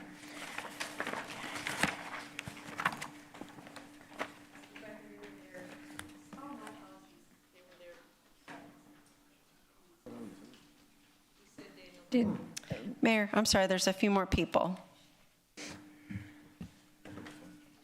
I missed those. So it'd be Jackie Haney. Jackie who? Yes, she's not a resident. There's Jackie Haney, Lauren Cargill. No? Oh, there she is. Okay. Okay.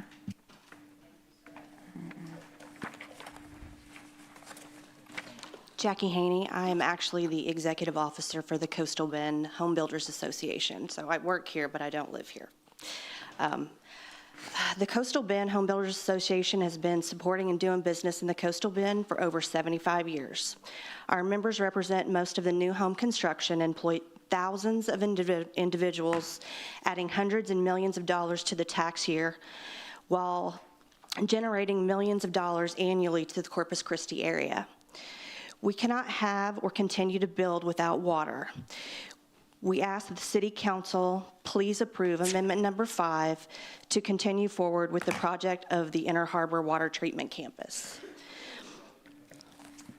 The Coastal Bend Home Builders Association has previously supported all the investigations and implementations of all forms of our water supply. The current drought has damaged the communities economically and is reduced the ability for everyday people to afford and maintain their homes. Thank you. Thank you. Thank you, Ms. Haney. Was there anyone else? Rebecca? Was there anyone else? We're checking to make sure that person online is still there, but other than that, is there anybody else on the list? Okay. Yeah, this is Daniel Thornton. Oh, there you are. Okay. Mayor, I'm sorry. So Mr. Thornton didn't answer, but he is online. Is it okay if we take his public comment? Absolutely. All right. Go ahead, Mr. Thornton. Okay, yeah, so it's Daniel Thornton. I'm the Libertarian Party Sheriff in Oasis County. I live out here in District 1. And so after listening to everything that I've heard, it still sounds like there's like a ton of questions about, this whole desal thing, price, things like that. And I really feel like that we should be voting no on this. And part of that is because I don't feel like Corpus Christi residents have a problem with water. It sounds to me like industry has a water crisis problem. So they should be trying to solve this problem. There's lots of ways we can do that, offering tax credits, things like that. But it sounds like it's kind of like their problem, and they've created a problem for us. It's almost like someone broke into your house, stole all your food, showed up the next day and said, now it's time for you to cook me breakfast. So that doesn't make a whole lot of sense to me. So I think that we should really focus on, I don't think desal itself is an issue. I do believe we need to look at ways in order to implement that and figure out ways of getting rid of that brine in a responsible way. But other than that, I just think that what we're doing is we're punishing our citizens for a problem that is created by something else. All right, thanks. Okay, thank you, Mr. Thornton. Okay, going back to in-person, non-resident, Lauren Cargill. I think I've called her before. How about Chris Cuellar?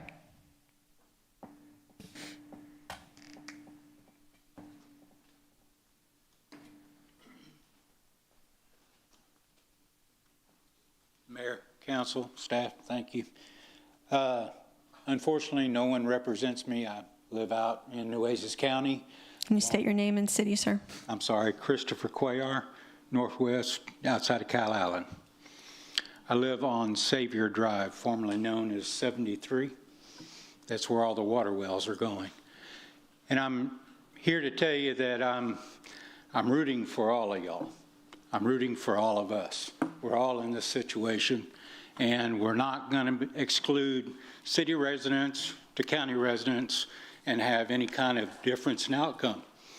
One of the things I'm going to ask is that we really understand the process of the groundwater situation.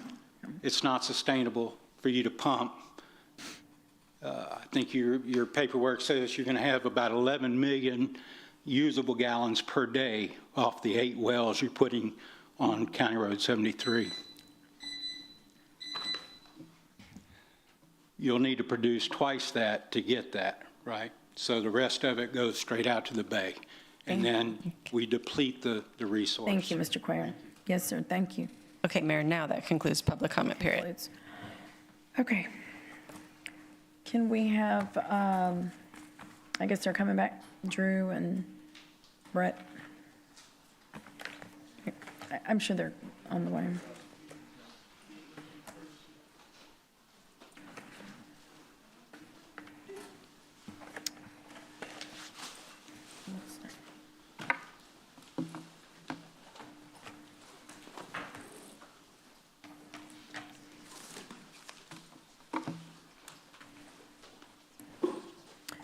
Okay, so we're going to pick up where we left off, which is item number 16 under section K, individual consideration items. And we had Councilman Cantu and then Councilman Roy, you want to put your line on? That were up to ask questions. So we will start with Councilman Cantu. Thank you, Mayor. First question I have is, on the website for TCEQ, the wastewater permit shows pending. What does it show pending for?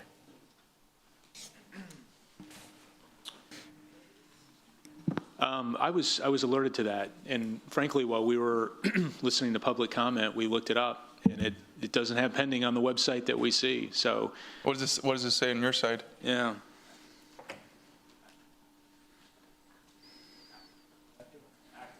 Active? Yep, it says active. That's correct. For the wastewater permit? The discharge, right? Correct. TCQ, City of Corpus Christi. It's got the CN number, Inner Harbor Plant. We do have, the viewers may be looking at the other permit site, the La Quinta, that one, the discharge permit has not been issued. Correct. The La Quinta has not. Right. Could Yeah. be somebody's looking at the La Quinta site. You know, we put 4 permits in 6 years ago, 2 at Inner Harbor, 2 at La Quinta. At La Quinta, we were awarded the intake permit, right? The intake permit was For awarded. La Quinta, Correct. the discharge is still processing, still in the process of review. Okay. My second question would be, how much money have we got total from the state How much money do we have total from the state? that we have in our bank account? So we have closed on $232 million of bonds from the state. We have $525 million that have been dedicated to the project from the Texas Water Development Board.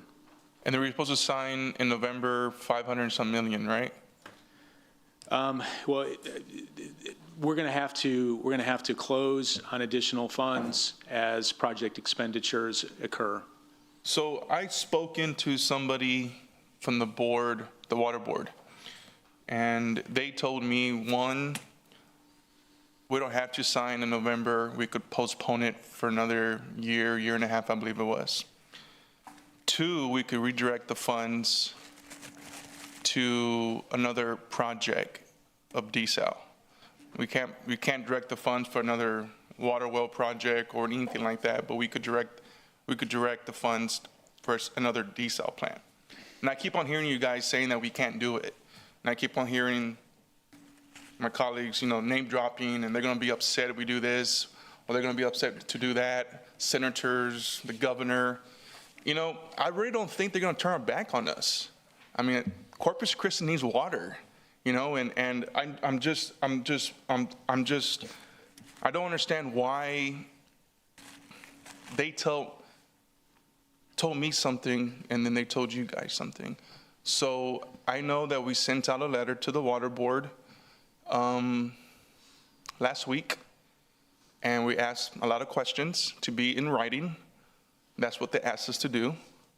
And so we sent out the letter, and I believe we gave them a deadline of August the 12th.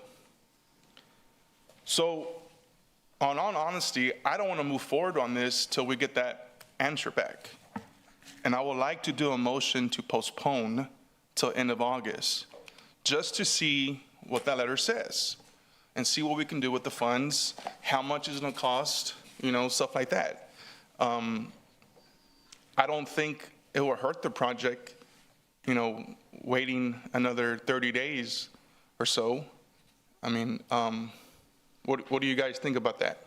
So just to clarify, when you say postpone, do you mean pencils down on everything until the end of August? Till we get the answers back from the water board telling us what we asked. I think it was a handful of questions, and we just want to know what we can do and what we can't do. Yeah, there will definitely be a cost because we're going to extend rental. For example, on the demonstration plant, we have rental equipment. We'll push that out, so we'll have some money owed for that. We can't guarantee Kiewit's going to keep staff on this job. They're not going to sit idle for 30 days, so they're going to start sending them to other projects. Same with Freeze Nichols potentially, and there's no guarantee we get them back. So we'll lose some of that continuity, and we might have to do rework. I mean, we're going to be less efficient, but there's definitely costs associated with it because you're pushing the project to the right, and you're also losing key personnel potentially. So you're saying that we will delay the project more and some projects will cost us more money? I'm saying that any delays at any decision point, and I talked about this at previous presentations, if we delay decisions, we delay the project. We're pushing everything to the right. Got it.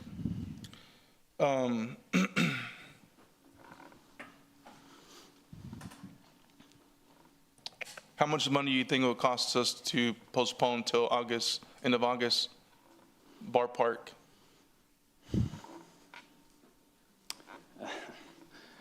I don't know. I know it'll be greater than 3 million. Every month we're losing at least 3 million. That's just on debt service. If you take into account all the other costs, it could be between 5 and 10 million. Well, maybe Kiewit could come back in 30 days and bring us a different number. I doubtful. They won't be any smarter on design if we put the pencils down. So it'll be the same amount of money. If we don't have any progress on design, we won't be any smarter. We can't produce a better number. Okay. I just don't understand how it went from 200 million, 757, 1.2. I mean, that's a lot of money, and I want to know our options, and I honestly don't trust what you guys are saying about the monies that we could use, what we could use this monies for, you know, and you know, you have to understand where we come from. I mean, y'all guys been playing politics on this deal for a while, so I mean, I just want to get our facts straight and figure this out. You know, I think the public has a right to know what the water board can do, you know, what they can do for us. I hardly doubt they're going to say, sorry, close our door on us, and whatever the case is. I mean, I know the state will help us, you know, and I confirmed it, just need to put it on writing, that's it. So, okay, thank you. Councilman, can I just make sure That was a motion. Okay. Postpone till August. The last council meeting in August, Councilman? On that letter, we didn't send it. You said you, right, yeah, okay, okay. That's fine, we just want to make sure. So August 12th is when you're expecting an answer, you said? Yes. Okay. And then that last council meeting in August is, I'm trying to pull up my calendar here. What is it? The 26th would be the motion would be for the 26th. Okay.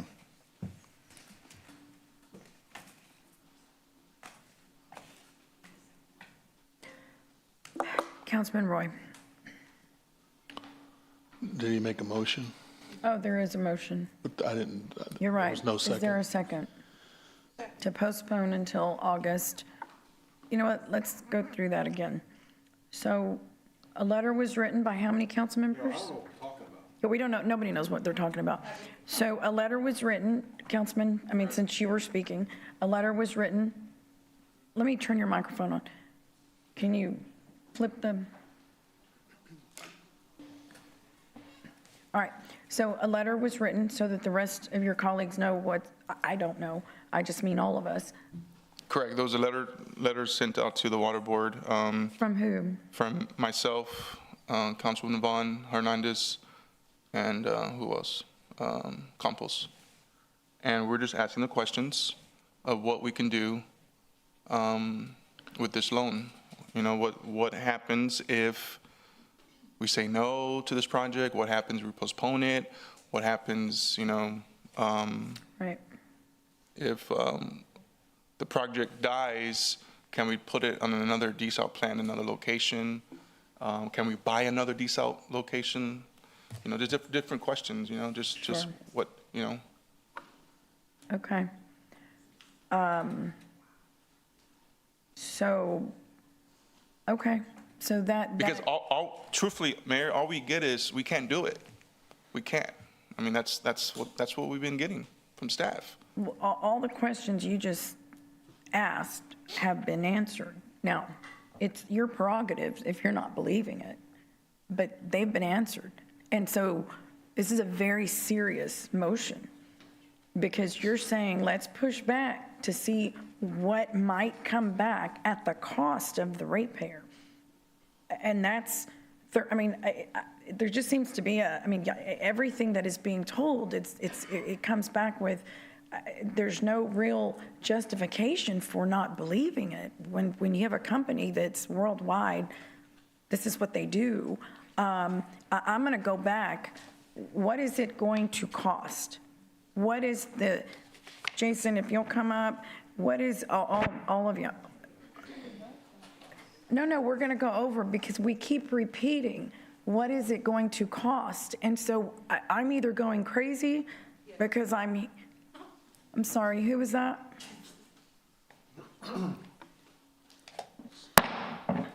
So right here, this third row, Mark and Maggie and Chloe, because I know your names now, I'm giving you a warning right now. So I'm going to be real clear with y'all. One more, and we're going to be escorted out. This is a meeting. You're disrupting it. It's super immature. Don't break decorum any longer, please.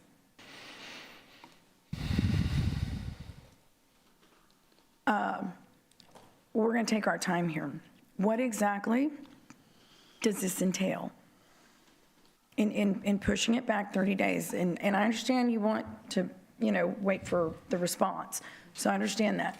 But I just want to be clear that we all understand, what happens on the other side of that.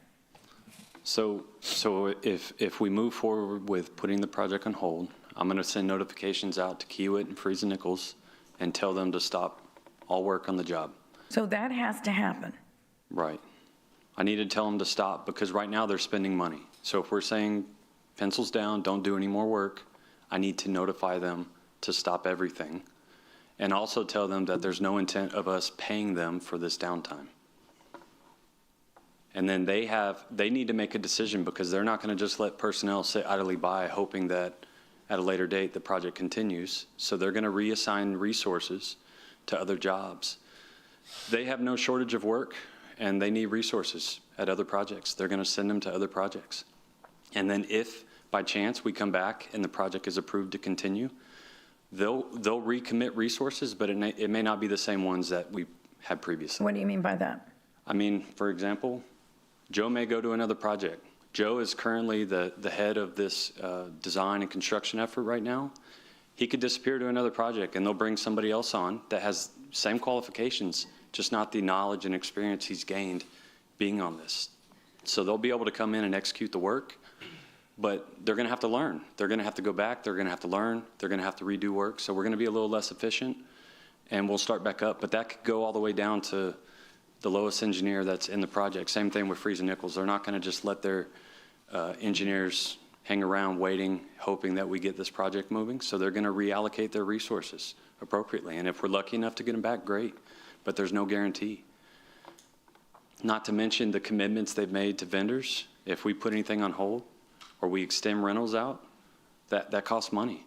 So we have all that exposure. We don't know what that exposure will be until we understand the full length of that downtime. But there's definitely schedule delays and there's cost delays. Okay. And y'all don't, whoever you're talking to, Councilman, can't get that to you sooner? I want it in writing. I want to see it in writing. No, I'm in, but that's, you know, You're not, I think we need to see it in writing. I know, but they can't get it back to you sooner in writing? I was hoping it was today, but no. Okay. Okay, let me move on. Councilman Roy.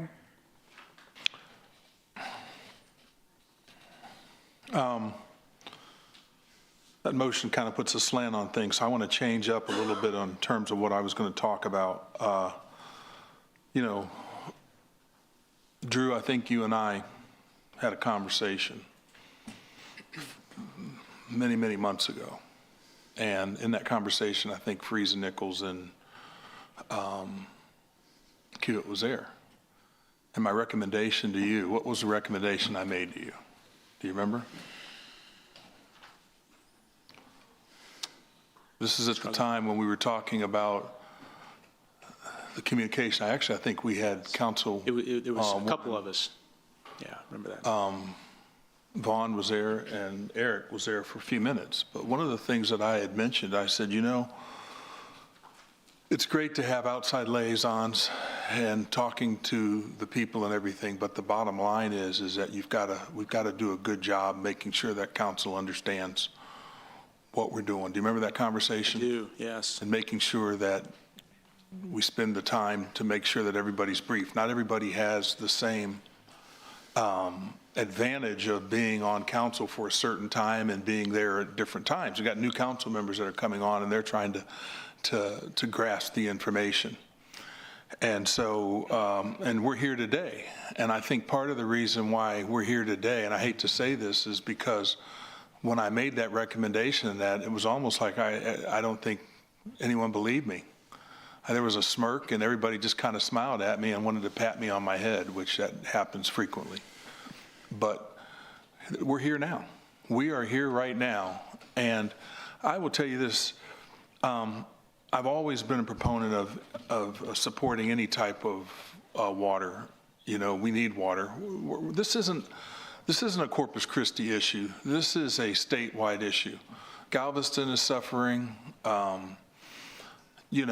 Other parts of the state, the valley's suffering. Everybody's suffering. Everybody's trying to find water. Austin, everybody. But now we're here. We've put money into this. I heard somebody earlier say, if you're in a hole, just stop digging. I guess, does that mean you just let yourself get buried? I don't know. But we're at this point right now. I will tell you this, I really firmly believe that whether we sit there and we look at Harbor Island or we look at some other desal, if we cannot back this program right now and we cannot go forward with the Inner Harbor, the savior is not going to be some other desal plant somewhere else. The cost is going to be greater. I don't think there's going to be another company. If we were sitting here, and let's take Kiewit out of the equation, and if we had 7 Seas here, 7 Seas is going to be the savior. They're not going to sit there and have a cost that's going to be less than any other cost. So we've got an issue. We've got an issue because we're off the tracks right now. And part of that is that we must take a look. The way the model was designed and everybody was briefed here, we were told that as we go through this process on the design build, that it's going to, and I've said this multiple times, that it's going to come out, we're going to get a cost, it's going to be higher, and then as we get closer to the end of the design, it should taper down, right? And that requires trust. That requires trust on everybody's part, and we don't have that right now. For whatever reason, that trust isn't there. So we either have to face the reality that you got to start cutting costs now and really looking at it now, because this is where we're at. I know that in the presentation today, one of the things that we had was an alternative. And I'm going to ask that hopefully maybe we'll take a heavy look at this alternative, that we agree to that 25 million instead of the 50, which will give us time. Because if we stop, we're going to have obligations. We could have lawsuits. We could have all kinds of things creep up because of this. But I believe that the council that wants additional information, hey, let's get that additional information. Let's get back on track and make sure that we're communicating. I know that your staff has made briefings available. I think you said that myself and who was the other one? Council member, I don't remember. There's only a couple of us that chose to attend this last briefing. We can cherry pick on what we want to attend. I try to attend every meeting because I think it's important that I brief and talk to, and I'm well averse in terms of what's going on with my constituents, and I can give them an honest update. Thank you, Rachel. I appreciate you rolling your eyes. But what I'm saying is that we've got to do something because we're off the tracks right now. And so I'd like seriously for my council to look at the possibility of that other alternative. Thank you. And I'd like to just remind Councilman, the questions you're asking were addressed in the letter from the Senator Chuy Hinojosa, in writing. And Councilwoman. And I just wanted to say one thing, Mayor, and Councilman, I just want to address something that you mentioned earlier, because you and I have had a conversation about this topic. We've talked about it. And you shared with me that you had a conversation, just like you said. You talked to somebody at the board, and you shared with me some of those concerns. And you know, I asked you if you could share with me who you were talking to, and that was something that I understand. If there's confidentiality there, that's fine. Understanding that you had that question, I reached out to the board, and I talked to the deputy administrator of the board, the Texas Water Development Board, and I asked him the question. I asked him the question that you asked me. I was pretty sure I knew what the answer was, but I wanted to make sure I heard it directly from that person. And so, you know, at the end of the day, I think it's important that we get those answers to you. You know, the answer that I got was the answer that I shared earlier, which is bonds that are sold, very difficult to move once they're sold. Money that's been allocated for the project, that money, we haven't sold bonds for that money. So we can give that money back to the state, and we can go back and compete for funding on a different project. Yeah. Now, I will say one of the challenges is that when you give money back, it's going to be a lot harder to get another award, because the state of Texas has put that money into an account that is set aside for this project.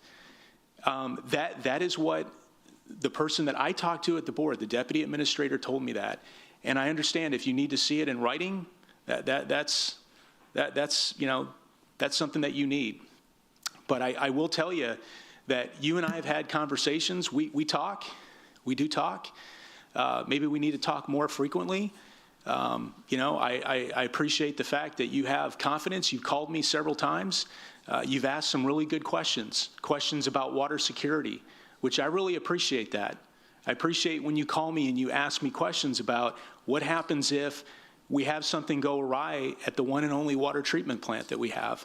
That's a concern that all of us have.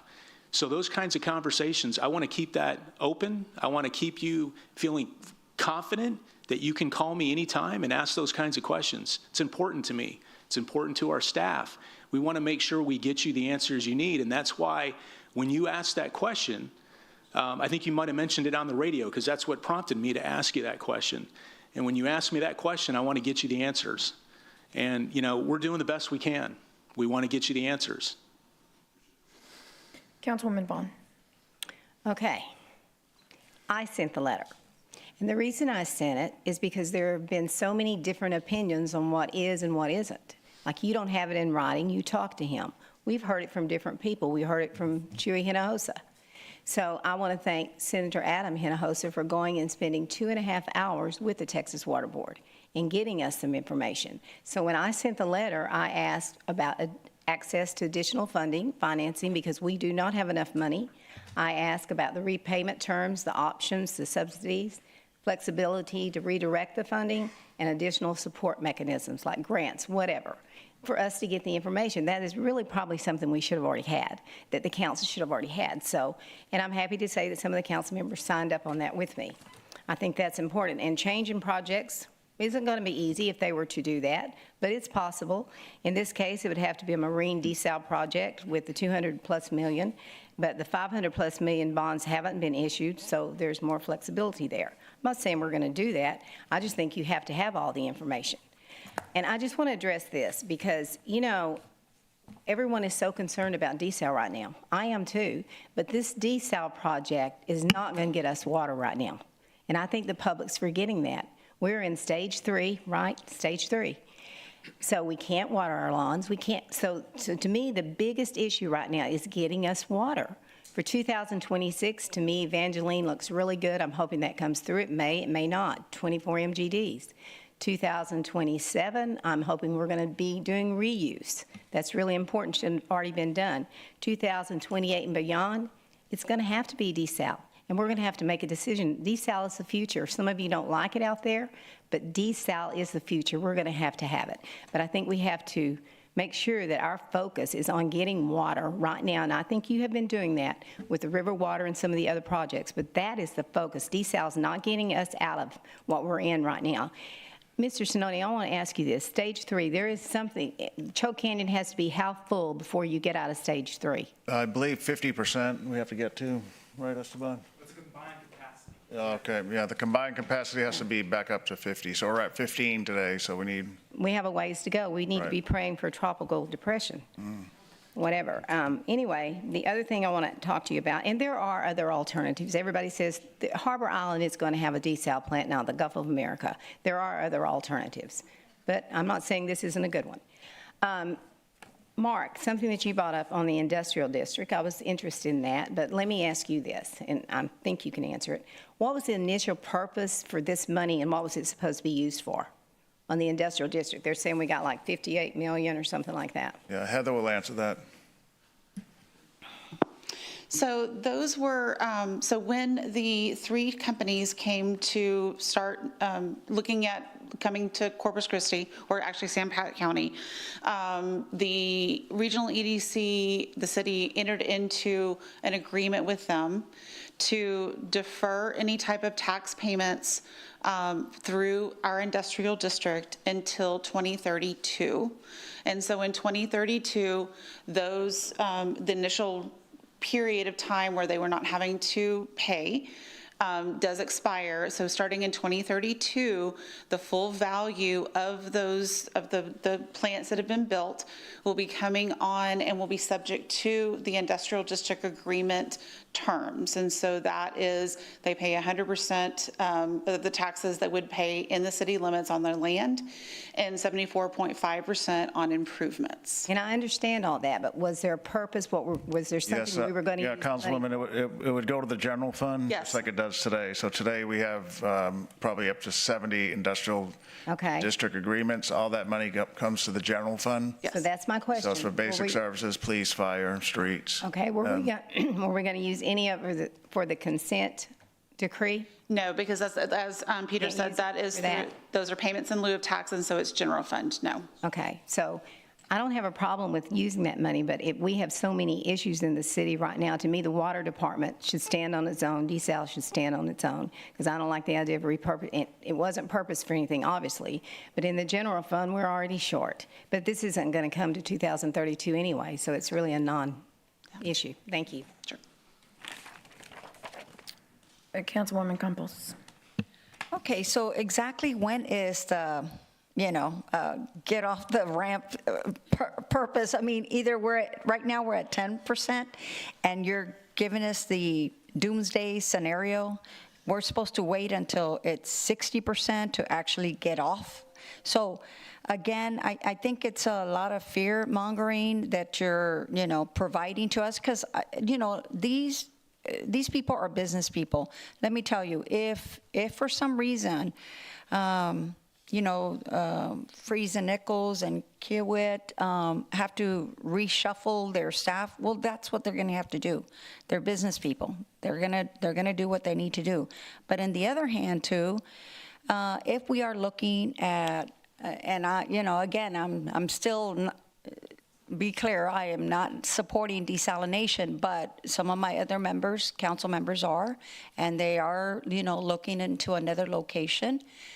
And so, as a matter of fact, it's looking even better. I mean, the more that I hear about it. But in the meantime, I think that we need to calm down. I also think that the wastewater permit that was brought up, Drew, you stated that it is, in fact, online, but as much as I want to believe you until I actually see it. So, I mean, you kind of reference on your phone, but I would like for somebody to bring it up so that the public could see it. So if you could do that, that would be helpful. The other is, I did, was thinking that I want to be able to do what is best for the community. And, I was thinking, should I support the tabling? My preference would be to just vote against this, but I don't know if I have the votes. So I'm just speaking, just loudly and publicly. So that is my dilemma. But definitely, I think it's something that we need to stop now while we can. Let's look and review what the water board has to offer. And I refuse to believe, like my councilman Cantu said, that they're just going to leave us out dry. No. I'm sure that we can come up with some loans because, you know, again, they're in the business of making money as well, but we're in the business of providing water for our 500,000 constituents. And it's still a disservice when people come and make their, you know, they take their time to come here and we only give them a minute. I'm still, that just breaks my heart when I see that. But okay, you know, we're still, you know, trying to figure out what we're going to do with the public comment. But again, I think it's only, you know, it's important that we hear from everybody. And a lot of the other 500,000 customers don't live here in the city of Corpus Christi. So I wanted to make sure to acknowledge that. If I may, Councilwoman, just so you know, what we're presenting today are 3 options, right? We have what the staff recommends to take us to 60%. We have an alternate number 1 that takes us to 30. And then the other alternative is to pursue neither. And it's not fear-mongering. We're just trying to provide you with the facts of the situation. If we choose to not pursue this project, these are real situations and issues we're going to have to deal with. It's not fear-mongering. It's what's going to have to actually happen. So we're just trying to give that information to you so you can understand the consequences of doing so. All right, Councilman Scott. I mean, you did it again. Thought you were ahead of me. Hey, can we get a copy of that information that y'all got from Texas Water Board? Okay. Got it. You were asking the question. I thought you were making statements. Yeah. Can we get a copy of the letter that the question's being asked? Man, I've got to learn a couple things today. 1, you can take pictures of closed session items with your camera, and 2, it's okay to start your own conversations outside the body. And that's different. That's different. You know, when somebody reached out to me 2 months ago and said, got this great groundwater idea, I said, you got to talk to Drew, and I put you in a conversation with him. I thought that was the appropriate behavior. I think maybe this body operates differently. And so I guess I'll take that on. I think we have Senator Hinojosa's comments, but that'll be fascinating to see if the Water Development Board says something different. Man, I'm just, wow. So, questions. We'd have stopped the demonstration plant? Yeah, we put everything on hold. What happens to the bond rating if we terminate today? Does it affect our bond rating? What would be the impact of terminating?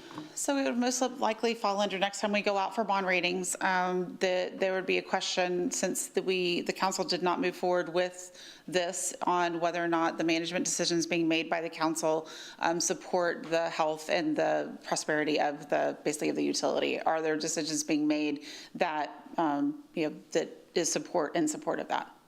Got it. Okay. And our financial advisor told us that, right? Yes. You're not just making that? No, I'm not just making that up. So part of the rating is based off of management decisions and the ability to set rates appropriately, to secure water supplies appropriately, things along those lines. And so while we are doing other things to secure water supplies, it could reflect negatively. I'm not saying that it's, right then, it could reflect negatively if this project does not move forward, or a like project to secure future water rights.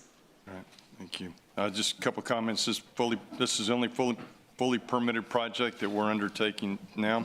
Hey, if we do have to pay back all that debt, Heather, is it paid by inside city limit customers or inside and outside city? No, it would only be inside city limits customers, because we don't have an asset. So basically it turns into kind of like an operating expense, which would only be attributable to inside city limits customers. So if we terminate, today, or I guess even 30%, and we have to pay that back, which I don't know why we wouldn't have to. Yes. Only Corpus Christians would pay that back. Exactly. Wow, gotcha. Okay. Hey, somebody asked about what Carlsbad had ever built, anything else. They did build the Carlsbad plant, for better or for worse. I get the comment about 30%. I think that's what I'm hearing is you have questions about how we get out, if we can get out. I hear you're talking about $10 million, and that's putting words in your mouth. about if we set 30 days. I don't know why we wouldn't at least go to 30%, because if it's 25 million to go to 30%, we might lose 10 million, my words. It would seem to me you want to keep the thing going while you get their answers from Texas Water Development Board. I do think the Aztecs are honest. I think this is, and I don't think the state will come to our aid because they're going to say, yeah, we did. We put up $750 million. We let you borrow 200. We fronted the debt. We helped you. It's not our fault you chose to go in a different direction. So maybe that's wrong. That's just my perception. I still think, I think it's a good project. I think it's fully permitted. I think we can move forward with it. And when you get to 60%, at least you have an asset. That asset would be a fully designed, when you finish the design project that you have on the shelf. I think that's value. I think walking today provides no value and great risk with our partners in water development. And I had a minute. That's all I got. Thank you. Councilwoman Paxton. Thank you, Mayor. So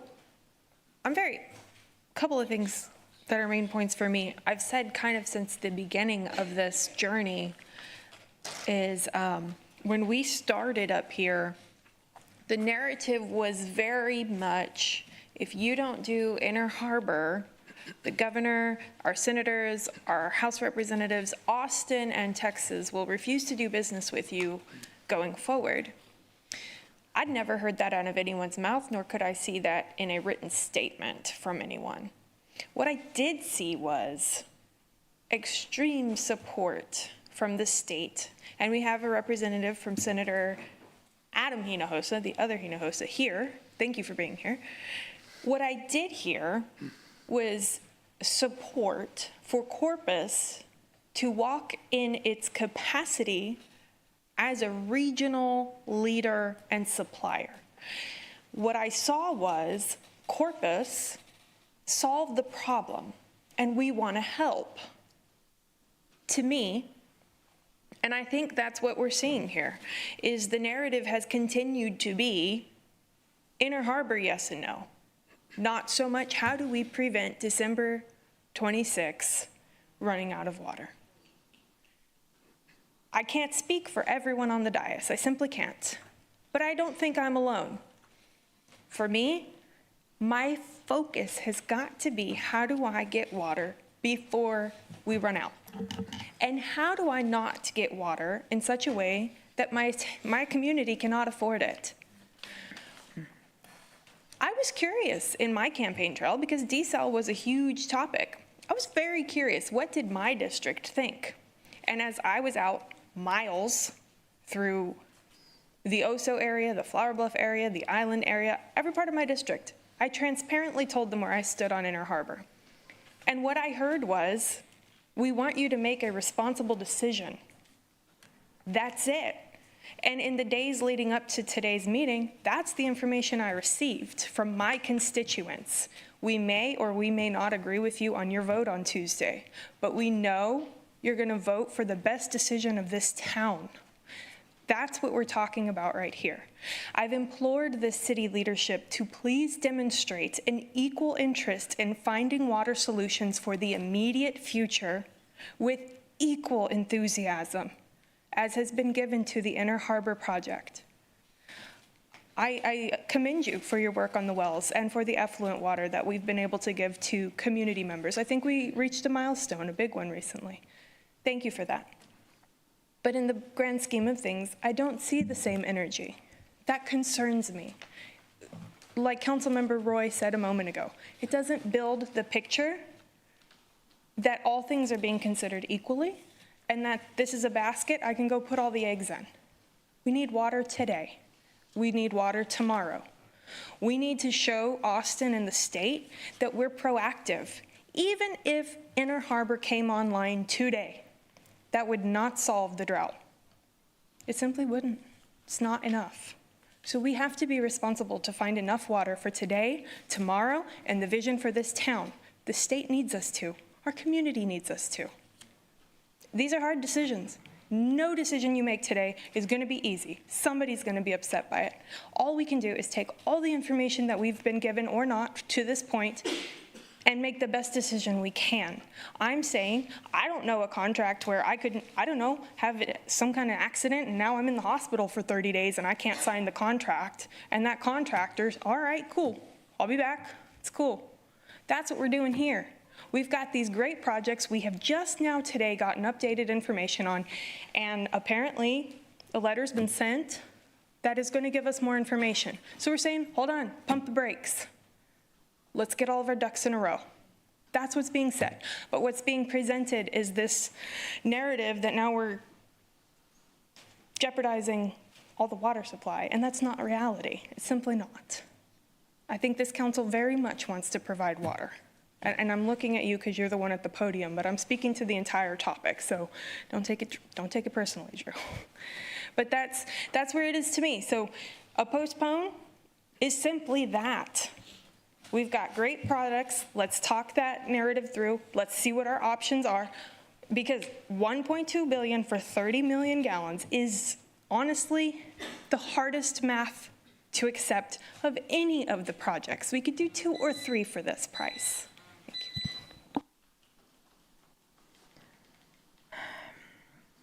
Carolyn Vaughn. Councilman Scott, I take exception to you saying, oh, people went out and got the information on their own. You bet I did. I'm not a robot. I don't just accept what people tell me. And had I got this information before from staff, which I wish I had, I wouldn't have had to do that. But I was not going to sit here and not do it and not know. So thank you very much. I bet you've never done that. It's okay. It's not a question for you. Nah, it's just a statement. We'll talk later. I would say this, though, with your motion, Councilman Cantu. I do not think they should stop work. I don't have a problem with postponing it, but I think they need to continue to work. We are not saying we need the information. I mean, I sent this in good faith because I truly want the information to make sure. We're talking about $1.2 billion. We're talking about a desal plant that I think is Inner Harbor and Harbor Island are both supported by the state. And it's going to be, and I mean, we've been definitely told that by some of our representatives as well. Whatever we do, it's supported by the state. So I don't have a problem with a postponement, but I don't think they should stop working.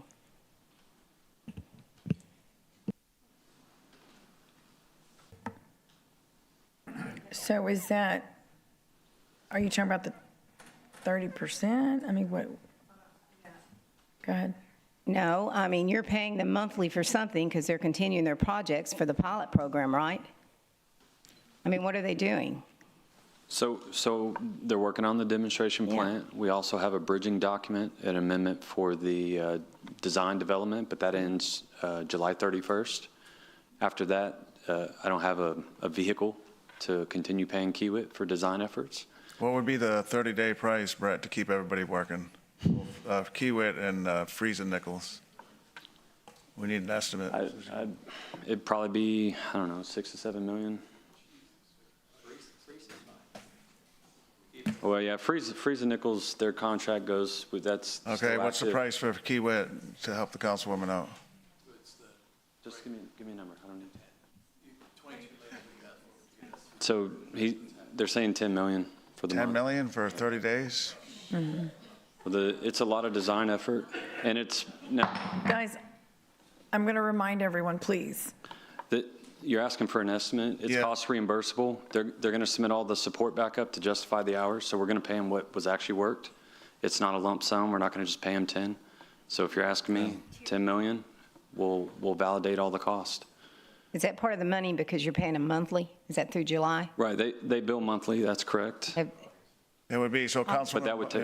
Councilwoman Vaughn, it would be, if you, to expand upon your idea, would be the council would have to authorize up to $10 million time and material, meaning it's not lump sum, it's based on invoices that come in. Yeah. That would probably be the maximum. It probably won't be as, may not be 10 million, but if you wanted to keep them working through the end of August, that would be the motion that we would need to be able to have the money to pay them. have the authority to pay them. Yeah, I'm not sure that that's the consensus up here. Thank you. Okay. Mayor, not to interject, but if we can put the item on the screen, we do have the. Is the discharge permit for the Inner Harbor, Drew? Yeah, yes, sir. Okay. So, I mean, this is what, we just pulled it up off the active website. I mean, this is what it says, so I'm not sure. So it exists. We're, The status of active, what is it? Status- That upper right box, Drew? correct, Just walk us status through that. active, yes, sir, That means it's an active approved permit? correct. Okay. Yeah, it was issued on March 18th.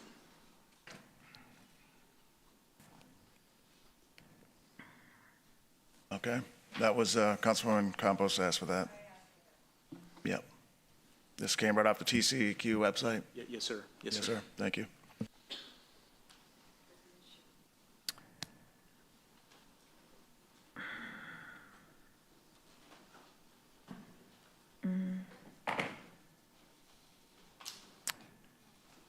Drew, when are we going to see the Garber?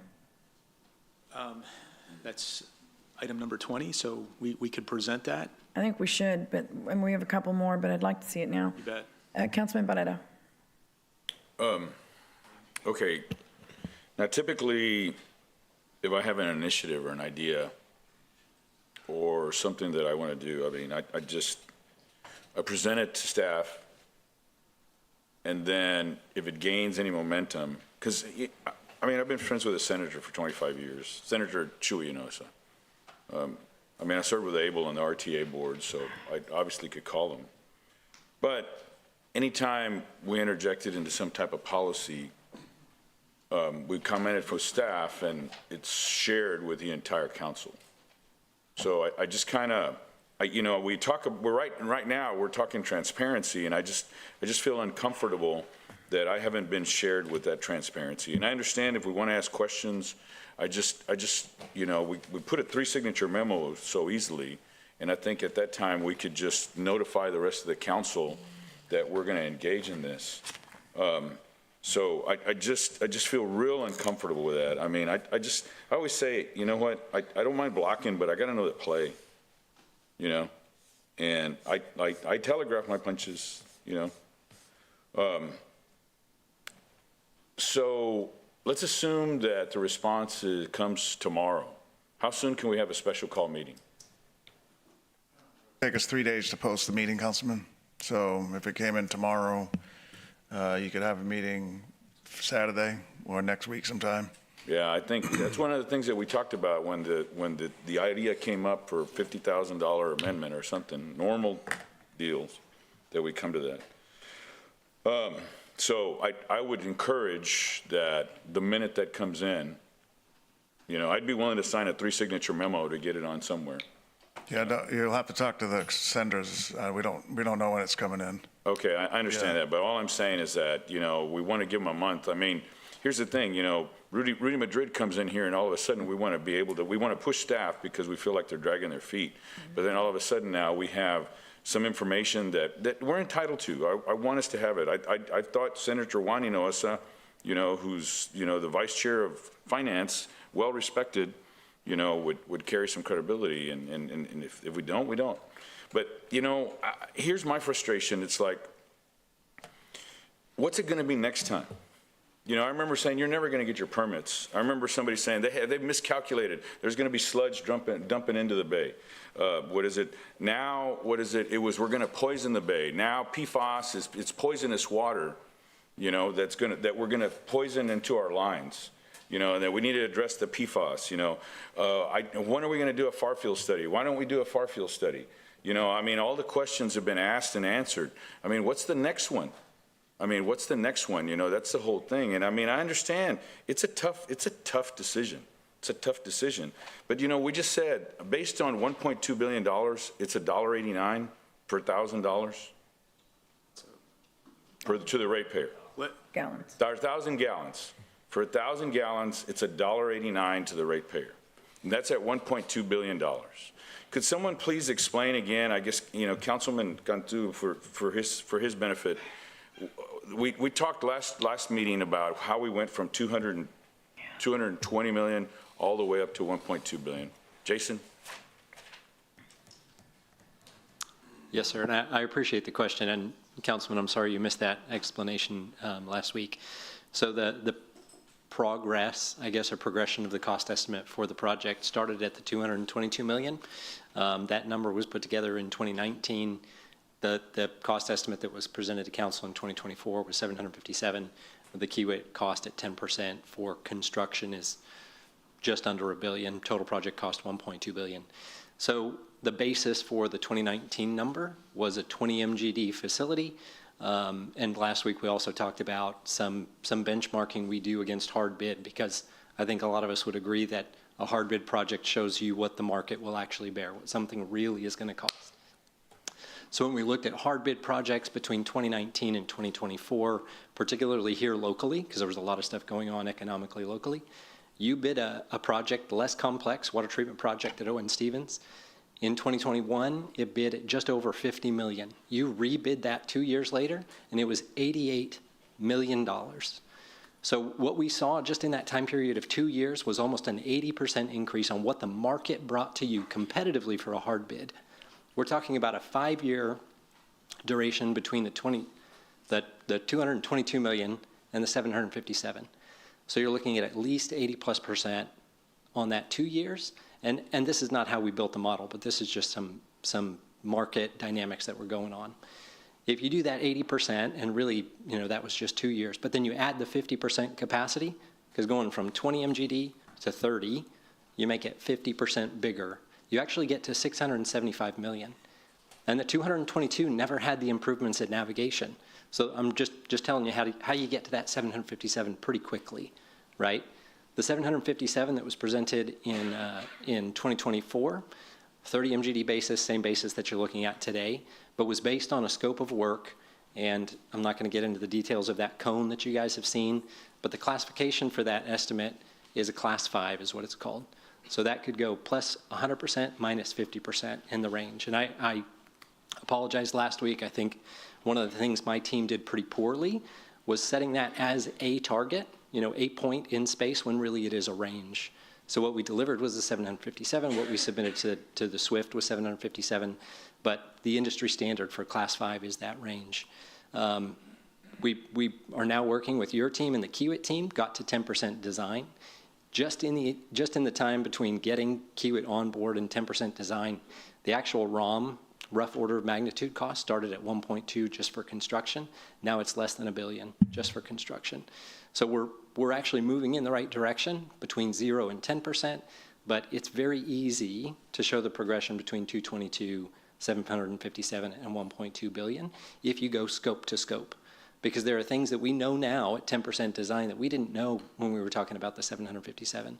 But I will tell you, if you do the industry standard range on 757, the 1.2 billion is in the range. And if you take it back, the 222 million is still in the range.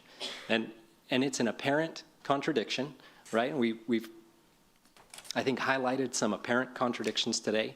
I really appreciate a lot of the questions that have been asked, because the pursuit of understanding, the questions that you're asking, seeking understanding, actually shows this motivation and this investment that you want to get to the truth. I want to commend you on that.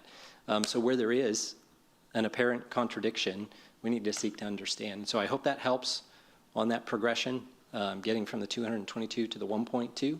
And we've got, a scope build up and a breakdown on all that we've put together, if that would help. Thank you, Jason. Can you answer this? How Yes, sir. large is the team that we're using right now for Kiewit? Oh, I've heard different numbers on the Kiewit side, but for engineering, it's in the hundreds. All right, so we've got in excess of hundreds of engineers working on this. Yes, sir. Okay, thank you very much. Here's just a couple of things. There a lot has been said about the off-ramp. Well, the off-ramp was really just to say, okay, we're going to abandon the design, the progressive design build, and go for a hard bid. So that was made very clear in the Leflin. What's Leflin's last name? Clark. Leflin Clark made that very clear to us. I met with him 3 times, and I met with him once at length. I had more questions, went back to him, and then and then he came and presented to us. So I think that's been made very clear to us. I mean, I have that book sitting in my office. ask that question.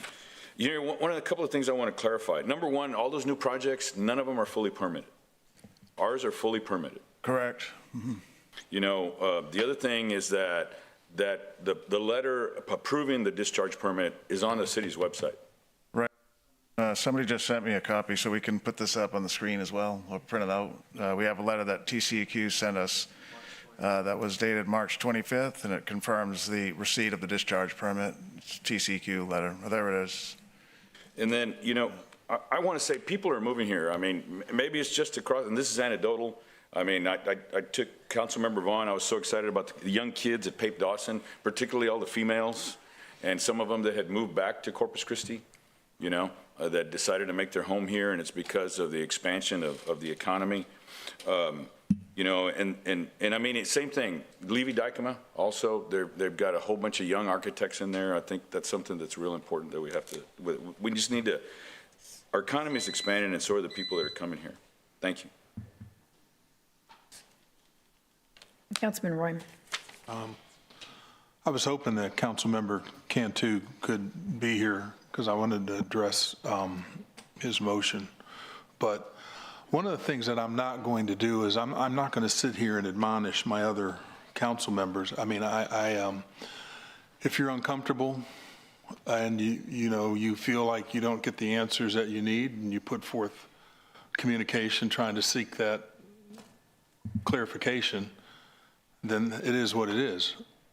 My method may be different, but at the end of the day, one thing I have learned about this council here, just like with the $50,000, right, is that if they're not comfortable with something, that they're going to look into it, and sometimes we have to take a step back to go forward.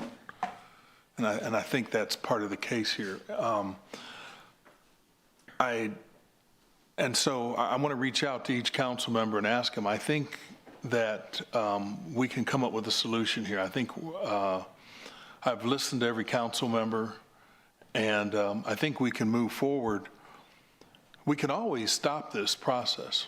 You know, if the letter comes back and there's something there that doesn't represent well, that council doesn't agree with, it's easy to stop a process.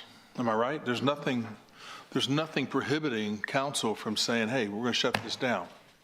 That's correct. So with that being said, and I was like, again, I know there's a motion, and I don't know if we have a second?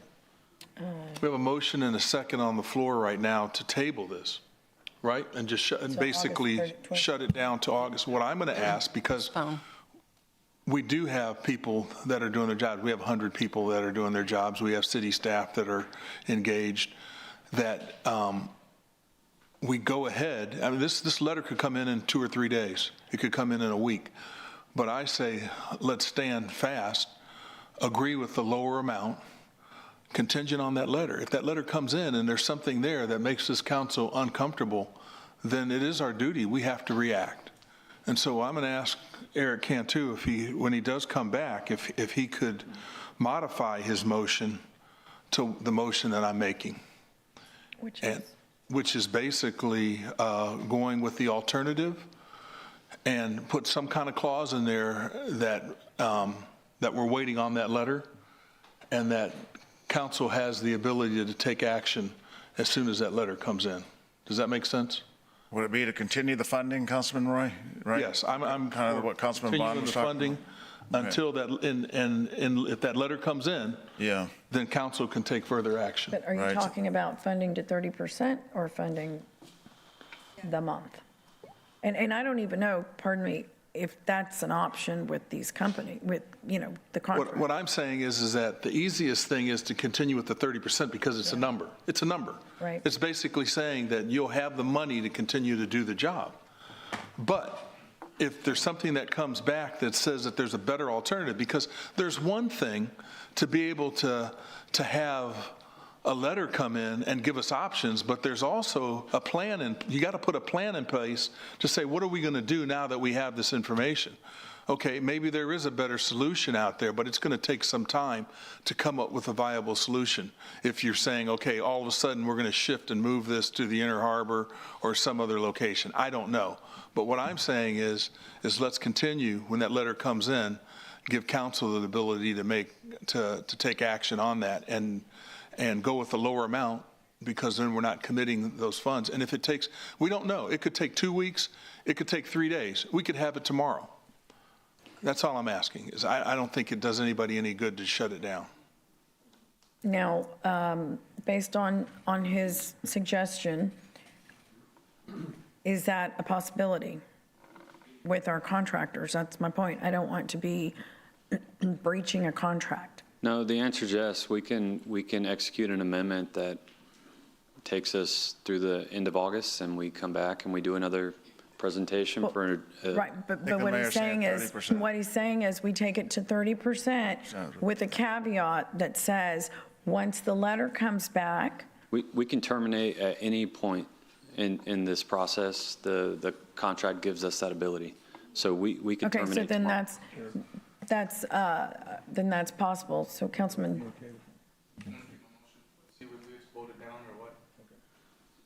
Well, can I make that motion then?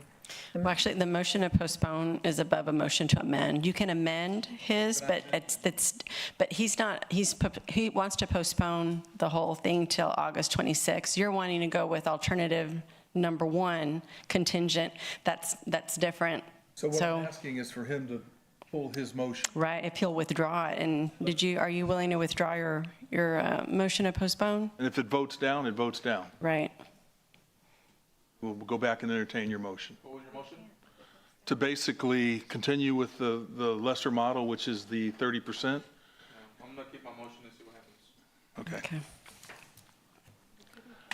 So yours doesn't. Right. He's going to keep his motion, so Right. we have Right, to vote. and that is to Postpone until postpone it until August 26th.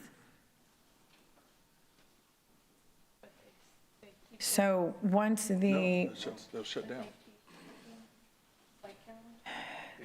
what if we considered, 10 million, no. what if we considered, hang on, guys. What if we consider the 10 days, 20 days, 30 days? Freeze said they're good. This is just, Who? Freeze and Nichols is good.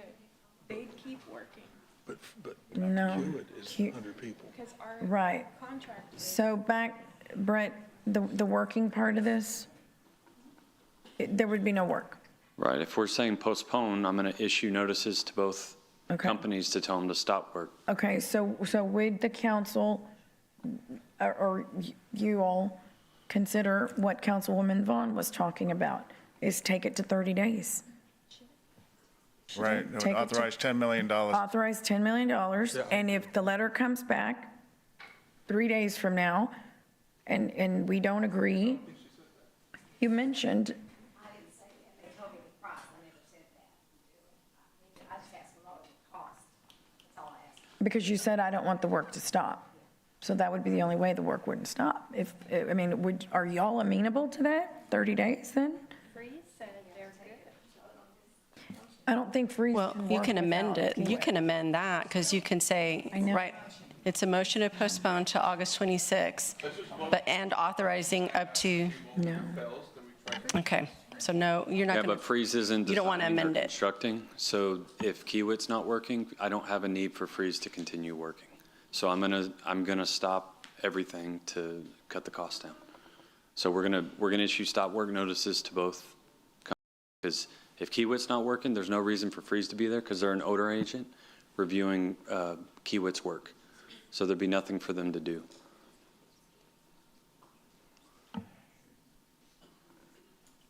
Okay, Let's vote. so there's that. Well, we've got to open public comment, but right now, so no one's, I'm just making certain, no one's amenable to 30 days. Well, I only have one more time to speak. I'm not going to say anything right now. Okay, we're going to open public comment while everybody's thinking about this. All right, just form a line there in the middle. Cecilina Saldana, Corpus Christi. You have a hard decision on your hands, but I want you to think of one thing. You have a couple of things to consider. One, we live in a desert. Two, we need water now. We don't need it later. I agree with you wholeheartedly. We need it now. Desal is something that I'm very much in favor of it. It's a long-term decision that's coming up.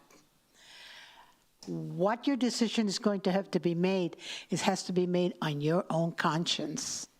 What you think we need, and what we need is water. You have a very hard decision to make. I don't agree with some of you about transparency because I know some of you, and I know you're not transparent. So that being set aside, I know some of you are honest and you care about the people. You care about what's going to happen. But our issue is get water now. Don't stop it. And don't stop what's going to happen to us in 30 years when we have no water. We have to have water. Desal is an answer to get water, but it has to be done when it's proper and you have some good compromises on your hands. Think about it and vote your conscience.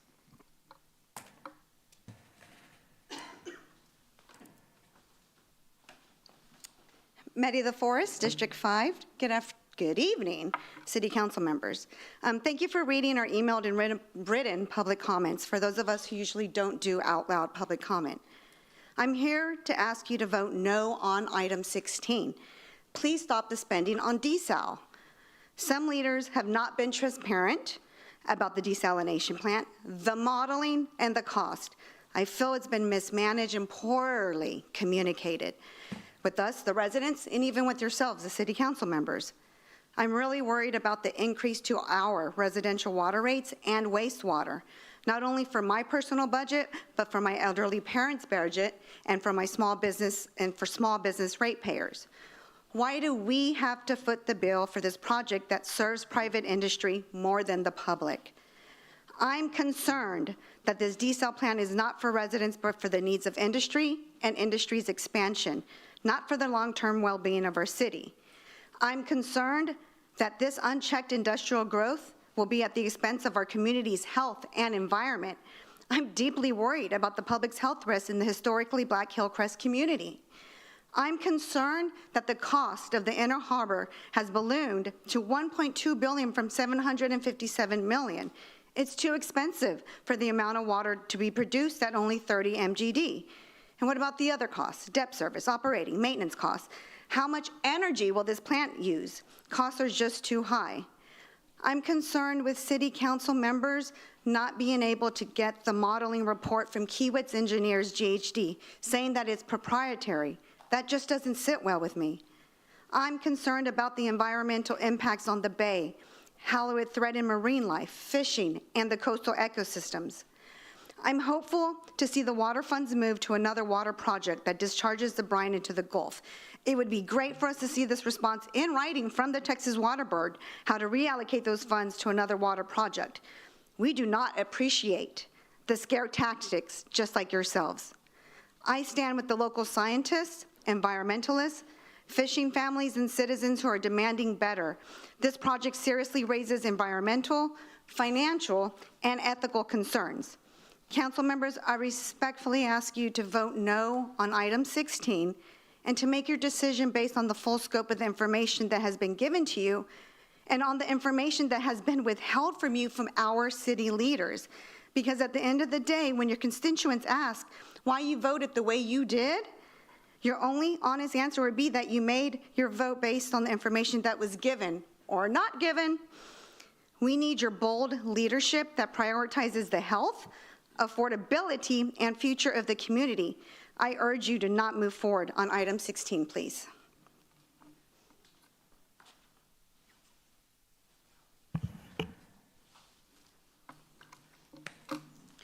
Elena Martinez, Corpus Christi. Desal is not my area of expertise, but in coming to these city council meetings, one thing has stuck out to me, and that is that the people come and they are passionate and they try to make their voices heard, and they constantly feel ignored, whether that's because of economic reasons, whether it's because of the environmental reasons, whether it's because they live in Hillcrest or they stand for the people of Hillcrest, people do not feel heard on this issue. And while I'm sitting here listening, and I've been here since 8:30 this morning because I went to the audit committee meeting this morning, while I'm sitting here listening, I can't help but think of phrases like cart before the horse, eggs all in one basket, counting chickens before they hatch. We're doing work on things that haven't been fully approved yet, and I don't understand why. Additionally, I would like to address a comment that Councilwoman Vaughn said earlier. Why is there so much hate being directed towards some of the council members? I think we all know the answer, and that is money. Somebody's bottom line is threatened by the lack of desal, and so they're directing that hate. I live in District 4, and I'm a little sad that Councilwoman Paxton isn't here. I know y'all get up to get snacks and water and all of that, but I want to let her know that I was very upset to get that text message last night. I don't know how the Chamber of Commerce got my information. I've never interacted with them, but suddenly they're telling me what to tell my city council person. I was horrified. And I am so sorry for the city council members who are being attacked on this because somebody's bottom line is threatened. And, you know, also, I think some of y'all need to look up the sunk cost fallacy, which is the money that's already been spent is gone and you can't get it back. So why are we going to spend another $1.2 billion on something to save $100 million? So thank you very much.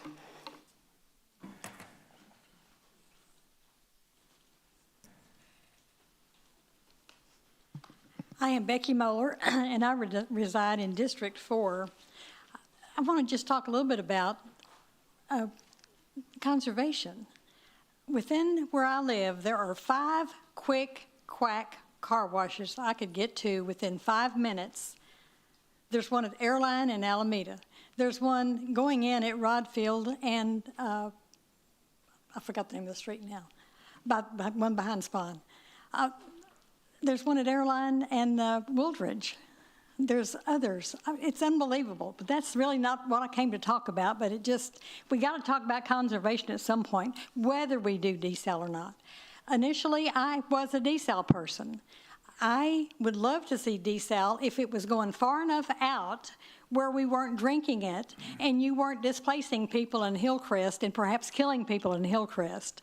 So I'm opposed to this particular desal thing.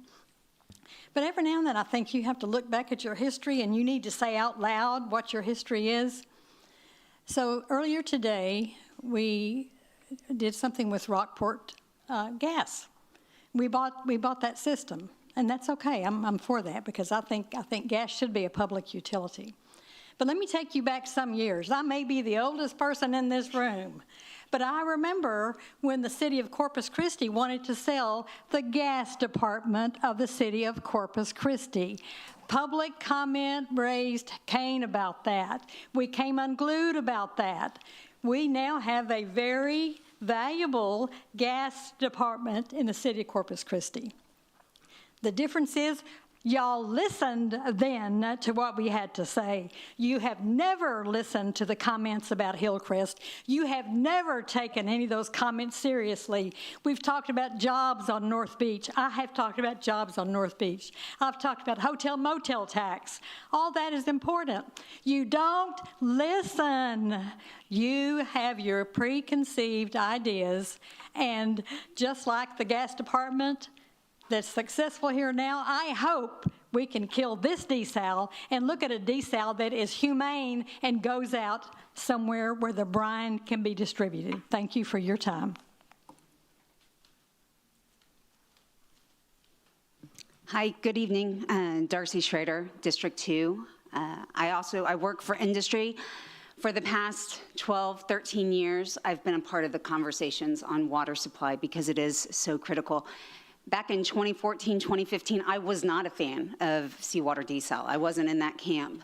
But we saw the projections. We saw the Region N and the City of Corpus Christi's projections. And in fact, at that time, I almost laughed at him, and I was like, that demand is not coming here. But you know what? That demand came here. And over the past decade, we've continued to talk about water supply. And I heard earlier that the reason we haven't moved on water supply projects is greed, and I would disagree with that. That's not it. It is the fact that every 2 years we have a new council, basically. I mean, we have some of you that are able to return, but then we get some new members and have to re-educate. You want to do your own due diligence, and rightfully so. You want to study it and make sure you have the facts. So for the past decade, we haven't moved on any water supply projects, and we're still in the same place.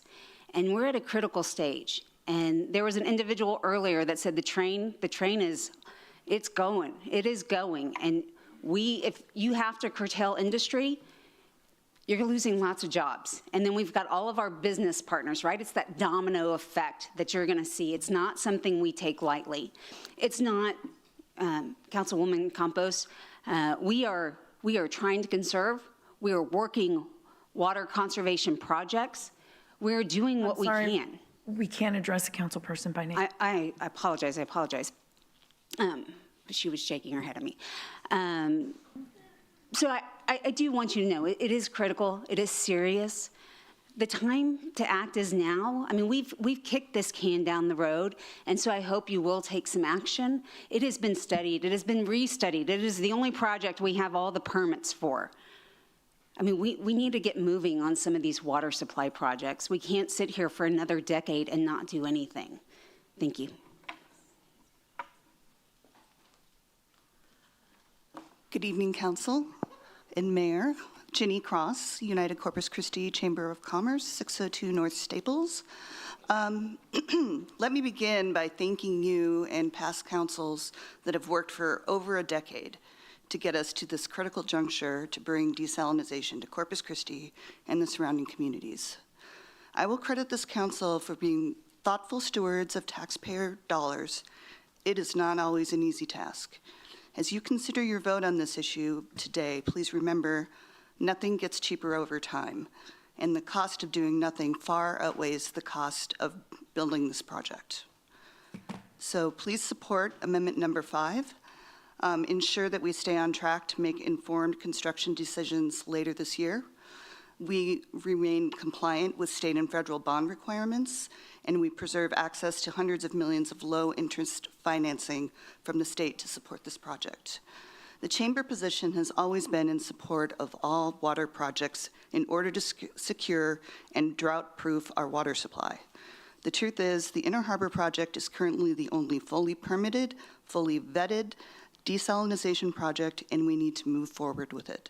Now is the time to make the courageous decision and lead our community to a water-secure future. So please vote yes on this item. Thank you.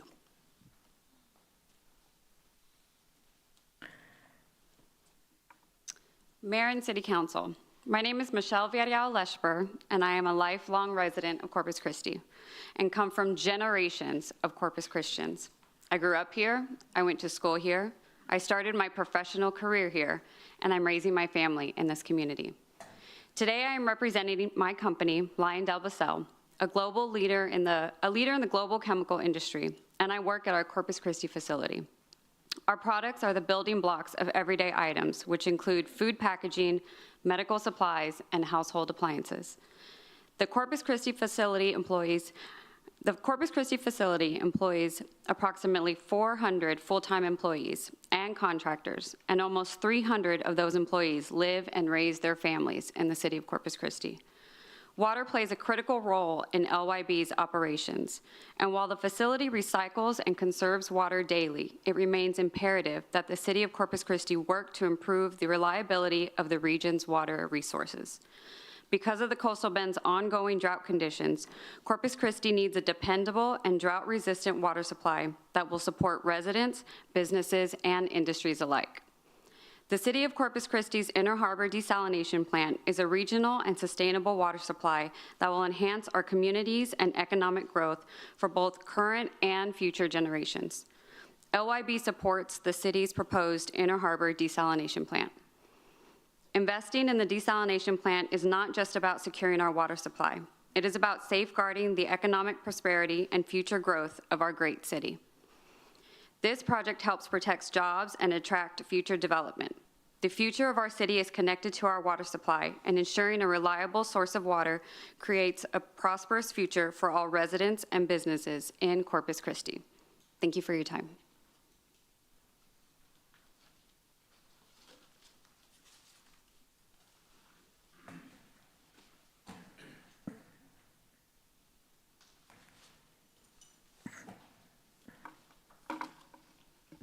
Carrie Rivas, Corpus Christi, Texas. Good evening, Mayor, Council, and staff. I'm here to speak in support of item 16. Flint Hills Resources operates 2 refineries in Corpus Christi that process primarily Texas crude to produce fuels and other essential products people in Texas depend on every day. We're proud to be a leading local employer with around 1,000 full-time employees and hundreds of contractors. Like many of my coworkers, I'm from here.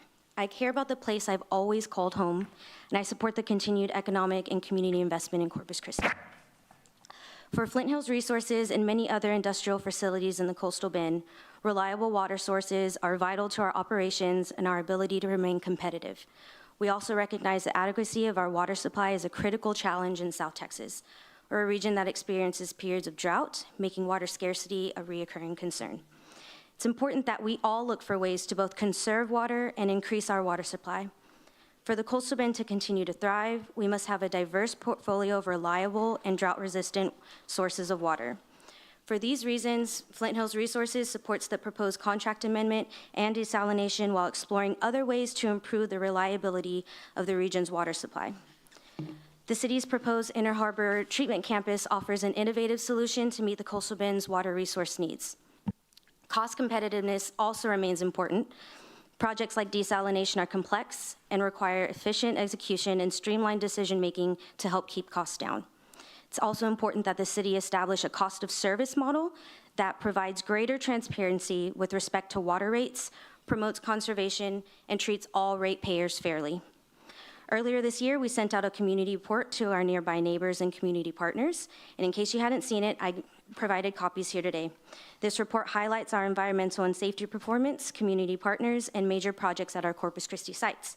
I'd specifically like to point out to page 8 at the water intake intensity chart.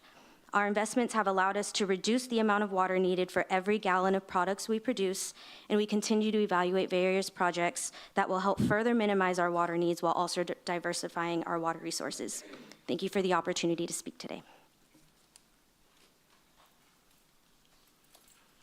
Good evening, Daniel Pena, District 1, Hillcrest.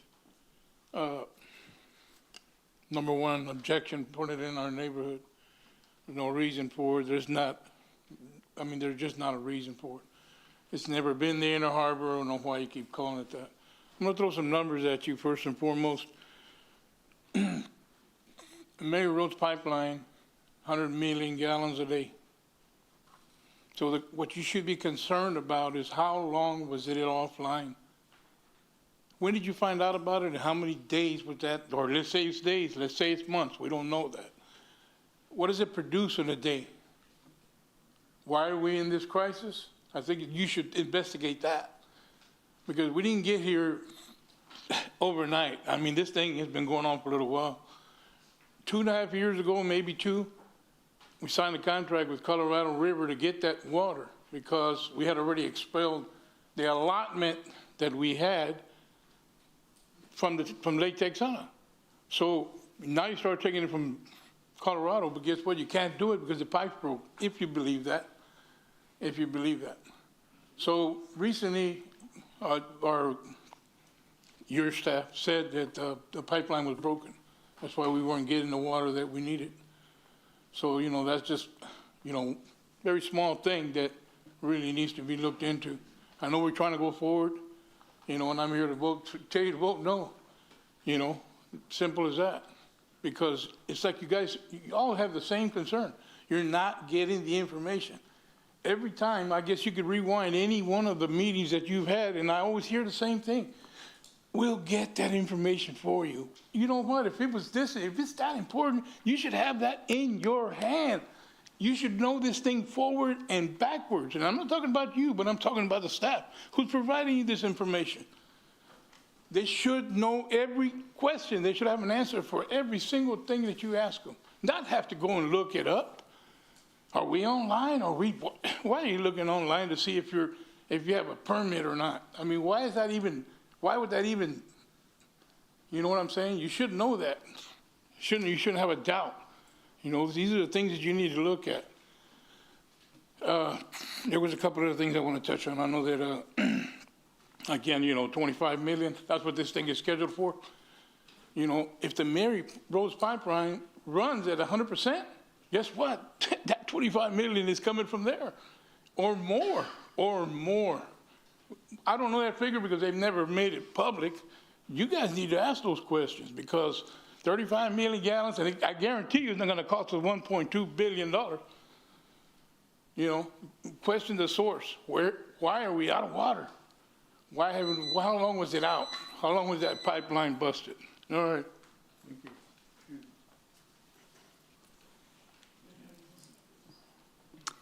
Good afternoon.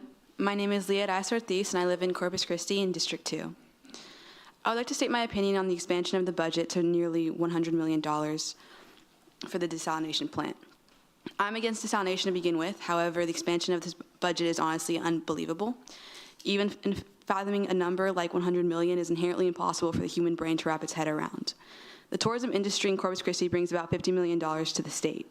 Approving this bill would mean economically imagining that all monetary value from the tourism industry has completely halted and still being indebted another $50 million. I ask you, can Corpus really afford this? Right now, the water department is saying that constructing the plant would cost between $1.2 and $1.8 billion. While we are getting money from the state, that money isn't a gift, it's a loan. Loans have to be built back with interest.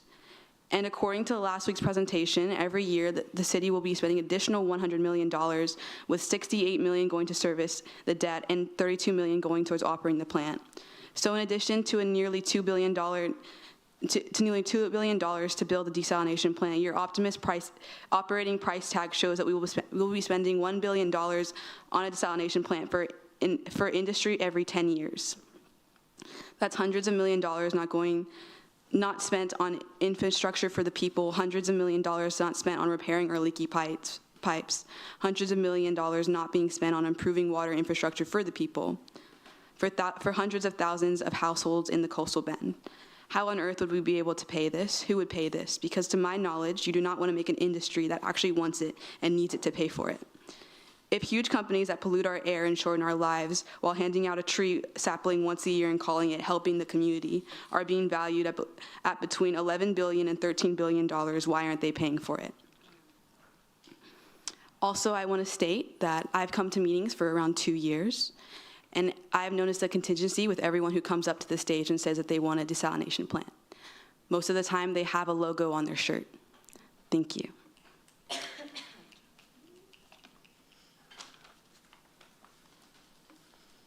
Hello, my name is Lina Dice-Ortiz, and I live in District 2. I'm here to tell you to vote no or table item 16, the desalination loan, because the cost of planning for desal compared to the cost of social services is unacceptable. You have spent so much time and energy on a desalination plant for heavy industry that we are facing a budget shortfall. You have no imagination or energy for how to address real quality of life issues for our community. You've practically zeroed out the homeless services department, and you've reduced solid waste services to the community, and you've hired unqualified people to run the animal control services. A Caller Times article revealed that ACS was just dumping animal carcasses in a landfill. For a community of more than 300,000 people, you've barely spent $5 million on health services. According to the Caller Times, aggravated assaults went from 67% of all violent crimes in 2015 to nearly 79% in 2024. In 2023, our aggravated assault rates are almost triple that of the national and state average. Our hours of operations for our libraries are abysmal, as are the resources dedicated to the city parks and recreation. We only have 4 recreation centers that service a city that is twice as large as Chicago, but have limited operation. So much of your time and energy has been dedicated to serving multinational corporations that you fail to serve the community. And when you create this huge monstrosity and promise the water away as Port Commissioner and now Chair of the Port stated in 2023, what is going to happen to the people and our services when you fail to provide these industries with water? Will they sue us the way Valero, Flint Hills, and Lyondell Basil did when they didn't like the increase in their water rates? A news report said that lawsuit cost us $500,000. But how much did that cost us in terms of public services denied? Aren't we here because we can't satisfy the greed of these industries, the greed for profit, and their greed for our water and other natural resources? We need to stop catering to the industry and actually cater to our community, the people you're supposed to be serving. I attended UCLA, and when the fires were happening, I relocated temporarily to Huntington Beach. We still had class online, so my friend, who was a local, suggested we meet up at the public library. We spent all day there, 10 a.m. to 7 p.m., doing classes and assignments, and it was great. They sold coffee and sandwiches. 3 p.m. rolls around, and kids from elementary school to high school roll in, using tables and books to do their homework. There were walking paths in the back that families explored together, and my friend told me that going to the library after school was the thing to do. It was a safe space to get your work done. There was food there and adults to watch over you. This is what happens when you prioritize public spaces. They're used and valued. This is something I don't see here, but I wish I did. Redirect your attention and priorities, and we could have safe spaces that improve education and our quality of life. So say no to the desal loan. Thank you.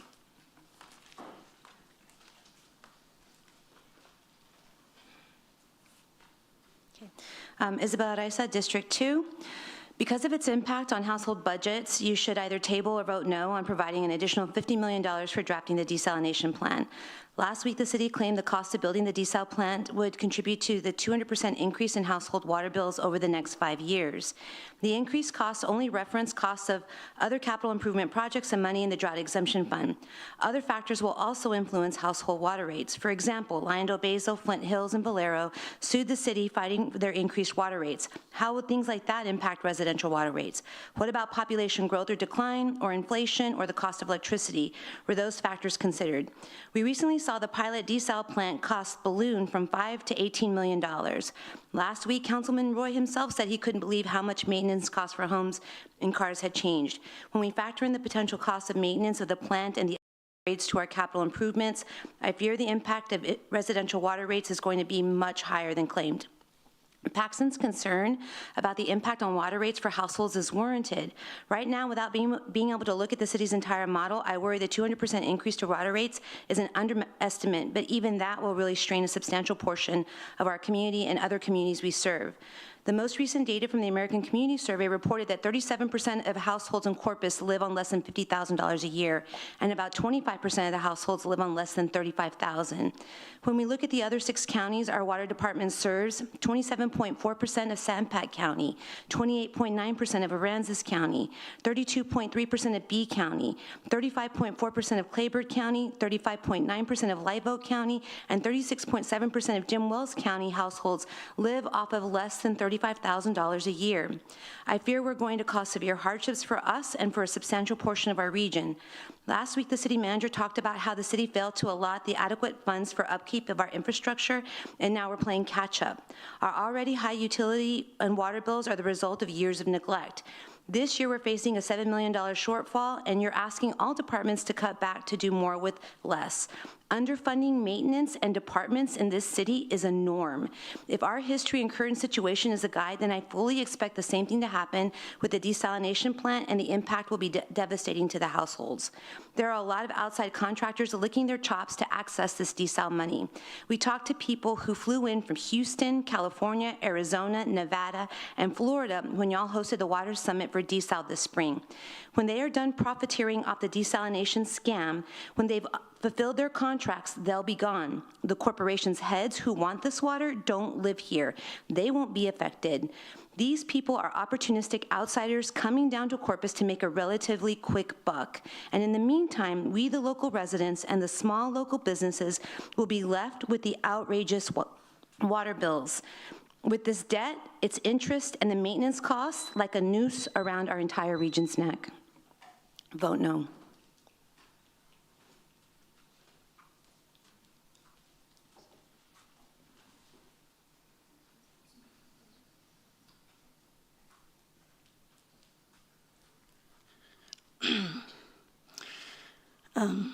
Good evening. Hi, my name is Jennifer Gracia.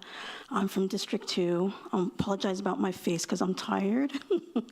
I'm here to speak against item 16, against the $50 million for the Inner Harbor, Inner Hillcrest desal plant. I'm a woman of the people, so I don't really do too much business. I'm more of a community advocate. I don't really even get to come to the meetings because I'm always at work, and I just watch the videos on YouTube and eat my snacks and like look at the shady comments on YouTube. So this is different. I don't like it. I'm tired already. I don't know how y'all do it every week, but anyway, I noticed that often in the city council meetings, we talk about the city is to run like a business. And even though I don't know too much about business, I do have colleagues all over that help me do things or help me, guide me. So one of the things we were well, let's just talk business, okay? So in business, there is a commonly used business process called Six Sigma. And they use data to eliminate waste and reduce variation and ensure process efficiency. If we were to apply those same principles to this project, the red flags would be undeniable. Spending $50 million more on a project that's now projected to cost $1.2 billion, more than double the early estimates, shows a process completely out of control. This isn't continuous improvement. It's scope creep and fiscal inefficiency. We still have not received any data due to the intellectual property stuff. So Six Sigma would call this a defect in planning and budgeting. The process lacks transparency and the risks are high, especially when we haven't even guaranteed a long-term sustainable water demand that justifies the costs. To define, to measure, to analyze, to improve, and control. This plan does not address the root cause of our water needs. Instead, it's a rush solution that benefits a small number of industrial users, not the everyday residents footing the bill. As stewards of taxpayer dollars, I urge you to control the process and stop the waste. Reclaim your authority. Ask for data-driven alternatives. Please show us the data from the Kiewit study, and do not approve additional $50 million. Let's lead with facts, not fear, and reject false solutions like the Inner Hillcrest, Inner Harbor desal plant. If you are unsure of the vote, I ask you that you please table the vote. People can see who's run by money and who runs by principles. Thank you so much.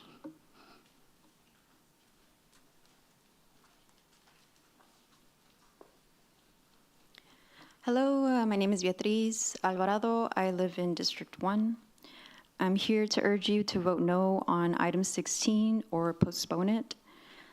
Council members, you should have received, as my colleague Chloe mentioned earlier today, you should have received calls and emails from your constituents to do the same.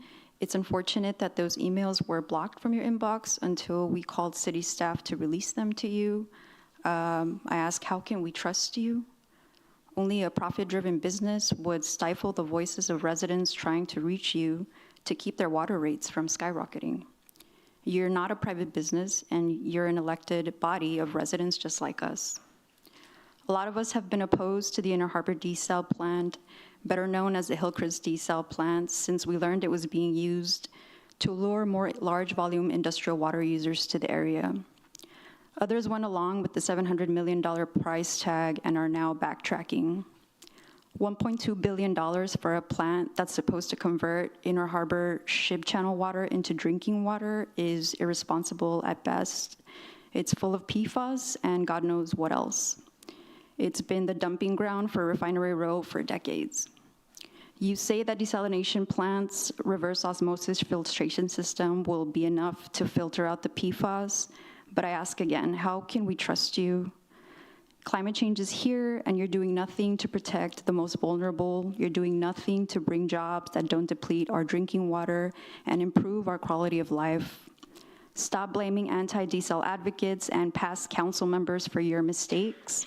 You had an opportunity earlier this year to adopt a drought contingency plan that could have allotted a lot less water to industry. And you could have ended the drought exemption for industry, and you didn't. You oversold our water to Exxon and friends, and now you're scrambling because you're depleting our reservoirs. It's not our fault we're running out of water. Please take desal out of the capital improvement budget, cut them off, Stop running the water department like a business. These are the consequences. Real people are at risk of losing access to water because of you. Please vote no on item 16 or table. Thanks.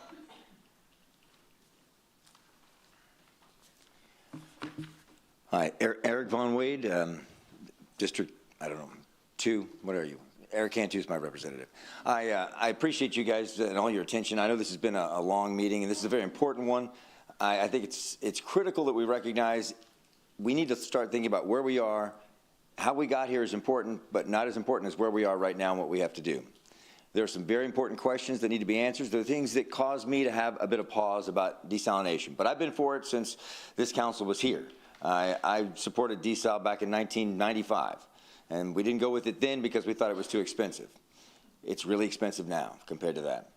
I am not thrilled about some things that concern me, the cost and how much we're getting, millions of gallons per day. There's a comparable model that seems to be getting more water for the same amount of money if you look at it.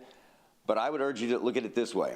If we don't secure a dependable and reliable water source very soon, someone else will. And then we will worry, because the industry that buys the water from us now, I think people are forgetting, that's our crop. We're selling 50% of our water to industry who pays for it, and who pays for it dearly. If we let that go somewhere else, the city of Corpus Christi is on a precipice of having a very serious issue. We have a beautiful bridge that has opened up economic opportunities for us. We have Bob Hall Pier. I know that's the county, but still, it all feeds into what is the majority of the county, that's Corpus Christi. We have many things that are on the cusp of finally realizing our potential, but if we let this issue go, if we continue to divide, if we continue to debate, if this goes on another 2 years, we are looking at the loss of revenue that I think is going to be something that we will mark as one of the most devastating aspects that's ever happened in this city. The bridge that we have is monumental, but it is not going to do us the service that it can if we continue to still stay stagnant. And I'm not saying they're not legitimate questions. $400,000 a day is not a small amount of money.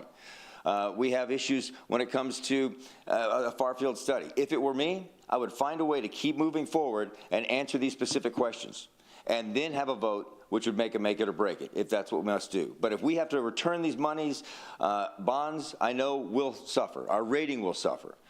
And it's a slim chance that we'll be able to apply this to something else, but that needs to be answered. It needs to be answered. And if we don't move forward, we are making a mistake as a city. And I appreciate every position all of you come from, because you all bring a very valid and intelligent perspective. And I think this has been illustrated by what we've come to see lately. People have come together. Drew Molley has done an excellent job of getting the word out. Peter Zanoni has done a fantastic job of making himself available. Whether they like the questions or not, they have put themselves to the fire. And I know because I've asked them the questions. But we must not forget, it doesn't matter at this point how we got here. If we don't solve this problem, the city of Corpus Christi will literally dry up and blow away, because the water that we want to get from the ground is limited. And there are more people with a straw in that than we've ever had before. So I hope that you take that in consideration. Please move forward, but please don't be afraid to answer some of these questions that we need to have answered. And I appreciate your time. This is Michael Miller, also known as the Ambassador of Truth from the Mushroom Cloud of Truth back there. I'm not going to pretend to know how anyone is going to vote today. I know how I would vote, but you all were elected to serve your constituents, and I'm not going to pretend I know how the majority of the council feels. Here's what I know. This is $1.2 billion for less than a third of our daily demand. Beyond that, it's only been tried twice in the U.S. at this size, and both have had a myriad of issues. Beyond that, we are drawing source water from a ship channel that is surrounded by millions of barrels of petrochemicals that we have recently seen do leak into our source body of water. Beyond that, we are dispersing the waste byproduct 1,000 feet from our intake. I can't think of any more negatives, so here's the positives. It's permitted, and it acts as a second treatment plant. If you can't see how the negatives outweigh the positives, I can't help you. But what are our options? Evangeline is ready for consumption out of the ground. No need for treatment. There's 51 million acre-feet of water under San Patricio County. That equates to 292 to 877 years of water supply, depending on who's running the calculator. I'll add that these figures come directly from the Texas Water Development Board. What's the price? $4.75 per thousand. I say we do an Evangeline deal, work on the wells, which I shared with Drew over breakfast. I also highlighted some potential contractual risk with both Drew yesterday and Brett today. I'm looking forward to their response as to my questions require discussion with council. I'm confident that desal will eventually become a part of our portfolio, but an unscalable project in a problematic spot that's going to take a minimum of 3 years to complete for $1.2 to $1.7 billion, where the citizens are on the hook despite being the regional water supplier for 200,000+ additional customers, that's a no from me. There's always the option to table, but if you are a no or a yes today, you will be a no or a yes in 2 weeks or a month or however long we delay this. Who wants to deal with this abuse for another month? I believe in you, but if you're concerned about the $100 million in sunk cost, I would suggest taking legal action against the numerous consultants that led us down this path, only to drop the billion-dollar bombshell at the 11th hour. As I said, I believe in you, but it's time to let this go. Thank you.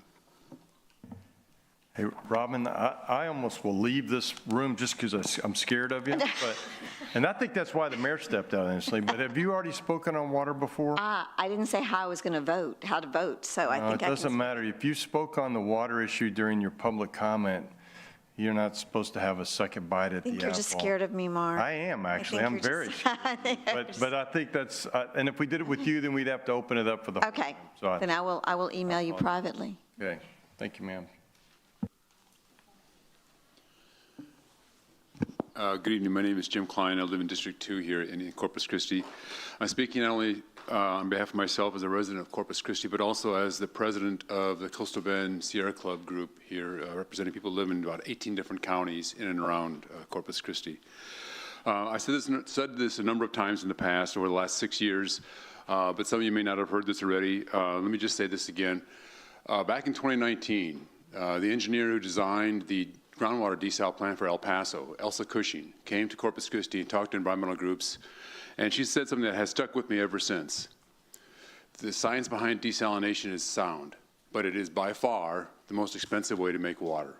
You should do everything else. You should try everything else before you do that. And the $1.2 billion simply underscores that. It is hugely expensive to make water this way. Now, are there other things we could be doing? Yes, there are. And I've talked about these in the past as well with minimal effect. CC Water is engaged in a water reuse program. They started this more than a year ago already. We should be well underway now understanding the feasibility of that possible water source. You've had people come up here talk about rainwater capture on a massive scale. Retired engineer talking about that. You could look at reducing the evaporation rate. That's the easiest, that's the fastest way to get a water supply here in Corpus Christi. Reduce the ridiculous evaporation rate in the reservoirs. That's being done in California, it's being done in New Jersey. You saw presentations to that effect back in March already as well. So we could be doing that, and that's a faster water source than anything else other than simply conservation. We look at groundwater sources. We have, by my count, at least 4 different groundwater source projects in the works. Some that are already in operation, some that are under consideration. All these are cheaper, far cheaper than desalination, seawater desalination. Underground water storage. The city manager has said this 2 years ago in a city council meeting that there is a possibility of storing water below the airport, that it's geologically feasible to store water below ground, where you would not have to worry about the evaporation rate. We should be looking at that as well. I've heard nothing about that since that comment was made by the city manager. All these are other options we could be looking at, or this one. This seems far-fetched. I saw a presentation to our Sierra Club about pulling water out of the air. And the only hesitation I had, the only pause it gave me was the price. It's going to be about $9 per 1,000 gallons. But as the price of desalination rises, that $9 per 1,000 gallons starts to look more and more attractive. So all these are other options. We have environmental concerns the Sierra Club certainly does as well yet. There's a concern about PFAS, the fact that those who did the Farfield model are not allowing us to check their homework. I think is giving us a great deal of concern as well. I respectfully ask you to vote no. And one last thing as well.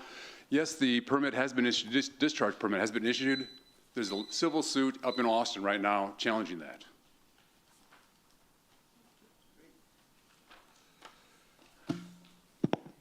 Good evening, Mayor Pro Tem, Council, Bob Paulison, District 4, Executive Director of the Coastal Bend Industry Association. All right, I can't see the clock, good. Wasn't sure I was going to be able to read it that far away. All right, I'm here today supporting passage of this item 16, or something similar to it, such as option 1 that was discussed earlier, or something similar to that even, to keep the Inner Harbor project moving forward, because I think it needs to keep moving forward, and it's appropriate that it continue to move forward, given the project procurement method that the city's using, the progressive design build, and where we are in that process at this time.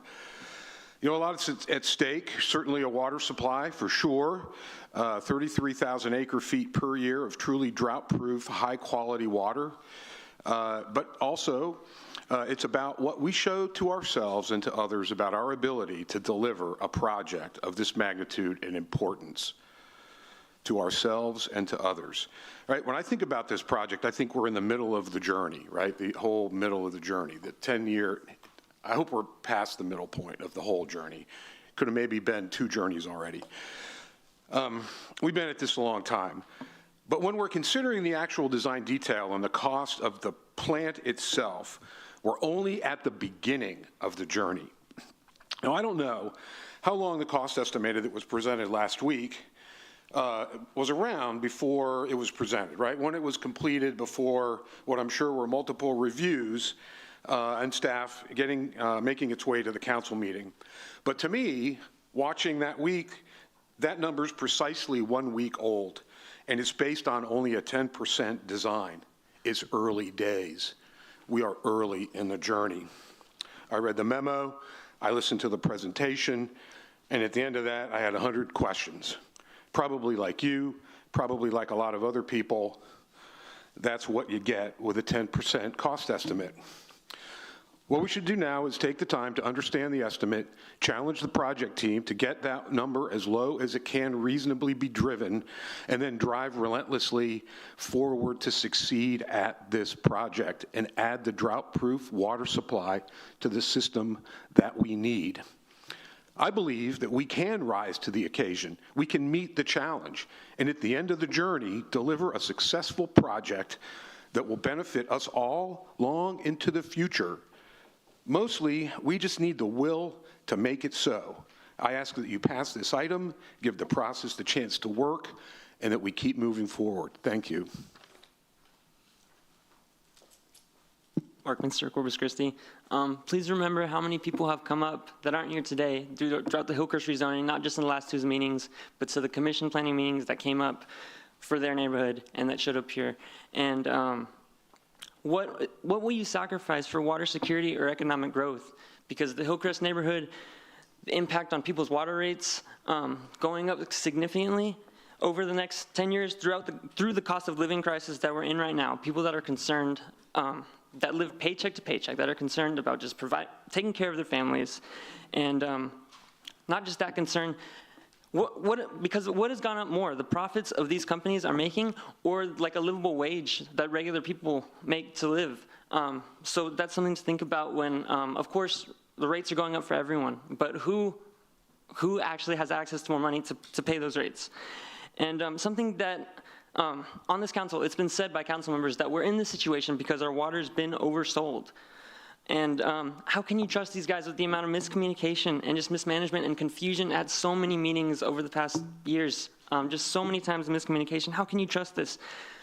Something that just makes me really mad is when our loans from the state are low interest, 3.5% or whatever, and it's said that the difference of like say 5% to 3%, that 2.5% of that difference of having a low interest loan or a higher one is savings, that's sold as savings, like how much we're saving because of these bonds. It's seeing how much the debt service is, and annually, like that's ridiculous to call that savings about what the interest would be. I don't know if I'm trying to make sense here.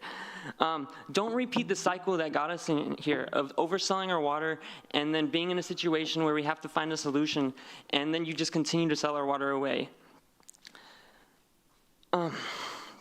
Of course, what people say for being pro-desalination, and a lot of them are representing companies that will profit, and same companies that are polluting our air and affecting people's health and the health of just the world.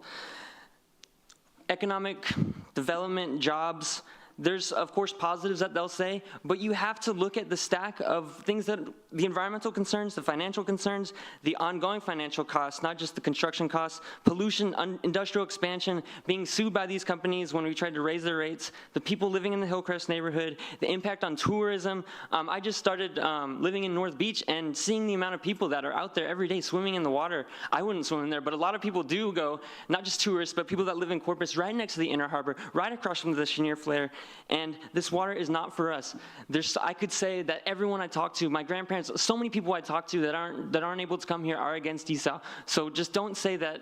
Yeah, I've said a lot. That's it.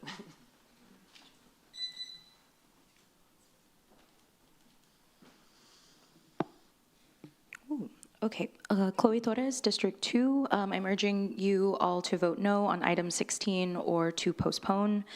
And yeah, just echoing what we have been saying from the beginning, which always leads people who are very married to the idea of this political economy that breeds inequality and exploitation and extraction and will always, always, always crush working class people. What we have maintained from the beginning is that the reason we are in this crisis is because our precious natural resources that were originally stewarded by the native peoples of this land, there was a balance there that was disrupted by colonization. So I find it very telling when somebody comes up here to say that we have to look to Israel, who is committing a genocide on an indigenous people in Gaza, that we should look to them to be water leaders.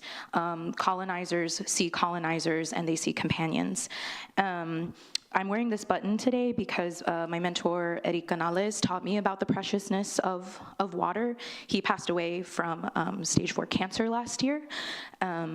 And he taught me about the preciousness of water because he would go out and leave barrels of water for migrants who were stranded.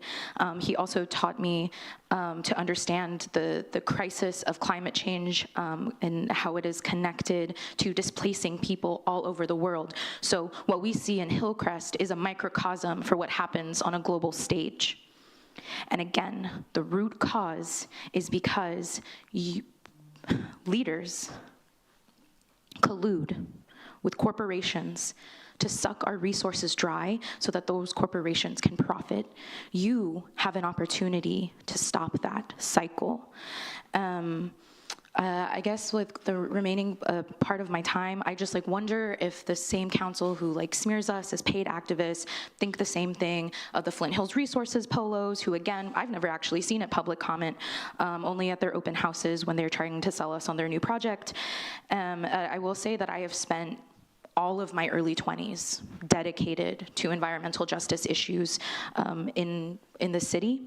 And that is because when we had a full-on water ban because Valero spilled an emulsifying agent into our water and disallowed us to use that, I met them at mutual aid distribution. They were passing out water because they knew that the local, state, and federal government were not going to act with enough urgency to make sure that our elderly and disabled community members could actually access water. So those are the people that I met, and I immediately saw their values.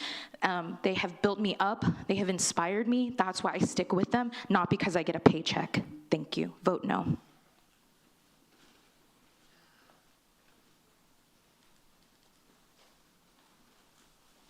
Connor Rice, District 2. I'm equally opposing this project as it stands. I'm going to touch on two things. First, the cost. Obviously, I'm maybe one of the only ones in here. My birth year starts with the 2. I was born in the 21st century. I will likely see the 22nd century. Fingers crossed. And with that, that means during all of my working years, I will be paying on this debt. Through my working life, I'll be paying on this debt. Let's be clear that no offense, but majority of people working on this project won't be working anymore. Hopefully you're in your retirement. I wish you well in your retirement. You're hopefully working in your retirement, but my generation will be paying the cost of this. So don't just think of this as a cost to you in the next 5 years, 10 years. It's the next 30 years of us who will be paying this cost that we're not asking for. I'll be honest, I haven't seen a person under the age of 30 up here asking for debt. because my parents taught me that's not good, so let's not do that. In regards to the science, obviously, I'm not an environmental engineer, nor do I want to be one. But when you look at, I don't know, I'm sure John Weber has sent you all the emails. The Corpus Christi Water Department, Drew, has emails from the Port of Corpus Christi that shows that their far-field modeling is detrimental and is harmful, and shows that on our city's project. So why has our city not addressed that? If Drew has emails from Kent Britton at the Port of Corpus Christi that says our far-field modeling, it will be detrimental to the city's project, but we don't address that. And they didn't release their modeling, thank goodness, because that would probably hurt our project even more. So if we're going to talk about far-field modeling, let's talk about far-field modeling. I think Councilman Barretta even mentioned this wasn't far-field modeling, it was mid-field modeling, because we didn't go past the mouth of the harbor. So for one, I find it problematic that we can't even get our definitions straight, that we're far-field modeling, mid-field modeling, because if the port did full far-field modeling and they're going to say that there's no detrimental impact, the detrimental impact that they talked about was a 0.2 parts per thousandth in the center of the bay. The city can't even say that because we didn't model the bay. We only modeled to the port, the mouth of the inner harbor, or the mouth of the harbor. So you can't even compare notes to the two because we didn't even do full far-field modeling. So when you look at the science, and we have a far-field modeling, and I trust the port's far-field modeling consultant, that it is detrimental and we will not meet TCEQ standards, and then you take the debt that we're also going into, this really hurts the residents of Corpus Christi and the next generation who will be stuck paying for this. So the science and the math doesn't add up. You know, I'm a byproduct of Texas public schools, proud of it, and I know I couldn't turn in any math homework before we could check. We had to show all of our work to get full credit. And I think at the least, our city staff should have to do the same. Thank you.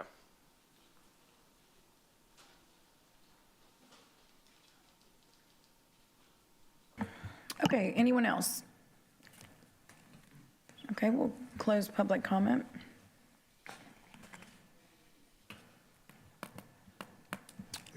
So, yeah, we have a motion and we have a second to pause the project until August 26th.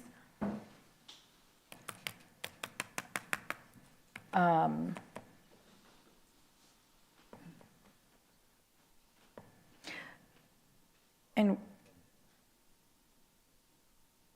we had said, Brett,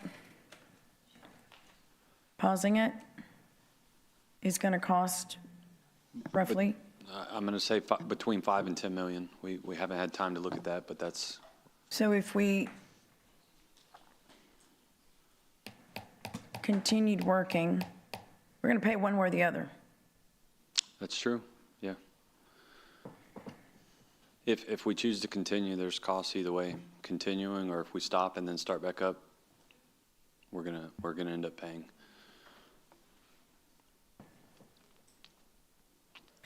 I talked to Brett back there, so Brett explained the pilot program, because that's where most of the expenditures are going to happen over the next 30 days. So that project, the pilot, the demonstration amendment, if you will, has been approved already all the way up through November. That was a prior action prior to taking amendments to council. So you're renting equipment, you're renting generators, you're renting the filtration system. Yeah. So you're going to pay that for about a month with no work on it to connect it, to continue to put it together, to get it ready to start up, right? Right. So while you won't be spending money on labor and engineering services and other services, unless you cancel that, you're going to pay for that rental equipment for the demonstration plant. Right. And then if we continue at the end of the month, then you'll put people back on the project to connect it, to put it together, to get it ready to start up. Right, but all those costs will be extended because we're extending the rental period. Okay, right. Right. Yeah. Just to elaborate on that, just so they know, yeah, the council knows.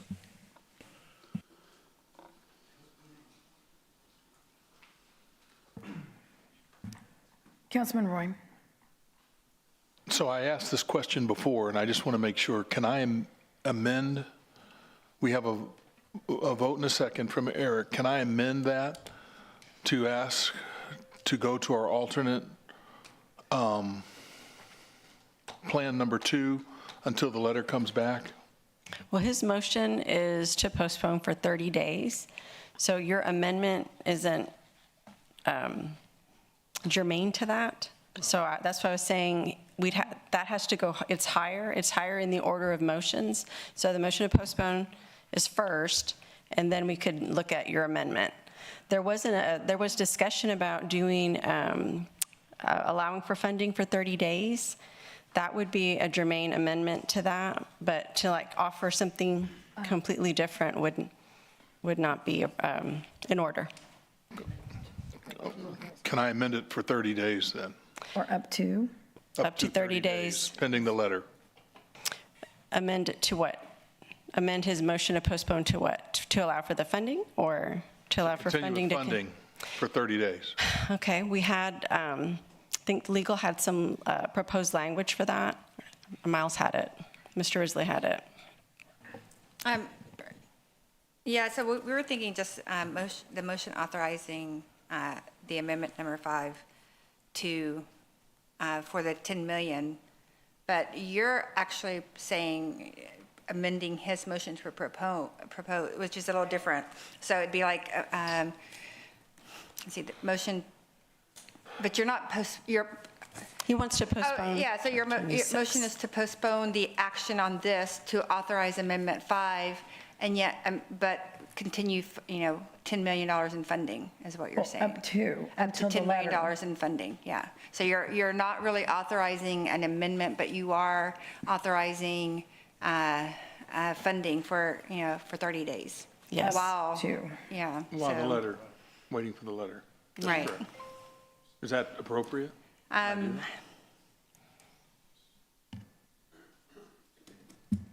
It's more, I think the answer is yes, and Rebecca would have to chime in from a parliamentarian standpoint. Right. You can amend, a motion to postpone is amendable.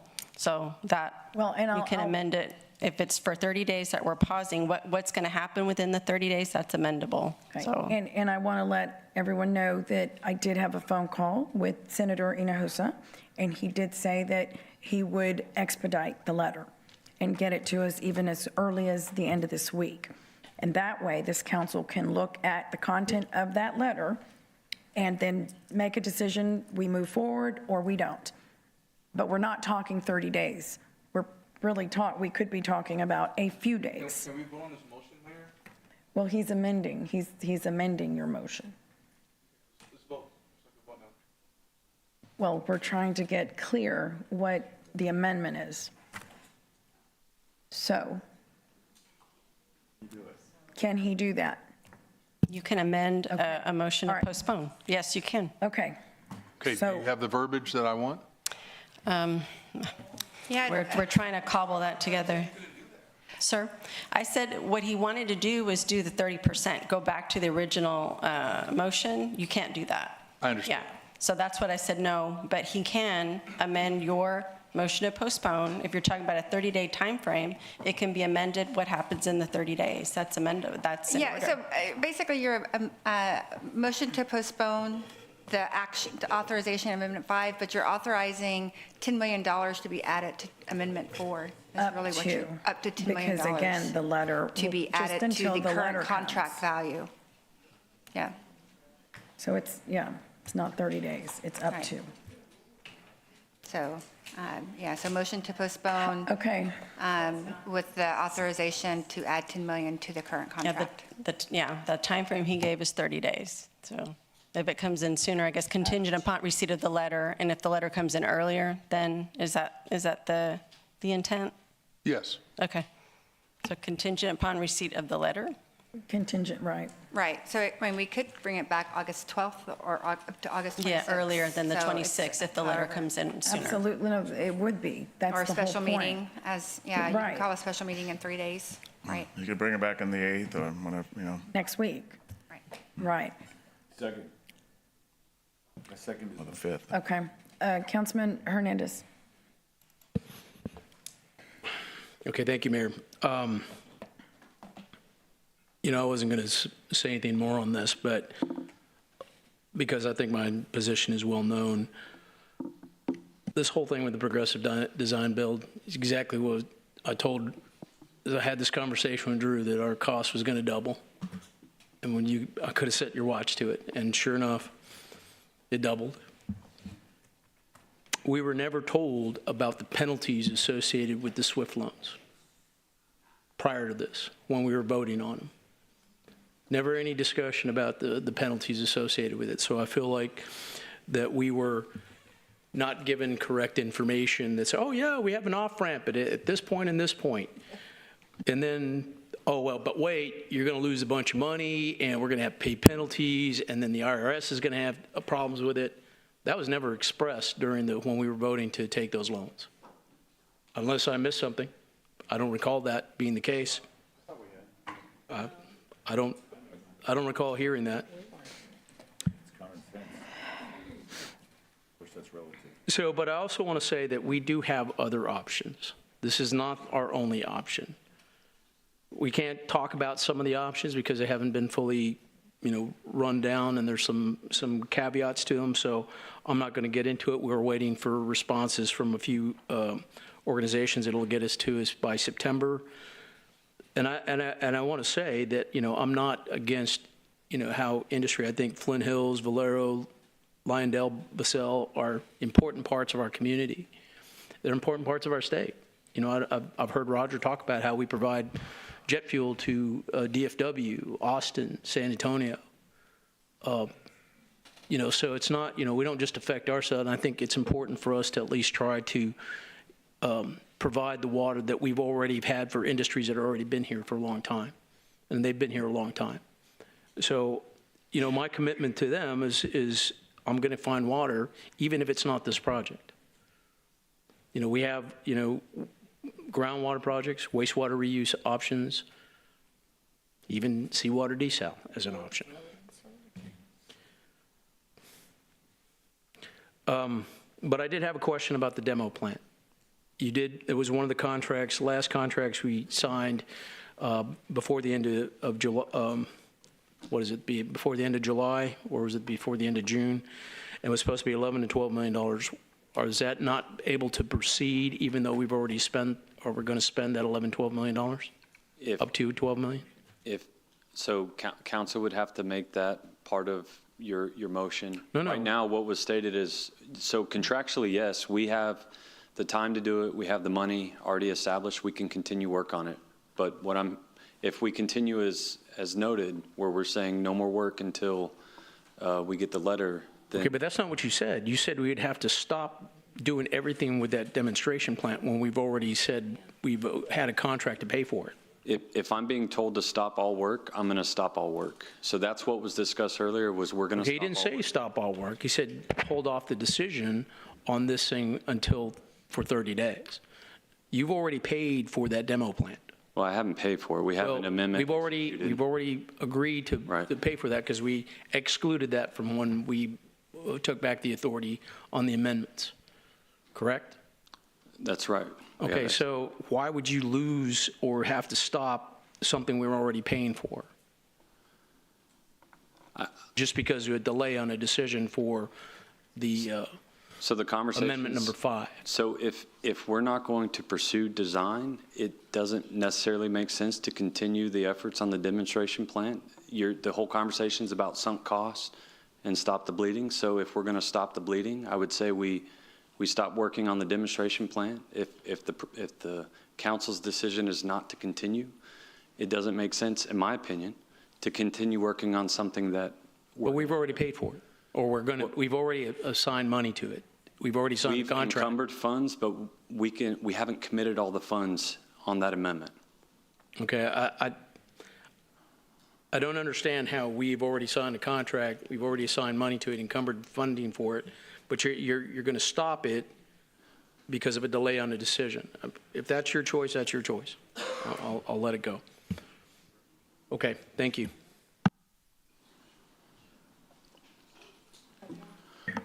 Councilman Scott? I'm sorry. Yeah, I want, if anybody's watching out there, I think the grand plan ought to be, the way to get water between now and desal is you do the well field. And I suspect we feel good about where we're at on the well field at, 5 o'clock today, subject to some mail that may come in. And we have that permit to get us 3 years. The only project on our plate that's fully permitted is the Inner Harbor. Now, you're the smart guys, and you say that if we continue this path based on the timing, which sounds like it may change a little, but we would have desal online in the summer or early fall of '28, and that would be before we lost our permit for river water. So there is a plan, and you all are implementing that plan, which is to get us well water with this permit into the river that gets us through to desal, and desal's fully permitted, and build the desal, and it comes on about the time that the state of Texas says, hey, we're really kind of getting tired of you putting that water in. Although I think you might have a conversation if it really isn't as bad as that first well was. But there is a plan. There is a plan. And we don't, we can do other things, but Inner Harbor is the only project that's fully permitted. But if we need additional information, I like the compromise that we're going to keep paying you guys for another 30 days, up to 30 days, subject to the document that comes in, and we have a special meeting if we need to, and provide additional information based on that report. So I think I just want the public to know there is a plan. We're implementing the plan. We don't run out of water, and we bring on a new water supply. And then if we want, we turn around and desalinate the river water, which gets us another 30+ million, 30 million gallons a day, which means we could wake up in 4 or 5 years and have 60 million gallons a day of new water supply. So, there's a plan. We don't have to do it, but there is a plan in place that you guys have been working on, the council has been meeting on, well, I guess it's fully permitted on both sides. I think as of 5 o'clock today, the river water's permitted, subject to getting something in the mail, and Inner Harbor's fully permitted. So I just didn't want anybody to leave today thinking that we don't have an opportunity to get from here to there, as I called it, today's water and tomorrow's water. And then the next week's water, which is be 27, 28, 29, could be some of these other projects, which are not permitted, but could be. So I didn't want the public to think that we don't have a plan in place to get us from here to there. And I appreciate the opportunity to keep funding this program while we wait for the letter from the state. Thank you. Yeah. Thank you, Councilman. One thing I just want to make clear or be corrected on is I hear the comment of we have other options. We have other options that still need to be vetted. We have other options that have no permits. We have other options that have a whole lot of work to do. The one that was mentioned today by Councilman Hernandez that we talked about in executive session is, we have no idea where it is in the timeline. It was brought forth last Thursday, and you certainly can't make a decision on something that is extremely raw. There's nothing ready about it. Actually, there's a lot of challenges with it that we can overcome possibly, but it will take time, just like all of these have. So I wish someone would stand up and say, yes, you do have other options, council. And no, not literally.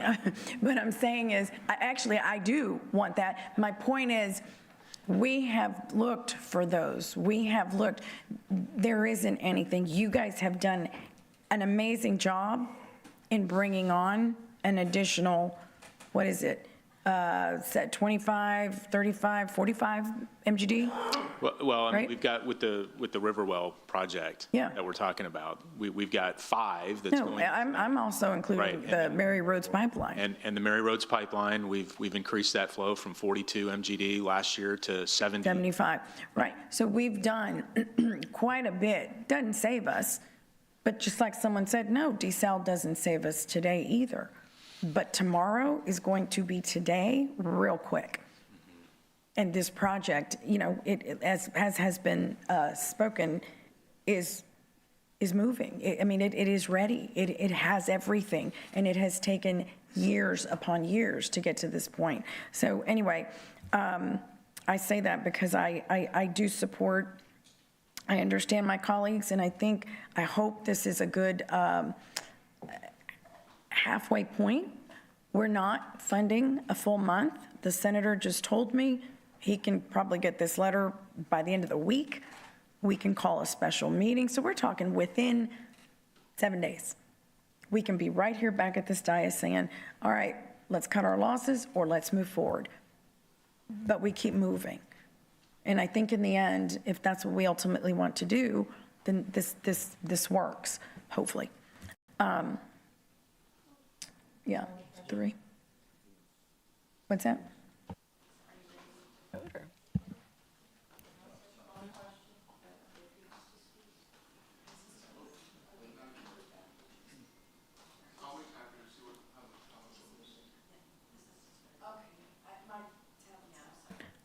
You impress it.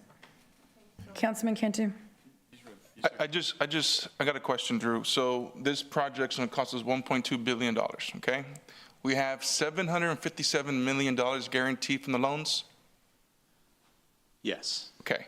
So that's left over, like, what, almost $400 million? Right. Okay. Correct me if I'm wrong, Mayor, but didn't this council say on this generator deal that we just had an argument about, that we have to be responsible because of the monies? Like, we don't have funding for this. We don't have no other funding for this $1.2 billion. But yet we got to be responsible for a generator. Like it doesn't make sense. Like, we're gonna continue of doing this, but we don't have the rest of the money. Like, where's the money at, Drew? Like how are we being? We got to be responsible, right? I mean, that's what we said earlier. We got to be responsible. To clarify, any additional funding would be funded through revenue bonds, like every other CIP project that the utility, which is supported by the rate. The ratepayers are paying for it. Like, I just can't wrap my head around it. Like, if you guys would have came with 757, let's do it, you know? Like, but $1.2 billion for 30 million gallons a day, I just can't wrap that around my head. Like, and it doesn't fix the problem today. We need water today. We're gonna run out of water in December of next year if there's no rain. What are we doing today? Let's move on, but let's answer his question. Yeah. What are we doing today? What are we doing today? We're putting groundwater, we're drilling wells. We're going to talk about that. Good. In about 10 minutes. Good. So 30 days won't kill it. Like, 30 days won't hurt this project. Look, what I'm going to tell you. It doesn't make sense. We are drilling wells today. We're going to talk more about that program. We've talked about it. As Councilman Scott just said, the plan is we have a plan. We're going to drill these groundwater wells. It was done in the 70s. It was done in the 80s. It was done in the 90s. So we're repeating what history has done. And the plan is that we're going to drill these wells and we're going to put that water in the river, and every gallon of water that we put in the river is one less gallon that we're having to release from Lake Corpus Christi. Okay, so then 30 days to pause this isn't going to hurt us. You know, there's been a lot of conversation on this, and Councilman, look, I'm just going to tell you, there are resources that have been dedicated to this project. And there is a lot of work going on in Texas and around the country. And so these resources are scarce. In fact, we have in the contract, it's liquidated damages. When we wrote this contract, we wanted to make sure that if any of these folks that we have, the best of the best that we have for this project from Kiewit, if they go anywhere but this project, they're going to pay us liquidated damages because we want to keep them. Well, once we make this decision to delay, however you want to call it, those folks can be released and they can go work on other projects. Now, we may get them back, but there's no guarantee we'll get them back because there's a lot of work going on. There's a lot of other projects. I'm sure if this council approves $1.2 billion, they'll be knocking on our door. I don't think they're going to go away. I don't think they're going to go away, Drew. That's just a scare tactic. They're not going to go away. $1.2 billion is a lot of money. It's a lot of money. I agree. It's a lot of money. Well,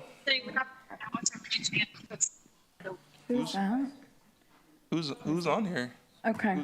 Mayor, can you please speak to the process that's on here? We're going to. The councilman has the floor. Okay. All right, well, let's get this over with. Yeah. Well, Councilman, I wanted to answer your question. No, I think you're wrong. The Texas legislature is in session right now allocating more money to the water fund. And I think that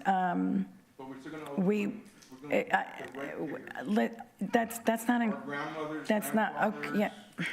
Okay, Councilman, okay, we're good. So, enough. Did you have a comment, Councilman? They're going to vote the way they want to vote anyway. I know. All right, we have a motion, we have a second. This is on your amendment, right? The amendment Well, proposed by Mr. Roy. Right. Okay. Are you putting it on the, Well, so you have a motion to postpone until August 26th. So now what's being proposed by Mr. Roy is to authorize, during that time period, to authorize up to 10 million for, I don't know if we want to use time and materials, that's something you had brought up before, and time and materials. Right, for continuing design.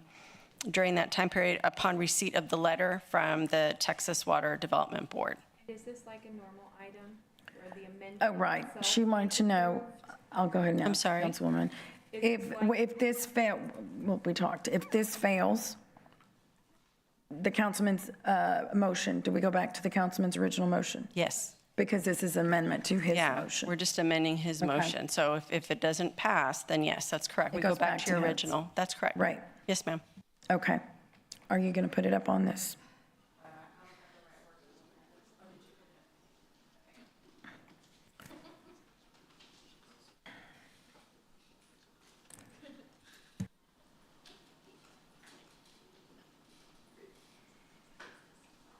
Okay, the motion fails. So it goes back to the original, which is postponing the project until August 26th.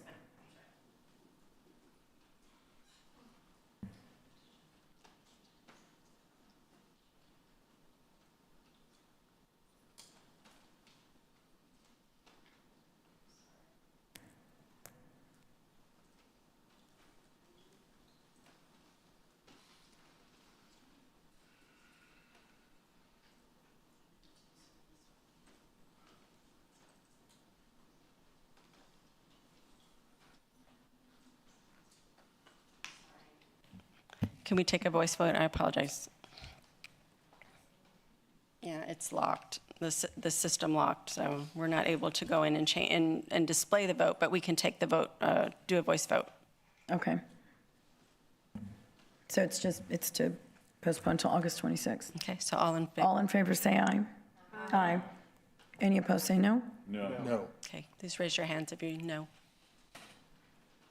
Okay, thank you. All right, the motion carries. Okay.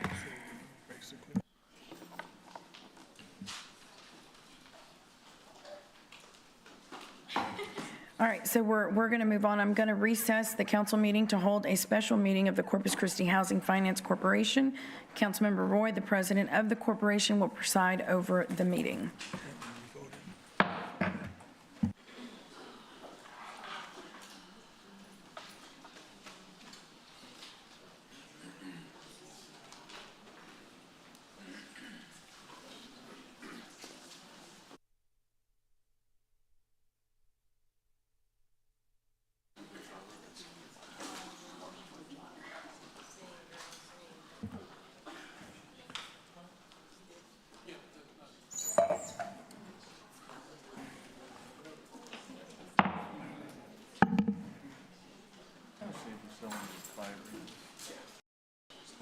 No, but.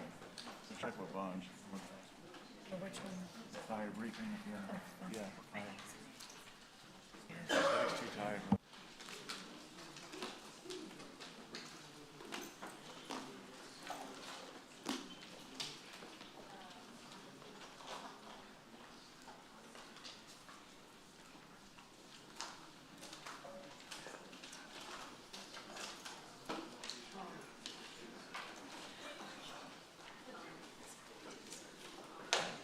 We're going to reschedule it. Briefing.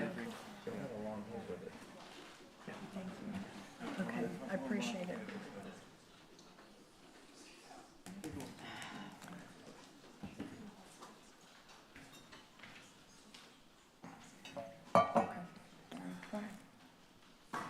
Okay, I'd like to go ahead and call this meeting to order, the Corpus Christi Housing Finance Corporation. Mrs. Werter, would you please call the roll? President Everett Roy, Present? Vice President Roland Barrera. Okay, he's not here. Oh, there he is. Okay, so he is here. Board members Sylvia Campos, Eric Cantu, Paulette Guajardo, Gil Hernandez, Kaylin Paxson, Mark Scott, Carolyn Vaughn. Okay, we do have a quorum present to connect the meeting. Okay, the first agenda item is public comment. Would anybody like to make public comment?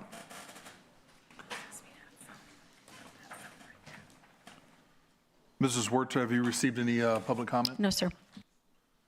Seeing that there's none, I'll go ahead to the next item, which is approval of the minutes, June 17th, 2025. I move for approval. We have a motion and a second for the minutes. All in favor? Aye. Opposed? The motion carries. Next item is item number 5, which is a motion authorizing the general manager to solicit proposals from qualified firms to execute a contract in the amount not to exceed $150,000. Enter into a cooperation agreement with the Corpus Christi Housing Authority. So we have a motion and a second. All in favor? Aye. Opposed? The motion carries. Next, we have item number 6, was a resolution authorizing the sale of Costa Tarragona 1 and Costa Tarragona 2 apartments to HKSK Corporation or its permitted assigns. Second. We have a motion and a second. Oh, just a moment. Board Member Hernandez. This is a question for Jennifer.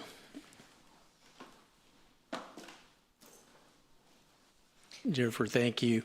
I know there's been a lot of discussion around the Housing Authority and removing projects off the tax rolls for, obviously for reasons in that we had a discussion about how many projects were throughout the city, not just from the Housing Authority, but also from the city or from 9% housing tax credit programs that are, either discounted or off the tax rolls altogether. Were you able to complete that? Jennifer Buxton, Assistant Director, Planning and Community Development. I have not completed it. I've not been able to touch base with anybody at the appraisal district, just due to time to get the full list on the other exemptions that we talked about where they might be outstanding. But I believe it's about 30 of the list that I've completed so far. Okay, so I know we're sensitive to projects that are discounted or off the tax rolls. That, obviously the rest of the citizens have to make up. When can you get that information back to us? And it could be a regular agenda item for council. Can I have 30 days? Okay. I appreciate that. And then how much of the value of these particular properties, Costa Tarragona 1 and 2, and I guess for both of those, how much of that are they discounted from what their value is? They're fully tax exempt. Fully tax exempt? Okay. They are, Yeah, these have never been on the tax roll since 2000. I understand. Right. yes, Right. they are fully tax exempt. Okay, so I want to make sure that we're not necessarily always pointing fingers, understanding there's fingers pointing back at us as well. Yes, if I can add just a couple of points. These have never been on the tax rolls, and also these are 100% at 60% area median income. The developer or the owner is, I did some analysis, and the rent subsidy is equal to about $1.8 million a year is what's being subsidized. So it's 4.5 times more than what the taxes paid would be. So the investment of the tax abatement is, we're getting 4.5 times that in reduced rent for people at or below 60%.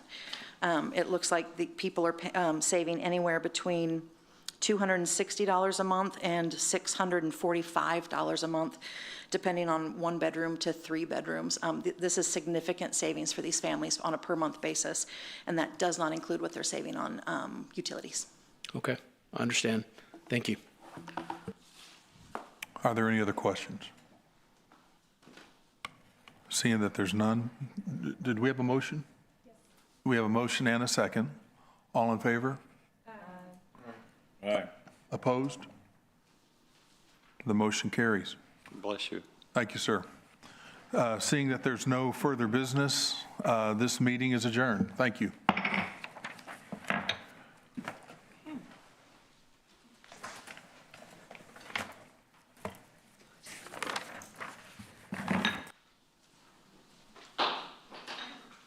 I'm reconvening the council meeting. We are on section N briefings, fire statistics briefing. We're going to push that back to the next meeting and move on to our city manager's comments and update on city operations. Mr. Zanoni. Right, yes, we have 2 items. Our first one is our alternative water supply update from Drew Molly. Yes, sir. Thank you, Peter. Good evening, Mayor and Council. I've got a slide deck that's getting ready to come up here in a second. We can load it.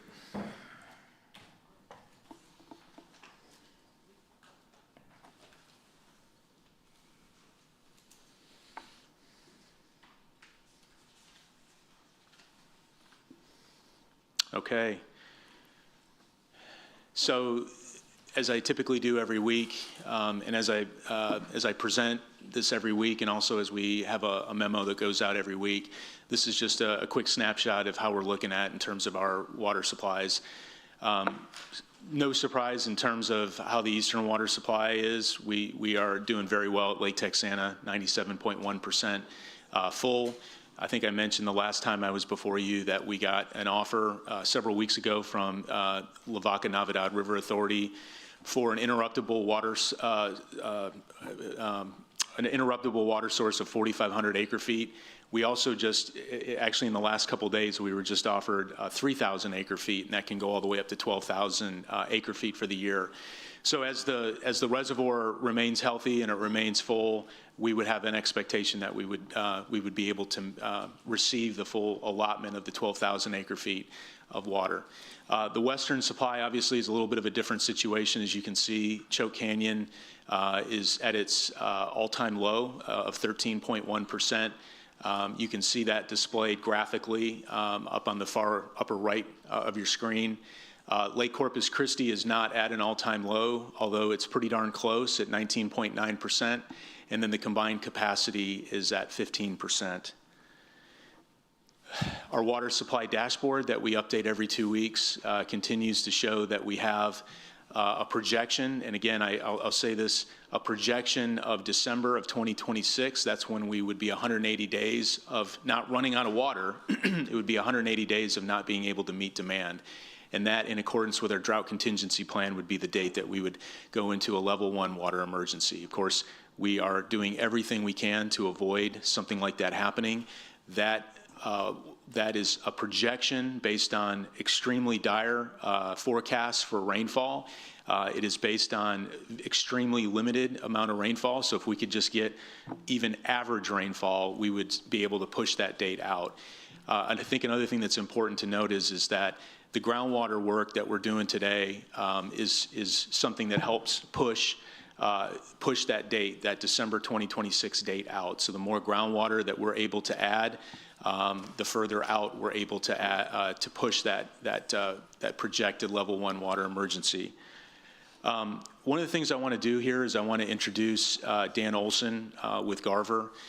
Dan was tasked a couple months ago by our council to look at several different water supply alternatives that many of you know all about. But this was an assessment that an independent party, Dan Olson and his team, did to look at the Evie Ranch, the Evangeline, our Nueces River groundwater wells, and the South Texas Water Authority. And that work was concluded in May.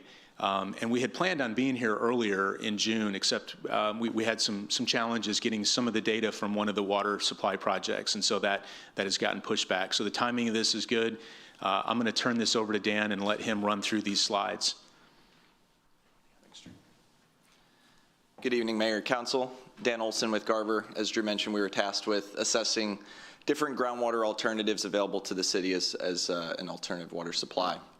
So today's presentation will inform the City Council about key findings from that groundwater assessment. I'll do a brief introduction, define what those 4 different groundwater projects are that we evaluated, and then culminate in a comparison of those across a variety of different metrics that we looked at, after which we can have Q&A.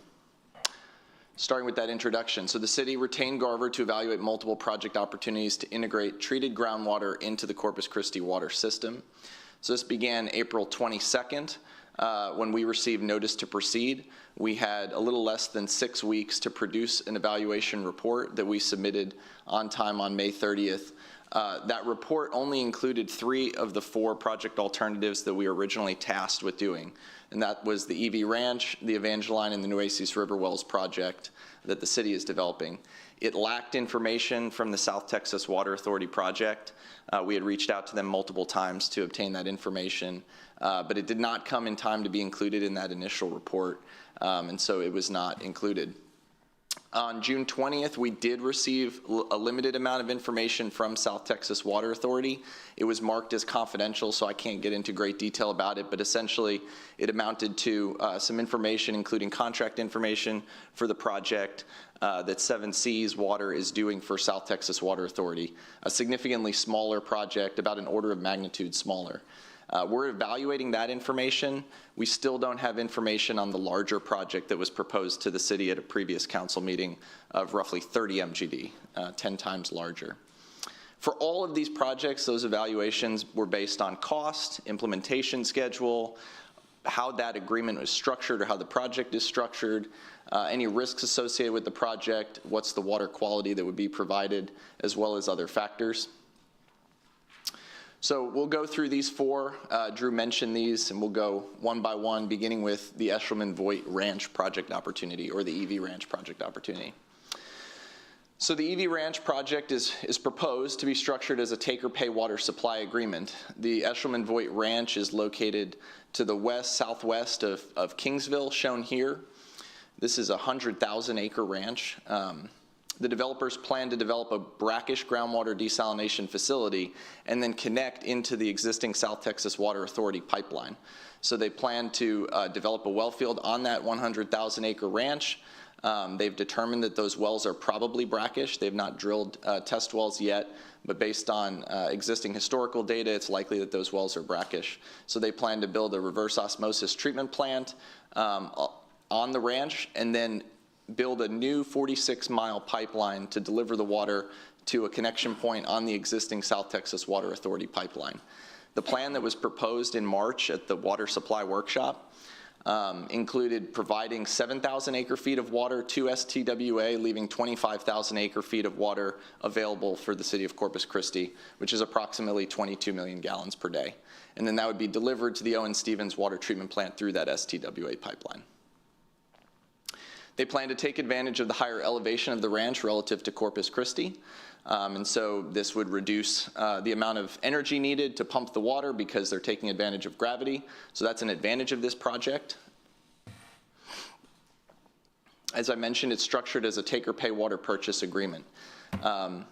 This would provide up to 22 million gallons per day of water to the city based on what they had proposed back in March. Now, this is before a lot of the details about the STWA project came about, so their plan to make use of that pipeline may be a little bit in question, and again, this information goes back to March. Back then, the developers estimated that the cost of that water to the city would be $6.64 per 1,000 gallons initially.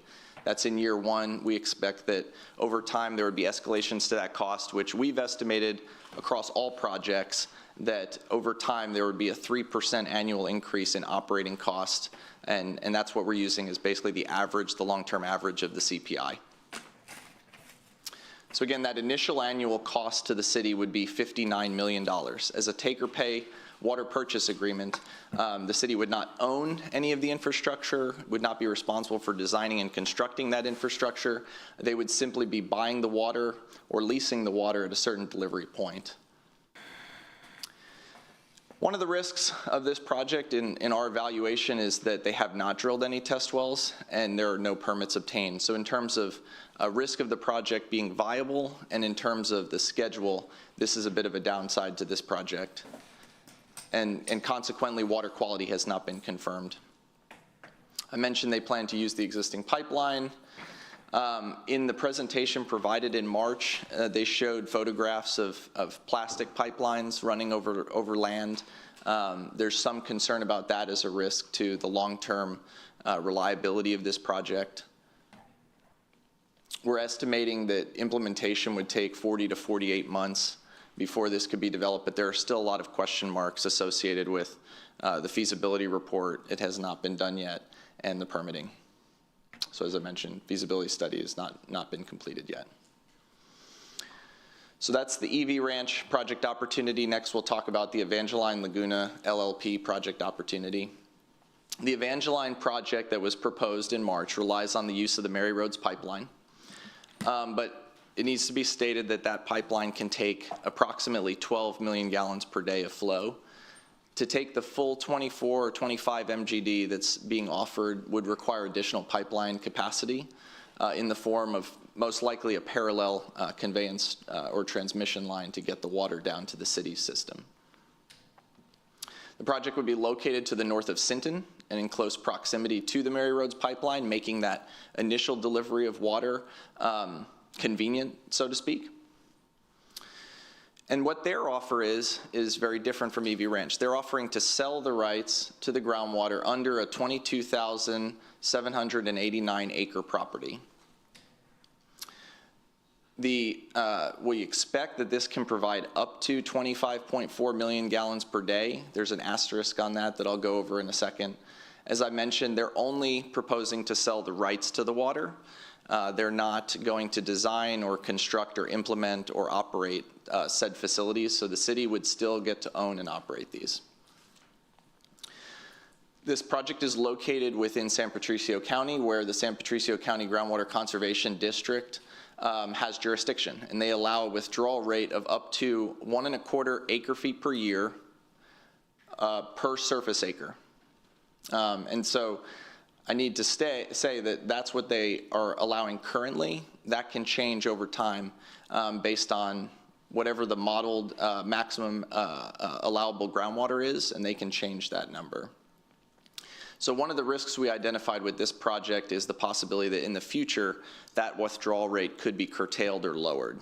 And so the city could end up paying for a certain amount of water rights that they expect to yield a certain amount of water, and then it not yield that full amount of water ultimately. They've obtained a production permit, but a transport permit is still needed. So this is required to take the water outside of San Patricio County and outside of the jurisdiction of that GCD and into Nueces County, where the majority of the city's demand resides. So while a small amount of that water could stay within San Patricio County, a transport permit would be needed for a majority of that water. That transport permit could be contested. I'm not a water rights lawyer. The city has retained counsel for that, and he has mentioned that there's a high possibility of that transport permit being contested. So that's also a project risk that exists. The water quality is good up there. It meets most regulatory parameters, really the vast majority. It does meet the TCQ's limit on TDS. It does not meet EPA's secondary limit. So TCQ's limit is 1,000 milligrams per liter of total dissolved salts. EPA has a secondary limit, meaning it's not required, but it's highly desired that they get below 500 milligrams per liter. Theirs is in between those two parameters. They have 2 test wells that are in the 700 to 800 milligrams per liter range of TDS. And the second test well did have an exceedance for arsenic, so they had arsenic above the MCL in that in a sample from that second test well. But that first 12 MGD can be integrated into the Mary Roads pipeline, which is an attractive project opportunity to get water quickly. They're offering the full groundwater rights for that entire almost 23,000 acre property for an amount of $200 million. But the city is currently engaged in a process of negotiating that price. So that's not a firm fixed price. It is the number that is used in our cost comparison for lack of any other number as yet. Next, we'll go through the Nueces River Wells brackish groundwater desalination project. So there's really two parts to this. This is what I will refer to as the city's project. The city is developing this on their own. There's not a third party that's selling the water or selling the rights or whatnot. And the plan is that groundwater would be developed from two different well fields. So looking at this map, there's an east well field right here that has 8 wells and is planned to produce between 10 and 13 million gallons per day. And phase 1A is to take that flow and put it directly into the river, as has been spoken about earlier in this meeting. The city purchased a 250-acre property where the west well field is anticipated to be developed, and drilling is beginning on that west well field, and phase 1B also would put that flow into the river. So all of phase 1 is augmenting the surface water in Nueces River with this groundwater. These are brackish supplies, but they're lightly brackish. The west well field is in the 1,500 to 2,000 milligrams per liter of TDS. The east well field is on average about 3,000 to 3,500 milligrams per liter of TDS. Phase 2A would be to put in conveyance or transmission pipelines and then desalination through reverse osmosis treatment at a piece of land located within the current property of Owen Stevens Water Treatment Plant to be able to desalinate and put that water directly into the drinking water system.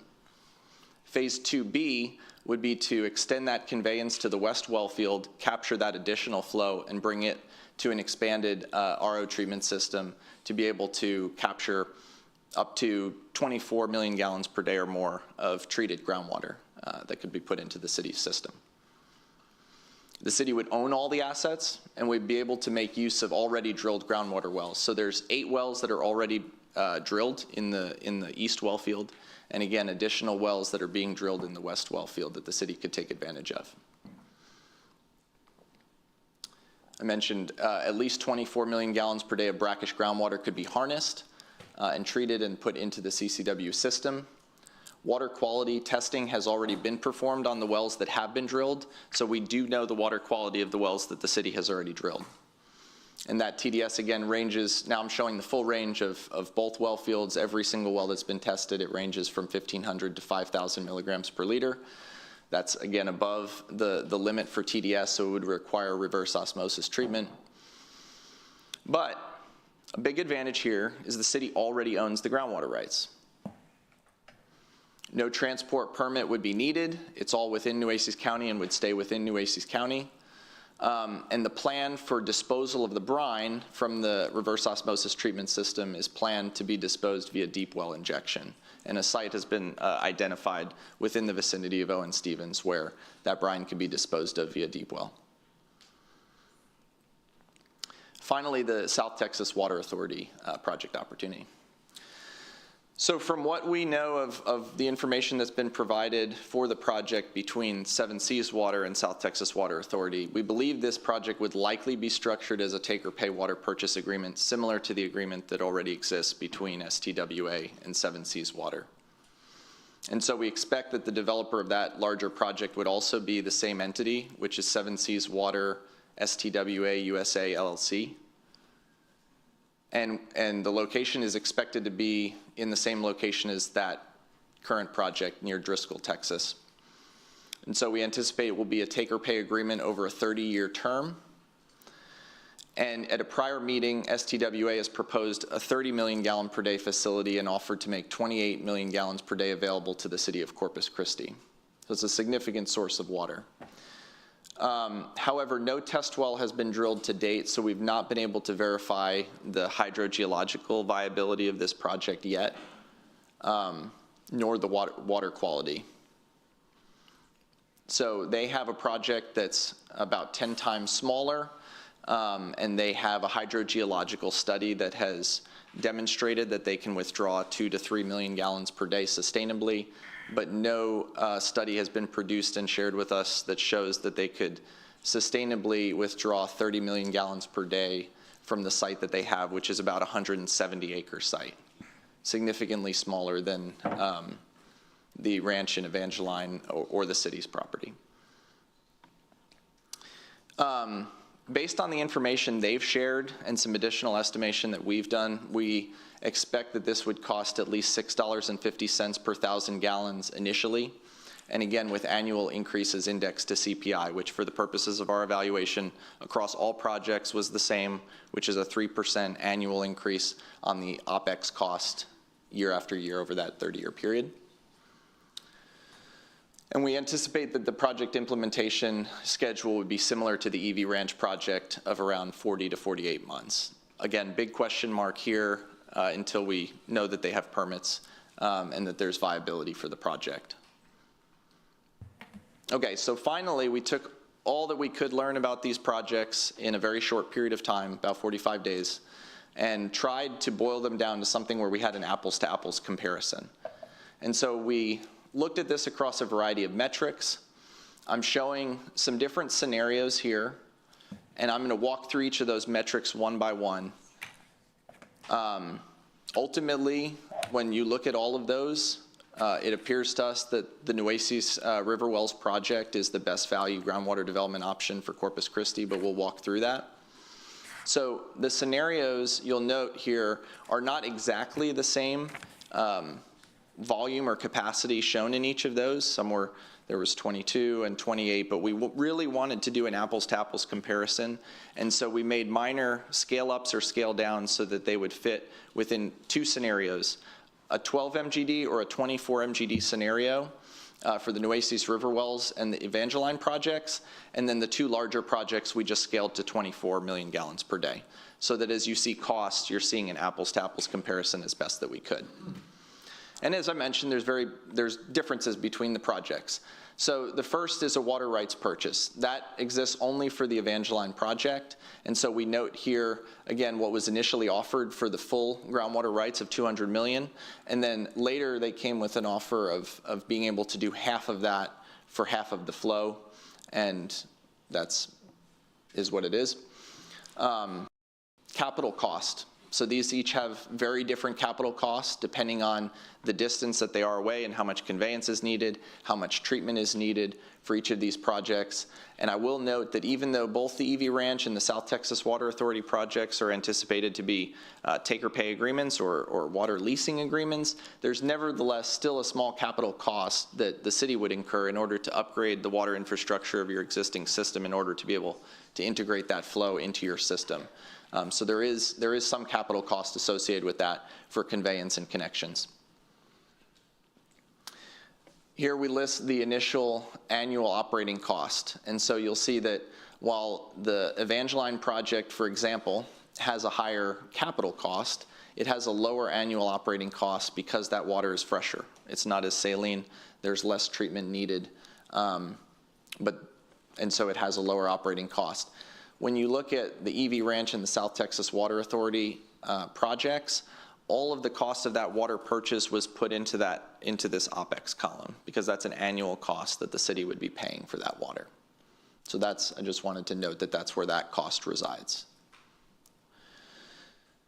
Next, we wanted to look at totaling what the full cost would be over a 30-year period. So taking that initial capital cost plus any water rights purchase, if applicable, as that upfront, plus 30 years of annual operating costs, and what's that all in over that 30-year period. And you can see that there's a pretty significant divergence between the two projects where the city would own and operate and maintain that infrastructure versus the ones where the city is simply purchasing water. And that's because of those annual increases indexed to CPI that we anticipated at 3% per year. Another difference is what the city owns at the end of that 30-year period. And so this is the initial value of the assets owned by CCW. This doesn't take into account any depreciation, but it's meant to demonstrate that the city owns an asset at the end of that 30-year period for the top 4 scenarios. For the EV Ranch and the South Texas Water Authority projects, they would only own the minor infrastructure upgrades mentioned previously in order to integrate the water into the system. Okay, so with these being so different and wanting to compare them on an apples-to-apples basis, we really wanted to boil it down to $1 per 1,000 gallons, a metric that's been used all throughout today to talk about different projects. And so we did that, and so that's taking all of the upfront CapEx and any water rights purchase upfront and amortizing that over 30 years debt service and having an annual debt service payment, plus whatever the annual operating cost is, and then dividing it over the full amount of flow that would be provided to the city. And so we see that for the different scenarios, that initial cost of water in year 1 ranges from around $4 per 1,000 gallons up to around $7 per 1,000 gallons. What's interesting is as you extrapolate that out into year 30, you see a much wider divergence. So because of the fact that that annual increase on the 2 projects where you're purchasing the water, the entire cost of that water is subject to that annual increase based on what we know now. That causes that total cost in year 30 to become quite large. For the projects where the city is owning and constructing and operating those and locking in that capital cost and locking in that debt service up front, that payment, that annual payment is staying the same. So that annual increase indexed to CPI is only being applied to the OpEx for the 30 years after that initial upfront payment. Now, I think it also needs to be said that for those other projects where there's a separate entity that's carrying the capital, the cost of that capital, they're doing so, and there's a cost to that capital, but they're still passing on the cost of capital to the city within that rate. And because the full water rate is subject to that annual increase, again, it starts to run away from the other ones as you get further and further down the line. So you have that compounding annual cost of that increase. Lastly, just to sort of clean this up, I just kind of wanted to show it with the 4 scenarios that are all 24 MGD, just so that it's less busy and less to look at. But these are really the comparison of the 4 different projects. So again, I mentioned timeline for a couple of them. When you look at the Nueces River Wells project, the city project, again, wells are being drilled now, water is going into the river now. So the timeline on phase 1 is immediate. Phase 1 and A and phase 1B is immediate. The time it takes to implement all of that conveyance, obtain easements, get an injection well permit, design and construct and start up and commission a reverse osmosis treatment plant puts the brackish water RO facility for the Nueces River Wells project into approximately middle of 2028. So the finish line for that treated water that would go directly into the drinking water system is a very similar finish line as Inner Harbor. For the Evangeline project, there's, again, the possibility of being able to implement that first 12 million gallons per day quickly because of the close proximity to the Mary Roads pipeline. But the reality is there's a huge question mark related to the transport permit. That could be as little as 6 months. It could be as long as 2 years. It could be longer than that, depending on how it's contested. Again, that's not me saying that. That's what we've heard from the city's council on water rights, Jason Hill. So there's some question marks around that. But in the 24 million gallon per day scenario for Evangeline, where there is a parallel conveyance line paralleling the Mary Roads pipeline, because not all 24 million gallons per day can get into the Mary Roads pipeline at its current capacity. For that, the timeline is very similar to the city's project in that it's not going to be any faster than middle of 2028. So it's not an immediate quick fix. And one last thing I'll mention is the city's project has a $30 million grant from the state that we just found out about. So again, I'm representing here what was in our report from May. So these numbers actually don't take into account that $30 million. That makes the city's project a little bit less, $30 million less cost to the city than what's presented here. So I think that's everything. So with that, I would open it up to any Q&A. Okay, thank you. Councilman Hernandez. Okay,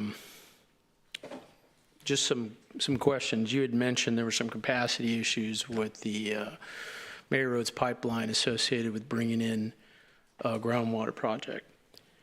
But there was a study on the Mary Roads pipeline done in 2011 that stated that the Mary Roads pipeline was able to have a capacity of 112 acre-feet a year, right? Which roughly equates to about 100 million gallons. Is that number incorrect? Nick Winkleman, Director of Water Systems. So the Mary Roads pipeline, the infrastructure right now is providing the maximum amount of water, which is 70 million gallons a day. That has to do with the infrastructure at Lake Texana, at Bloomington, and Woodsboro. So if you look at theoretically the amount of water that can be pumped through the pipeline is different than the infrastructure available. Okay, so what you're saying is that the initial design for the 112 million acre-feet a year was incorrect? Nope, not saying that at all.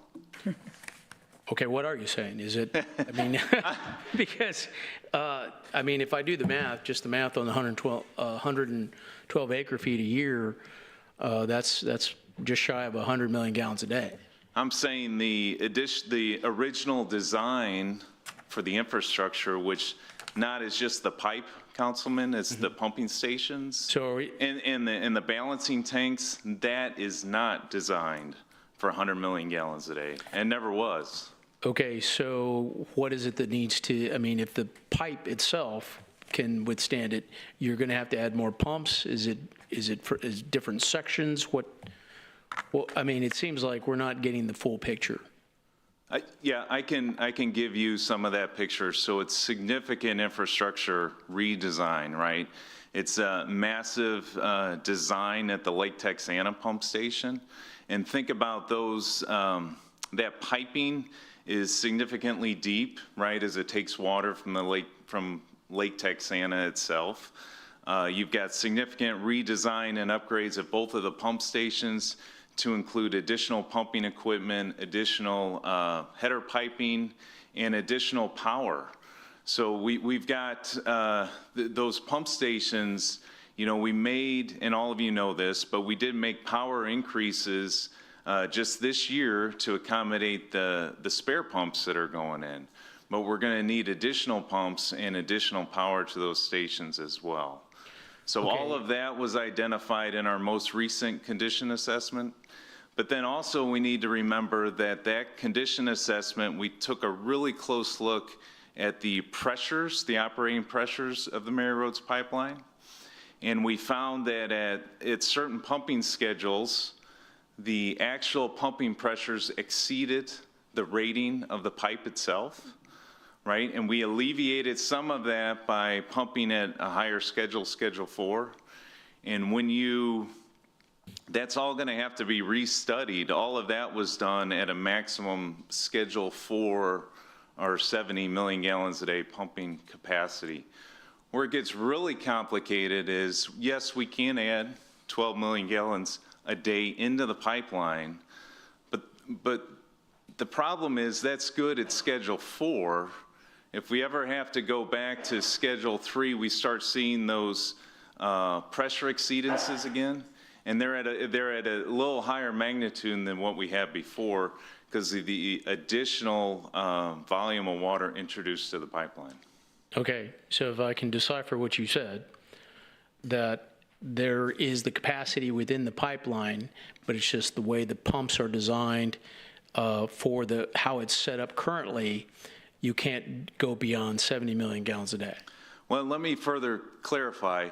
A pipe has a lifespan too. We did the condition assessment of the Mary Roads pipeline at about 25 years for phase one. That pipe is not in the same condition it was when it was installed. And we know that from the amount of failures and breaks that we've had on the pipeline and the leaks we've had to address, the joint failures and the appurtenance failures and things like that. So you would definitely be putting more strain on the Mary Roads pipeline. We don't have the infrastructure set up. That alone is a big design project. Talking about different size wet wells, we'll have to redo our balancing tank analysis and on and on. It's a cascade of design events. Okay, so, but you are saying that it is possible to get it to a higher volume, maybe added at different places, maybe after the Woodsboro pumping station to add the additional, I guess by math, 20-some million gallons a day. Well, adding 12 at the Dresden location will increase the pressures along the pipeline, just the 12. So we will be seeing those increased pressures at various points along the pipeline. Are you talking before or after the Dresden cutoff? Obviously, you got water going to San Patricia Municipal Water District and Steel Dynamics. Yeah, so after Steel Dynamics and SAMPAT take off, we still see increased pressures. We had HDR model that as part of our condition assessment. Okay, so I'll leave it at that. It seems like we're leaving some capacity off of there. It's a big design project that would have to be done with infrastructure improvements at multiple locations. And additionally, with the pressure exceedances, we identified areas where we thought that there was possibly debris in the line. And at that point, we wanted to install parallel piping. The unfortunate thing is you can't take the Mary Roads pipeline down to investigate that. Okay. The other thing is on, and this is for Garver, the question on some of the calculations you did. I know it's a napkin math kind of estimate. I think I'll wait for some of the presentations or some of the information from the actual organizations. And we haven't finished negotiating with Evangeline in terms of their water cost. Yep. We haven't finished negotiating with the South Texas Water Authority on what that could look like. Maybe it could be a joint ownership of this. So if your hang-up is not owning assets, that could be negotiated. Don't close the door on any kind of negotiations with regards to that project. So similar to some other projects that I brought to your attention. Okay, thank you. Councilwoman Paxson. Thank you, Mayor. Thank you for the presentation. Lots of great information. I know we referenced that in a point a little earlier this evening, but this puts it out in a really user-friendly table. So thank you for doing the work on that. Most of my questions were answered in the last question. However, I still don't see this presentation listed on, and this is probably more for Drew Molly, I apologize. I still don't see the presentation listed online under the agenda item for today, for this specific item. We'll make sure it's out. We'll put it out so everybody can see it. You bet. Is that probably by lunchtime tomorrow? We'll do it first thing in the morning. Okay. We can probably do it right now. Send an email to the team to get it loaded up there. No, I appreciate it. I just think this is really great information. So that was my big thing. Thank you. Councilman Scott. So we're started the permitting process on the city wells. Has that permit been, I guess somebody said summer of 28. Is that the desal? That's the desal Yeah. part. Okay. So, yeah, that's treating the water and putting it directly into the drinking water system. Right now, the water is being put into the river, and then some of that water is able to be withdrawn into the Owen Stevens water treatment plant. Have we filed for that permit yet? Okay, but when do we start that? Because you're saying you think 28, summer of 28 when that's Well, can I just ask a clarifying question? So are you talking about the bed and banks permit to be able to put the water in, or are you talking No. about the injection well permit? Injection well permit. The injection well permit, we're working with TCQ right now on that, with the UIC group. Okay, but you're still, Yeah, if I could add one more thing about the permits. So the water wells are producing into the river as part of the bed and banks permit. Right. If we move to phase 2A and phase 2B, the water wells also will then have to be permitted through TCEQ. So we have to get, because that's a new water supply for the city, so there's new water supply permitting with TCEQ in conjunction with the injection well permit and then the permit for the new water treatment plant. and I guess what made me think about it was, so how long does it take to permit and how long does it take to build the facility? It's got to be a pretty fast operation, right? I wouldn't think so. Because you're saying summer 28, it could be online. So with regards to the permitting, getting permits for new water wells is not a tremendously, it's not a very long period of time. The injection well permit depends on whether they're going to permit it under the general permit for Class 1 wells, since this is non-hazardous and it's for drinking water. So our hope is that we can get permitted under the TCEQ's Class 1 general permit, in which case it'll be very quick. If it has to be permitted as a Class 4 or Class 5 well, which we don't think, then it's a little bit longer. But again, it's not an exceedingly long period of time to get. That's not the critical path item on this. The critical path item on that project is power. Got it. Flatly, it's getting enough power on the site. All right, so. And that's true of the Evangeline project, That's too. where I was going. The biggest question mark with Evangeline is being able to get enough power to the site to develop the well field that's currently. And it's, and the transport permit.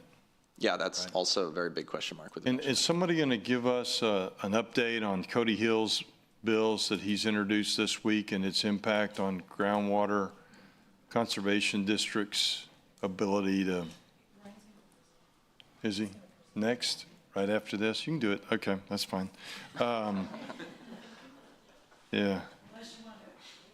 That's all right. And so, and then, so you're thinking, if we get the transport permit, work out an agreement, blah, blah, blah, it's summer of 28 also for the Evangeline? Is that what Yeah, you said? at the soonest. I mean, the reality is it just depends how long it takes to get that transport permit and whether that's contested, which there's a fairly good likelihood that it will be, which means the city could end up with a permit for less than the 25.4 million gallons per day, or it could just be a protracted period of trying to obtain that transport permit. Is that fair? Yeah. And if we're going to do more ground wells, why wouldn't we seek a ground well location in Nueces County? I guess that's what South Texas Water Authority. Would we be open to, I guess my point is, would we be open to conversations with other people who have big chunks of land that would be interested in us drilling on their property? All right, well, let's be open to that, because there's. I would say yes. Yes. One of the things that I think we all need to recognize is that, and Ryan's going to talk about this in a little bit, but groundwater is not necessarily risk-free. There are risks associated with getting groundwater. We've talked about the risks of not getting a transport permit. We've talked about the risks of going to a different county with a different district, and rural communities in those parts of the county having an issue with that water coming across a district to a place like City of Corpus Christi. So there are risks associated with that. We know that permits take time, and we've seen that firsthand with the permits that we have achieved on the Inner Harbor project. So, I think it's easy for some of us to try to predict, how long these permits are going to take, but it's hard to predict. We oftentimes say it takes longer than what is originally anticipated. And each one of these projects has a permit that we have to get. Right. And so, so none of these are coming on before summer 28. Is that a professional opinion? We talked a lot about it internally, and I think it's a tall task to get on before I would say June of 2028. I think, the Evangeline, at least the 12 MGD, if we're fortunate and we get a transport permit relatively quickly, and we don't know what that's going to take, and it's not contested, we've got power that we have to get out there. There's power that has to be run. That power is a big critical path item for any project. You've got wells that you have to drill. It takes months and months to drill these wells. The infrastructure that you have to put in is significant. Piping, you have to bury it. We want to do it the right way. We want to put telemetry and SCADA so we can run these facilities. We don't want to put this in haphazardly where you're having to do a ton of manual work to operate these well fields. And then the other part of it is we have to tie it into the Mary Roads pipeline, and that's a delicate surgical procedure because we want to make sure that we don't impact any of what Mary Roads pipeline is doing. So what would be, do you have an estimate on 12 MGD from Evangeline? We've powwowed this out, and we think it's 28. Got it. We think it's 28. 12 or 24, it's 28. Well, if we're talking about 24, it's going to be every bit of 28 because at least the reports that we've got and the analysis that Nick has talked about in terms of the pressures associated, we would have to put a parallel pipeline in. That's been something that we've seen, we've looked at. We've got HDR has looked at that. They've advised a parallel pipeline to get the full 24 down to Owen Stevens. All right, thank you. Councilman Panetta. Thank you, Mayor. I guess a couple of things. So could you put back up the graphic that had the price schedule and the comparison at 24 MGD?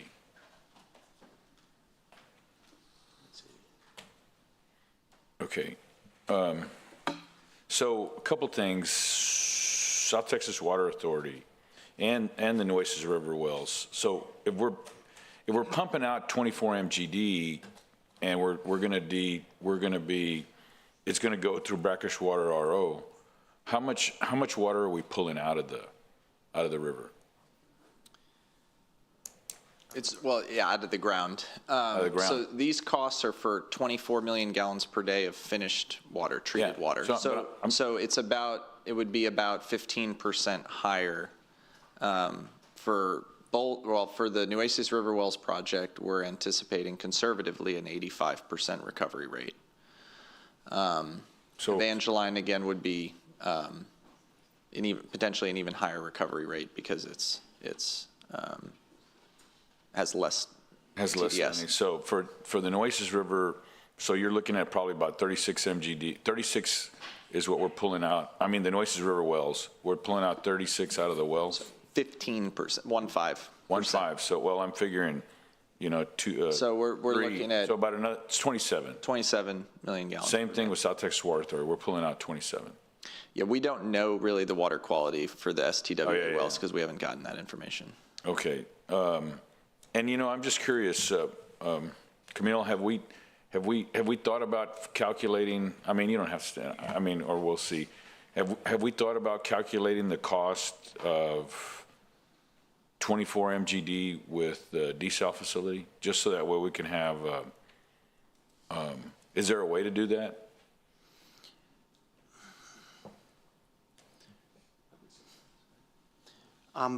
Don't want to say yes or no. It is. All right, well, it is a difficult thing because again, we were talking about design. I can't speak for Keywood if they can get some number. Yeah, if we could find that out. And the other thing, Drew. So, all day long, I heard Jason Conklin say that since they began the design, the construction cost has already come down $200 million. Yes, you're saying affirmative. I mean, for the record. We've been. You can take down this deal, the graphic now, so we can just look at Drew. Okay. Or me. It looks surprisingly fresh. I moisturize. So yeah, Jason Conklin, I heard him say that since they began, the price has gone down $200 million. Right. So I know Leflin obviously came and made his presentation. So is there a way when you figure out this calculation that I had suggested that if we get down to 1.1 billion, if we get down to 1 billion, I mean, you told me right now at 1.2 billion, it's $1.89 per 1,000 gallons. That's the rate impact. That's the rate impact, but not the cost per. I'd like to see both. In the cost, it was a little bit over $9. Yeah. But I don't have it right on me. Yeah, but that's for 36 MGD, a little bit over $9. 30. 30. Yes. Okay, 30 MGD, a little bit over $9, and what is it, 1.89. I'd just like to see a hypothetical for, 1.1 billion and 1 billion. And if it goes below that, then I'm sure we'll balance that out. And then all this other stuff, and I mean, I hate to make more work for you, but I hope it helps my colleagues look at, we all talk about people on a fixed income or whatever. I'm just hoping that it helps my colleagues to make a decision so that way they know, because when you hear $1.2 billion, I mean, right there, South Texas Water Authority, based on the assumptions that they gave us over 30 years, $3 billion, something to that effect.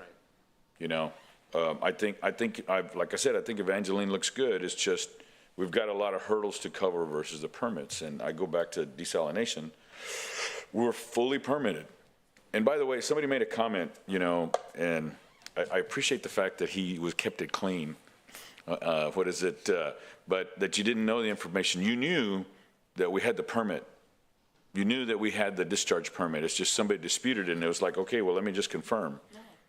So we confirmed it right away. We knew that we had that permit. I don't know if it was him, but somebody else said that. But, okay, no worries, thanks. Yeah. But anyway, my deal is that I just want to compare the cost, because that was, as I said, the very pleasant conversation I had with Councilmember Vaughn is she told me that was her biggest concern, and I want to do everything we can. I'm going to call her tomorrow and do a laundry list and sit with her and follow her around and say, okay, tell me about this, tell me about this. If I get all this answered for you, I want you to feel as comfortable as possible, because it's a very important decision. Thank you. Councilwoman Vaughn. I don't have any questions for Garber. You did that was a good presentation. I think we would all like a copy of that.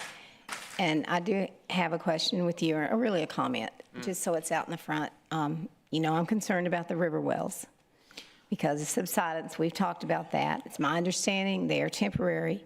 This is for an emergency, and that we can use them. You can turn them off when you need to, so that we don't have any problems with the rural areas. Just want you to say that out front. Well, and Councilwoman, I'll tell you this, and I'll say it on the record. Every one of these groundwater projects is going to have some risk. So if you go up to Sinton with the Evangeline, we're going to have risk. If you go down to Driscoll, where we're talking about 30 million gallons a day, there's going to be folks that are going to have risk. And so I think what's imperative is that we look at all these projects for the risks that they present. I can tell you from our perspective, what we've done is we have active monitoring wells on the groundwater wells that we've drilled to date. We monitor that.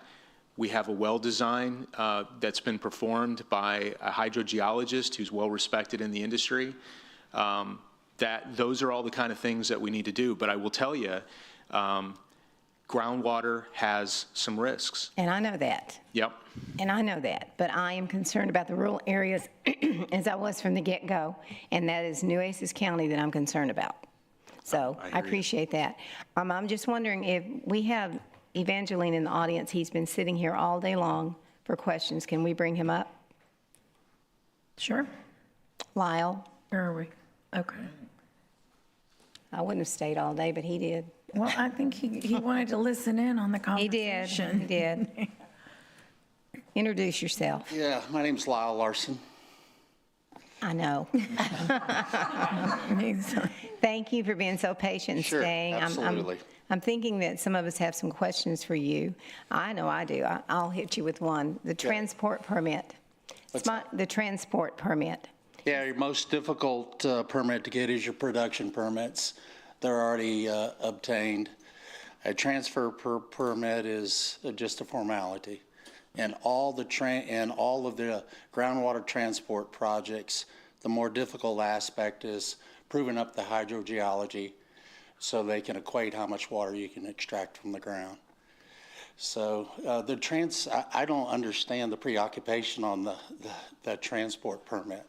That is not an issue. The Vista Ridge project, they had to go through extensive testing on the water, determine how much was available, but the transfer permit, that wasn't the issue. So I don't know, maybe they have an issue with another district, but we've talked to Sandpack County's lawyer in Austin. They indicated that's not an issue. Okay. So, Yeah, can we, Y'all want to say something? yeah. Yeah, I just want to add a comment, Lyle. okay, Excuse sure. me. Absolutely. So we were, Esteban and I were at the last Sandpack Groundwater Conservation District meeting, and one thing that their director told us is that they would add special provisions to transport permits, potentially limiting the amount of water that we can move. And the board Yeah. itself had a lot of questions in regards to that. So there is going to be controversy and questions in regard to transport permit. Now, everybody likes to say it's going to be easy. Can you speak into the microphone, please? Everybody likes to say it's easy, but again, there's already questions coming from the board. There's already questions coming from the leadership within the Groundwater Conservation District. So there's a lot of unknowns that we've started to delve into. So it's not a simple process, as people like to state. We just want to make sure everybody, all this transparency and upfront. And that's what we want. Yeah. Yeah, I mean, essentially, we've heard that since the get-go, Yes. that was an issue. Sure, people are going to contest it. I mean, there's people on the board, and there's all across the state in groundwater conservation districts, you have people that are very parochial. They want to protect their water. Sure. But that's not their water. It's the landowner's water. The people that own the land, the water underneath it, just like the oil, is owned by them. The groundwater district folks are just supposed to look and model the water that's going to be available. So there's a lot of overreach, and most of them been slapped down through state law cases. And so I don't see that as an issue. And I've seen that since I got involved about 6 months ago. That's the boogeyman that staff keeps throwing up. Yeah, it's been an issue. That's why we went directly to the lawyer in Austin and asked him. I would ask your staff to talk to Greg Ellis about it directly, instead of having conjecture that the board might have some issues. Yes, there will be board members that will oppose it, but the law states clearly that they have to release that. That's not their water. If we're in Russia, maybe so, but not in Texas. Okay. The Welder family owns this water. Yes. You know, so I appreciate everything y'all are doing today. I served on a city council for 4 years and a commissioner's court for 12 years, state rep for 12 years, and sitting here for 11 hours. I'm experiencing JOMO, the joy of because this is what y'all went through and the challenges we have across the state in water. I'm a big proponent of seawater desal. Nobody in the state of Texas knows as much about seawater desal than I do. Yeah. I've gone all over the world. I appreciate y'all looking at it. And the experience you're having right now, a lot of it has to do with we probably should have dealt with this 2 years ago. And I've gone to Perth and been to Melbourne, been to all of, in Tampa Bay, been to the one in San Diego 3 times, Santa Barbara. The social license that y'all needed to acquire, that the public would agree to it, should have been bought 2 years ago. Yeah. Y'all are trying to buy it after the fact. Yeah. And that's a problem. It costs you a lot more money. If we would have known the opposition, you probably would have built Barney Davis. You wouldn't have built Inner Harbor, because you could have taken that water to the Gulf. And but it's lessons learned. We're so far into this project. That project, that's what they do in Israel. That's what they do in Australia. They don't put it in a bay system. The one that Perth has is released into a sound, very controversial. They are able to make it work, very similar to the one we have in Corpus. But the balance of them worldwide, they go out in the ocean. Yeah. And that's what we should be doing here. But y'all are $46 million in. into this project out of a 1.2. Oh, we don't want to think about it. We don't want Yeah, I know, but I'm just saying that, you know, but the challenges, and Mark, you were talking about it, the challenges we have statewide is being replicated right here in Corpus. Y'all are on surface water, and we have a lot of compression on our surface water right now. They're overprescribed. It's not a drought. If you look at the decadal model over the last 100 years, we're losing about 1 inch of rainfall per decade statewide. Yeah. And so it's not an anomaly right now that we're going through. This is the way it's going to be. So your inventories in the lakes are falling. You can see the canopy of vegetation is changing, and it goes from I-35 west and down in South Texas. So all of this is something that's going to sustain itself. I mean, we get a hurricane, it starts evaporating the next day, and you're going to be back in the same situation you're in. So I love the sustainable sources: seawater desal, groundwater. That's what you need to focus on. And I would own it instead of leasing the water. If you can, I wouldn't be involved in Evangeline right now if they were trying to lease the deal to you. And I told Peter and Drew that if you have an opportunity to own this asset, what the Garver gentleman didn't say is year 31, you own the water. You owe nothing on it. That's generational impact. So that's what you need to put yourself in a situation.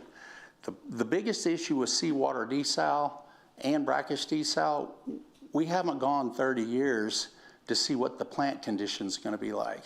Highly corrosive material. We already know by having to replace the filters in the brackish desal plant in Brownsville, it's every 10 years. And they've done everything they could to insulate themselves from that. And I know you're going to take a group down in 2 weeks, 2 or 3 weeks, to look at that. I think y'all need to build your own brackish groundwater field sometime or in the future. Don't let somebody else build it. Do it yourself. Okay. You know, and I think that's it. Brownsville's doing it. We've got 41 of them in the state of Texas. Y'all need to add that to the list. And Okay. The only thing I would say that I'd do different on the seawater desal, let the private sector build it. I know. That's how they're all done. In Israel, I talked to a guy named Joe Adami. He was your former mayor about 10 or 11 years ago. And I went to Israel after that, and I told them, yeah, this city in Texas, Corpus Christi, is going to build their own. They all started laughing. They go, they're willing to take all that risk, and the risk of designing it, developing it, and running it. Do they realize what they're getting into? And so when he said that, and then all the other plants I went were done by the private sector, and then it was co-operated by the community. So get somebody to build it, y'all co-operate it, and then they hand you the asset in 30 years. It's a whole lot less risk associated with, and I don't know where we get to that point. So. Okay, I'm going to ask you one more quick question, because there's several others. The quality and the quantity. The reason I'm asking that is because I met with different industries yesterday, and the thing that I heard from two different ones was they had looked at it. It was the quality, one said, and the other quantity. Well, when they said that, we knew they just didn't want the project to go through here because they felt it was going to be a competition with desal, and it's not. So tell me about your water. About what are you talking about, Evangeline? Quality, yes. Yes, Evangeline. It meets the drinking water standard. They're chlorinated and scented. They have for 40 years. The sustainability of that, you will manage that. You'll own that water for 100 years. I mean, if you look at the well fields, the boogeyman is they're going to do curtailments. Yes, every groundwater district, if you have compression, you have hydrostatic pressure that is reduced around these wellheads, then you can manage it yourself and curtail some of the pumping. If you got a lot of surface water, then you manage that field because you're going to own it. But I don't really see that happening because after 40 years, they haven't had any issues with that. You've Time got spent. a pretty sophisticated analysis where they gave you 28,486 acre feet of water that you're going to be able to generate 25.5 million gallons of water out of. That project, the cost, I don't know, again, the Garver gentleman, the cost, we had $400 million taking it to the Dresden pipeline. That was a Pape Dawson assessment. You're paying for the water. They reduced the water to you, the family did, and Ed and Bruce, of $30 million. We have a cost of $436. They have a cost a little bit north of $6 or $7. So I think you need to reconcile those numbers. Not certain how they got that. We were looking, same CapEx and all the rest of it. Yeah, you probably ought to look at that. That needs to be a conversation. The only problems, again, the wells that you're drilling, be concerned about subsidence because you're concentrating a bunch of wells in an area. And I told Drew, you need to go to the Harris Galveston County Subsidence District, and y'all need to be careful what you're doing because if you put too much pressure in that aquifer, then you will have subsidence, and also you'll have to mitigate the issues of degradation of the water in that river. So just, I appreciate what he's doing, but be careful and not to get too greedy with that, because there could be long-term consequences that we can never work ourselves out of. Yeah, thank you. Thank you. Mr. Yeah, absolutely. Larson. Thank y'all. Appreciate your time. Yeah. Oh, did you have questions for him? Yeah. Okay, Councilman Hernandez. Real quick, and Lyle and Drew, I'd like to know that, I know HER did that evaluation, 2 years ago? An updated evaluation? You're talking about the mixing study? No, for or the Mary Roads evaluation of the pipeline. Yeah, I think it was about 2 years ago. About 2 years ago. Who was the engineer that did that? Do you know who it was? Jerry Sneed. And is there documentation on it? Yes. Is there a report? Yeah, you want to answer that? Yeah, excuse me, sir. Sure. Yeah, Nick Winkleman. Check me like that?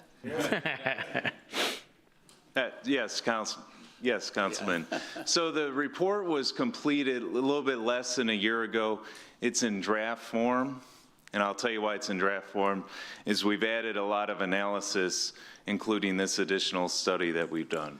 So we keep adding to it, and it's growing. Okay, so when will a final report be complete that we could see? Yeah, so we've gotten what I'll call the final draft. It was last month, so we're reviewing it right now, so should be in the near term. Okay, so give me... Within a month. Within a month? Okay, I'm looking forward to seeing it. Lyle, real quick, obviously you got to put power out there to power the pumps, and then timing, Well, John Michael, he's an engineer here in this community. They've looked at it. They've worked with Pape Dawson. They've given you a pretty good cursory review on how long they believe it's going to take. John Michael from Hanson? Yeah. And he's indicated that a lot of it has to do with your ability to get some of the components. There is a huge demand for some of the electric stuff, and there's a 3 to 4 month latent period before they can actually deliver it. So I would get back with John Michael and the folks with Pape Dawson to try to get that report updated. But they had it as of January of this year. I saw a somewhat current report. They could move that water. They could drill 2 wells at a time. They could get that first 12.5 million gallons into the Mary Rose pipeline. Now this is burying the pipe, taking it to the Mary Rose pipeline, the first 12.5 million gallons, somewhere in the 6 to 9 month period. And I would, again, go back to the same gentleman, ask him if they can do it. That was having a local contractor here, I think it was Bay Corporation, doing a lot of the work here. And then they had engaged Garney, I think the first time they had talked to y'all. But there's no reason to bring Garney down here if you've got a contractor that can do it locally. They can expedite it. Now, taking it all the way to the south, to the Dresden, that's going to be more expensive. That's in a $350 million range of what it's going to cost, and that's going to take a little bit more time. That's more along the lines of 28 months to take in that second 12.5 million gallons. But I would, staff has the Pape Dawson engineering report.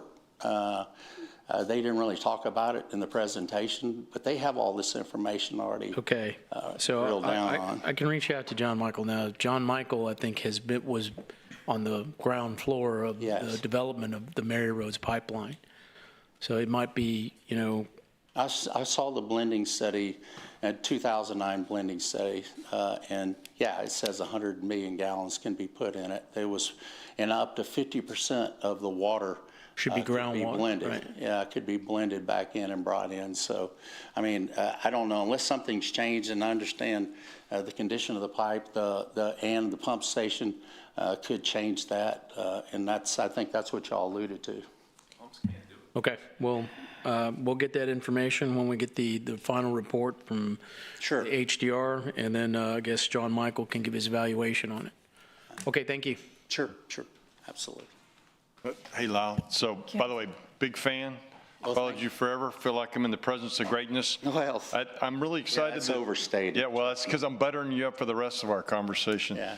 I think it's exciting that permit is easy to get, so I assume that's something that you all will be Yeah, and that was something Drew brought up. He said, you know, we're concerned about a title on the land. We're concerned about a clear title. Yeah. So they've agreed to pay for a clear title. They're going to Northport Title Company here. North Shore. They do a terrible job. They're a competitor of mine. Yeah. No, they're great people. They're going to do a great job. And then Mission Title out of Hondo, they've probably done 70 or 80 fee simple transfer of water because of all that stuff in Edwards. So that's something you guys are going to provide. We're going to do that, There you go. and we're going to go get the transfer permit. Awesome. That was something that I think Esteban, I think he pissed somebody off over there, so we're going to go do it. I think that's the issue. I mean, and that should be the answer is we should go get it, and we should get the title, give it to you, then you have no risk. Right. Those are the two. Yeah, I wouldn't be interested unless you guys provide, you know, fee simple and the permit. I mean, that's just. We're going to do that. I mean, if y'all decide to go forward. I still think you have to discount some extent to the future actions of the groundwater conservation district. Yeah. I'm not as smart as you, but I think that the time is coming where it's going to get harder to move water across counties, and I think that's part of some of, you know, Representative Harris's bills. And I think he's going to run up against the West Texas guys that are going to go, hey, man, water's gold, water's oil, and I own it, and I can do what the heck I want. But I think there's going to be a lot of opposition in the future about. So that's just my take. Is if yeah, I mean, water's we've worth balkanized our state into 16 regions. We fight each other fiercely on these planning district lines. It makes no sense. We're the only state that has abdicated our role in managing it as a resource for the whole state. Every one of our regions, we put our plans in. Sometimes they're counter to our neighbors, and so it's been grown organically by our state. I've been a big proponent of changing the structure on how we do our planning, because right now we're fighting each other too much. Y'all are fighting each other between counties within the same planning district. Right. I'm on the regional water planning group, so it's been a fun experience over the last. So you're right. I think somewhere, but I'll give you a little history. 3,000 years ago, the Persians were in the same problem. They had the same problem y'all have. They had populations that were growing, conquering nations. They had to figure out how to move water into these population centers growing. They're fighting the farmers in the rural areas. They developed very elaborate aqueduct systems, took their water into the population centers. And history still repeats itself right now. In Texas, we're going to fight each other for every drop of water. Right. That's my point. So I just think that's just. I don't know enough to be an expert, but it just seems to me it's going to be harder to move water. It will. So get it now. Yeah. Get it now, because once you got it grandfathered, and if y'all don't take Evangeline trust me, somebody's going to get it. And they're going to want it because this is gold. Yeah. The water, I mean, there's you have an opportunity. If you pass on it, somebody else will bring it into Corpus Christi. Yeah. My last they're thought already- is that, my last thought is that, so, I mean, I thought our concept is we're going to let the private sector build the desal facility. We're just going to look over the shoulder to make sure they don't use crappy materials, so that when you end in 20 years, like Tampa ran into that, they let somebody else build it, and 20 years later, when they turned it over to them, they had to rebuild the dang plant because it was 20-year, the life cycle of all that equipment was 20 years. So I think the answer is you let the private sector build it, but you're at the table with them, and you hire, a project consultant to handle your position to make sure they've got the right parts. That's just me. Yeah, I understand. Well, there's a huge design flaw in Tampa. And it created a chilling effect in seawater desal all across the nation for 2 decades because of that problem. What I would do is I'd hand it back to Kiewit and say, y'all build it. Y'all take all of the risk. We'll buy the water from you per 1,000 gallons. Tell us what your rate is. I don't agree with that. Well, that's okay, guys, we're going to go on. It's Okay. 11:07. I just want to get that out Hey, there. this I know, is but- cheap consulting. I know, sir, You- but you we're can buy me- really. you can buy me some This is Gatorade. just about Evangeline though, right now. They're talking to you about Evangeline. So we're going to move on there you because go. we still have do you have questions for Mr. Larson? Okay, go ahead. Question Thank you, answer, Mayor. Question answer. I think we actually met. not We too did. long Drew ago. introduced this, yes. Yes, I love the spirit then. I'm refreshed by the commentary this evening. So I'll say I like that concept. Sounds a little like our Harbor Island project, but that was a side note. My question for you, and you may have said this in conversation, but I could have missed it. We're told summer of '28. It sounds like that could be the timeline for the full 24 million gallons? Yes, that's Pape Dawson pulled the study out. They'll show you the timelines. They've got impediments built in and both getting the materials, getting a design, but 6 to 9 months, and John Michael can update y'all tomorrow as far as how fast they can move the first 12.5 million gallons into the system. The other one's more complicated because of issues on pressure in the pipeline, the rest of it. They're going to take it south to Dresden, and I think there's customers waiting in San Pat County for that other 12.5 million. So they're saying 28 months total to do all 24 million gallons, 6 to 9 months on the first 12.5. Okay, and that's presuming, like Councilmember Scott just said, if we can get the fee simple title, the permits, if you had to ballpark, what does it look like to getting those types of things online? I think we're very excited. As soon as they have a contract, they'll get the title policy.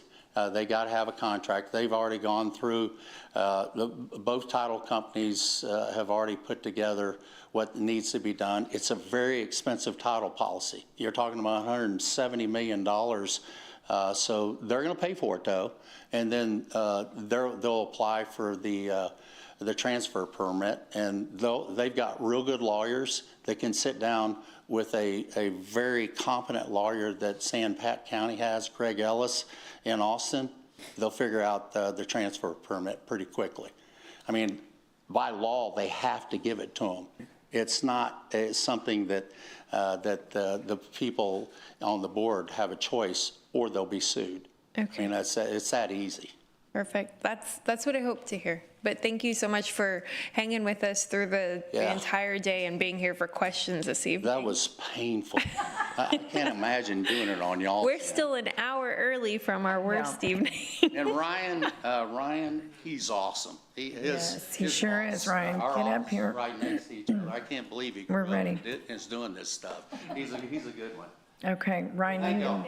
Yeah, thank you. Thank you. Ryan, you come on up. Okay, we're going to move into the last item, which is, Ryan's just going to do a quick update on the Coast Guard. right. Yeah.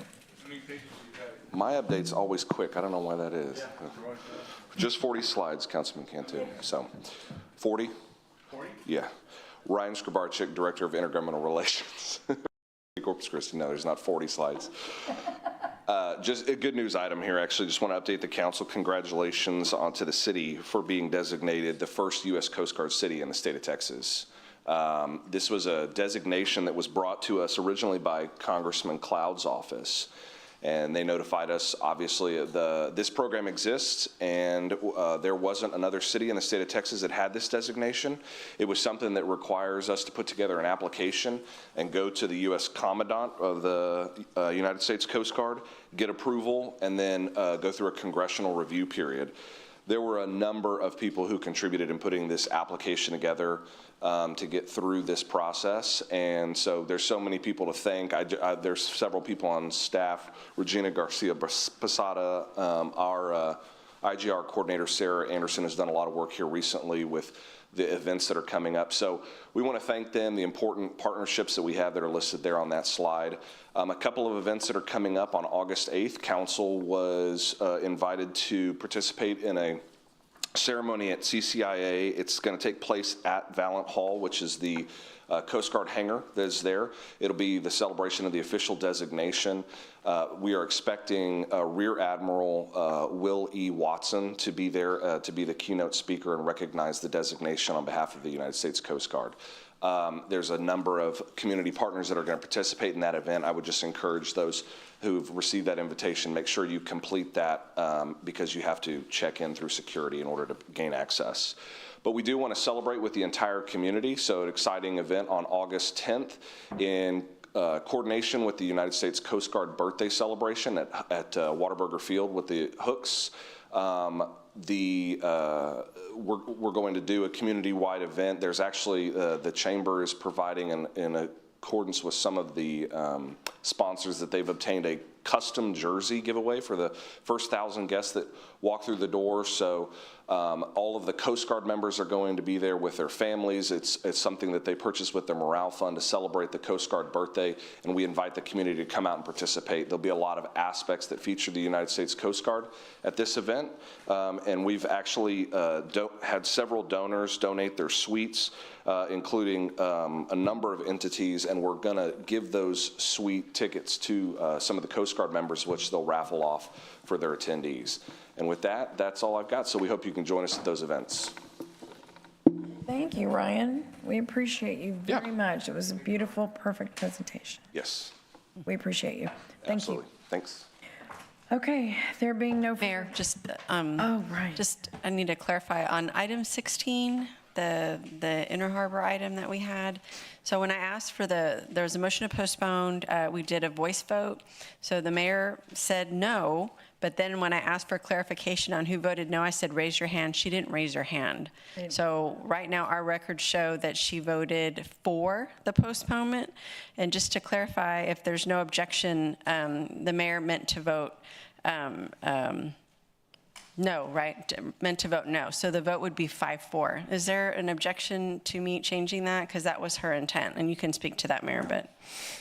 I mean, I'm requesting. Yeah, because I mean, all her comments were that she was against the postponement. So it would just be, for the record, showing that she was against the postponement. Thank you. Okay, thank you. All right, there being no further business, this meeting is adjourned.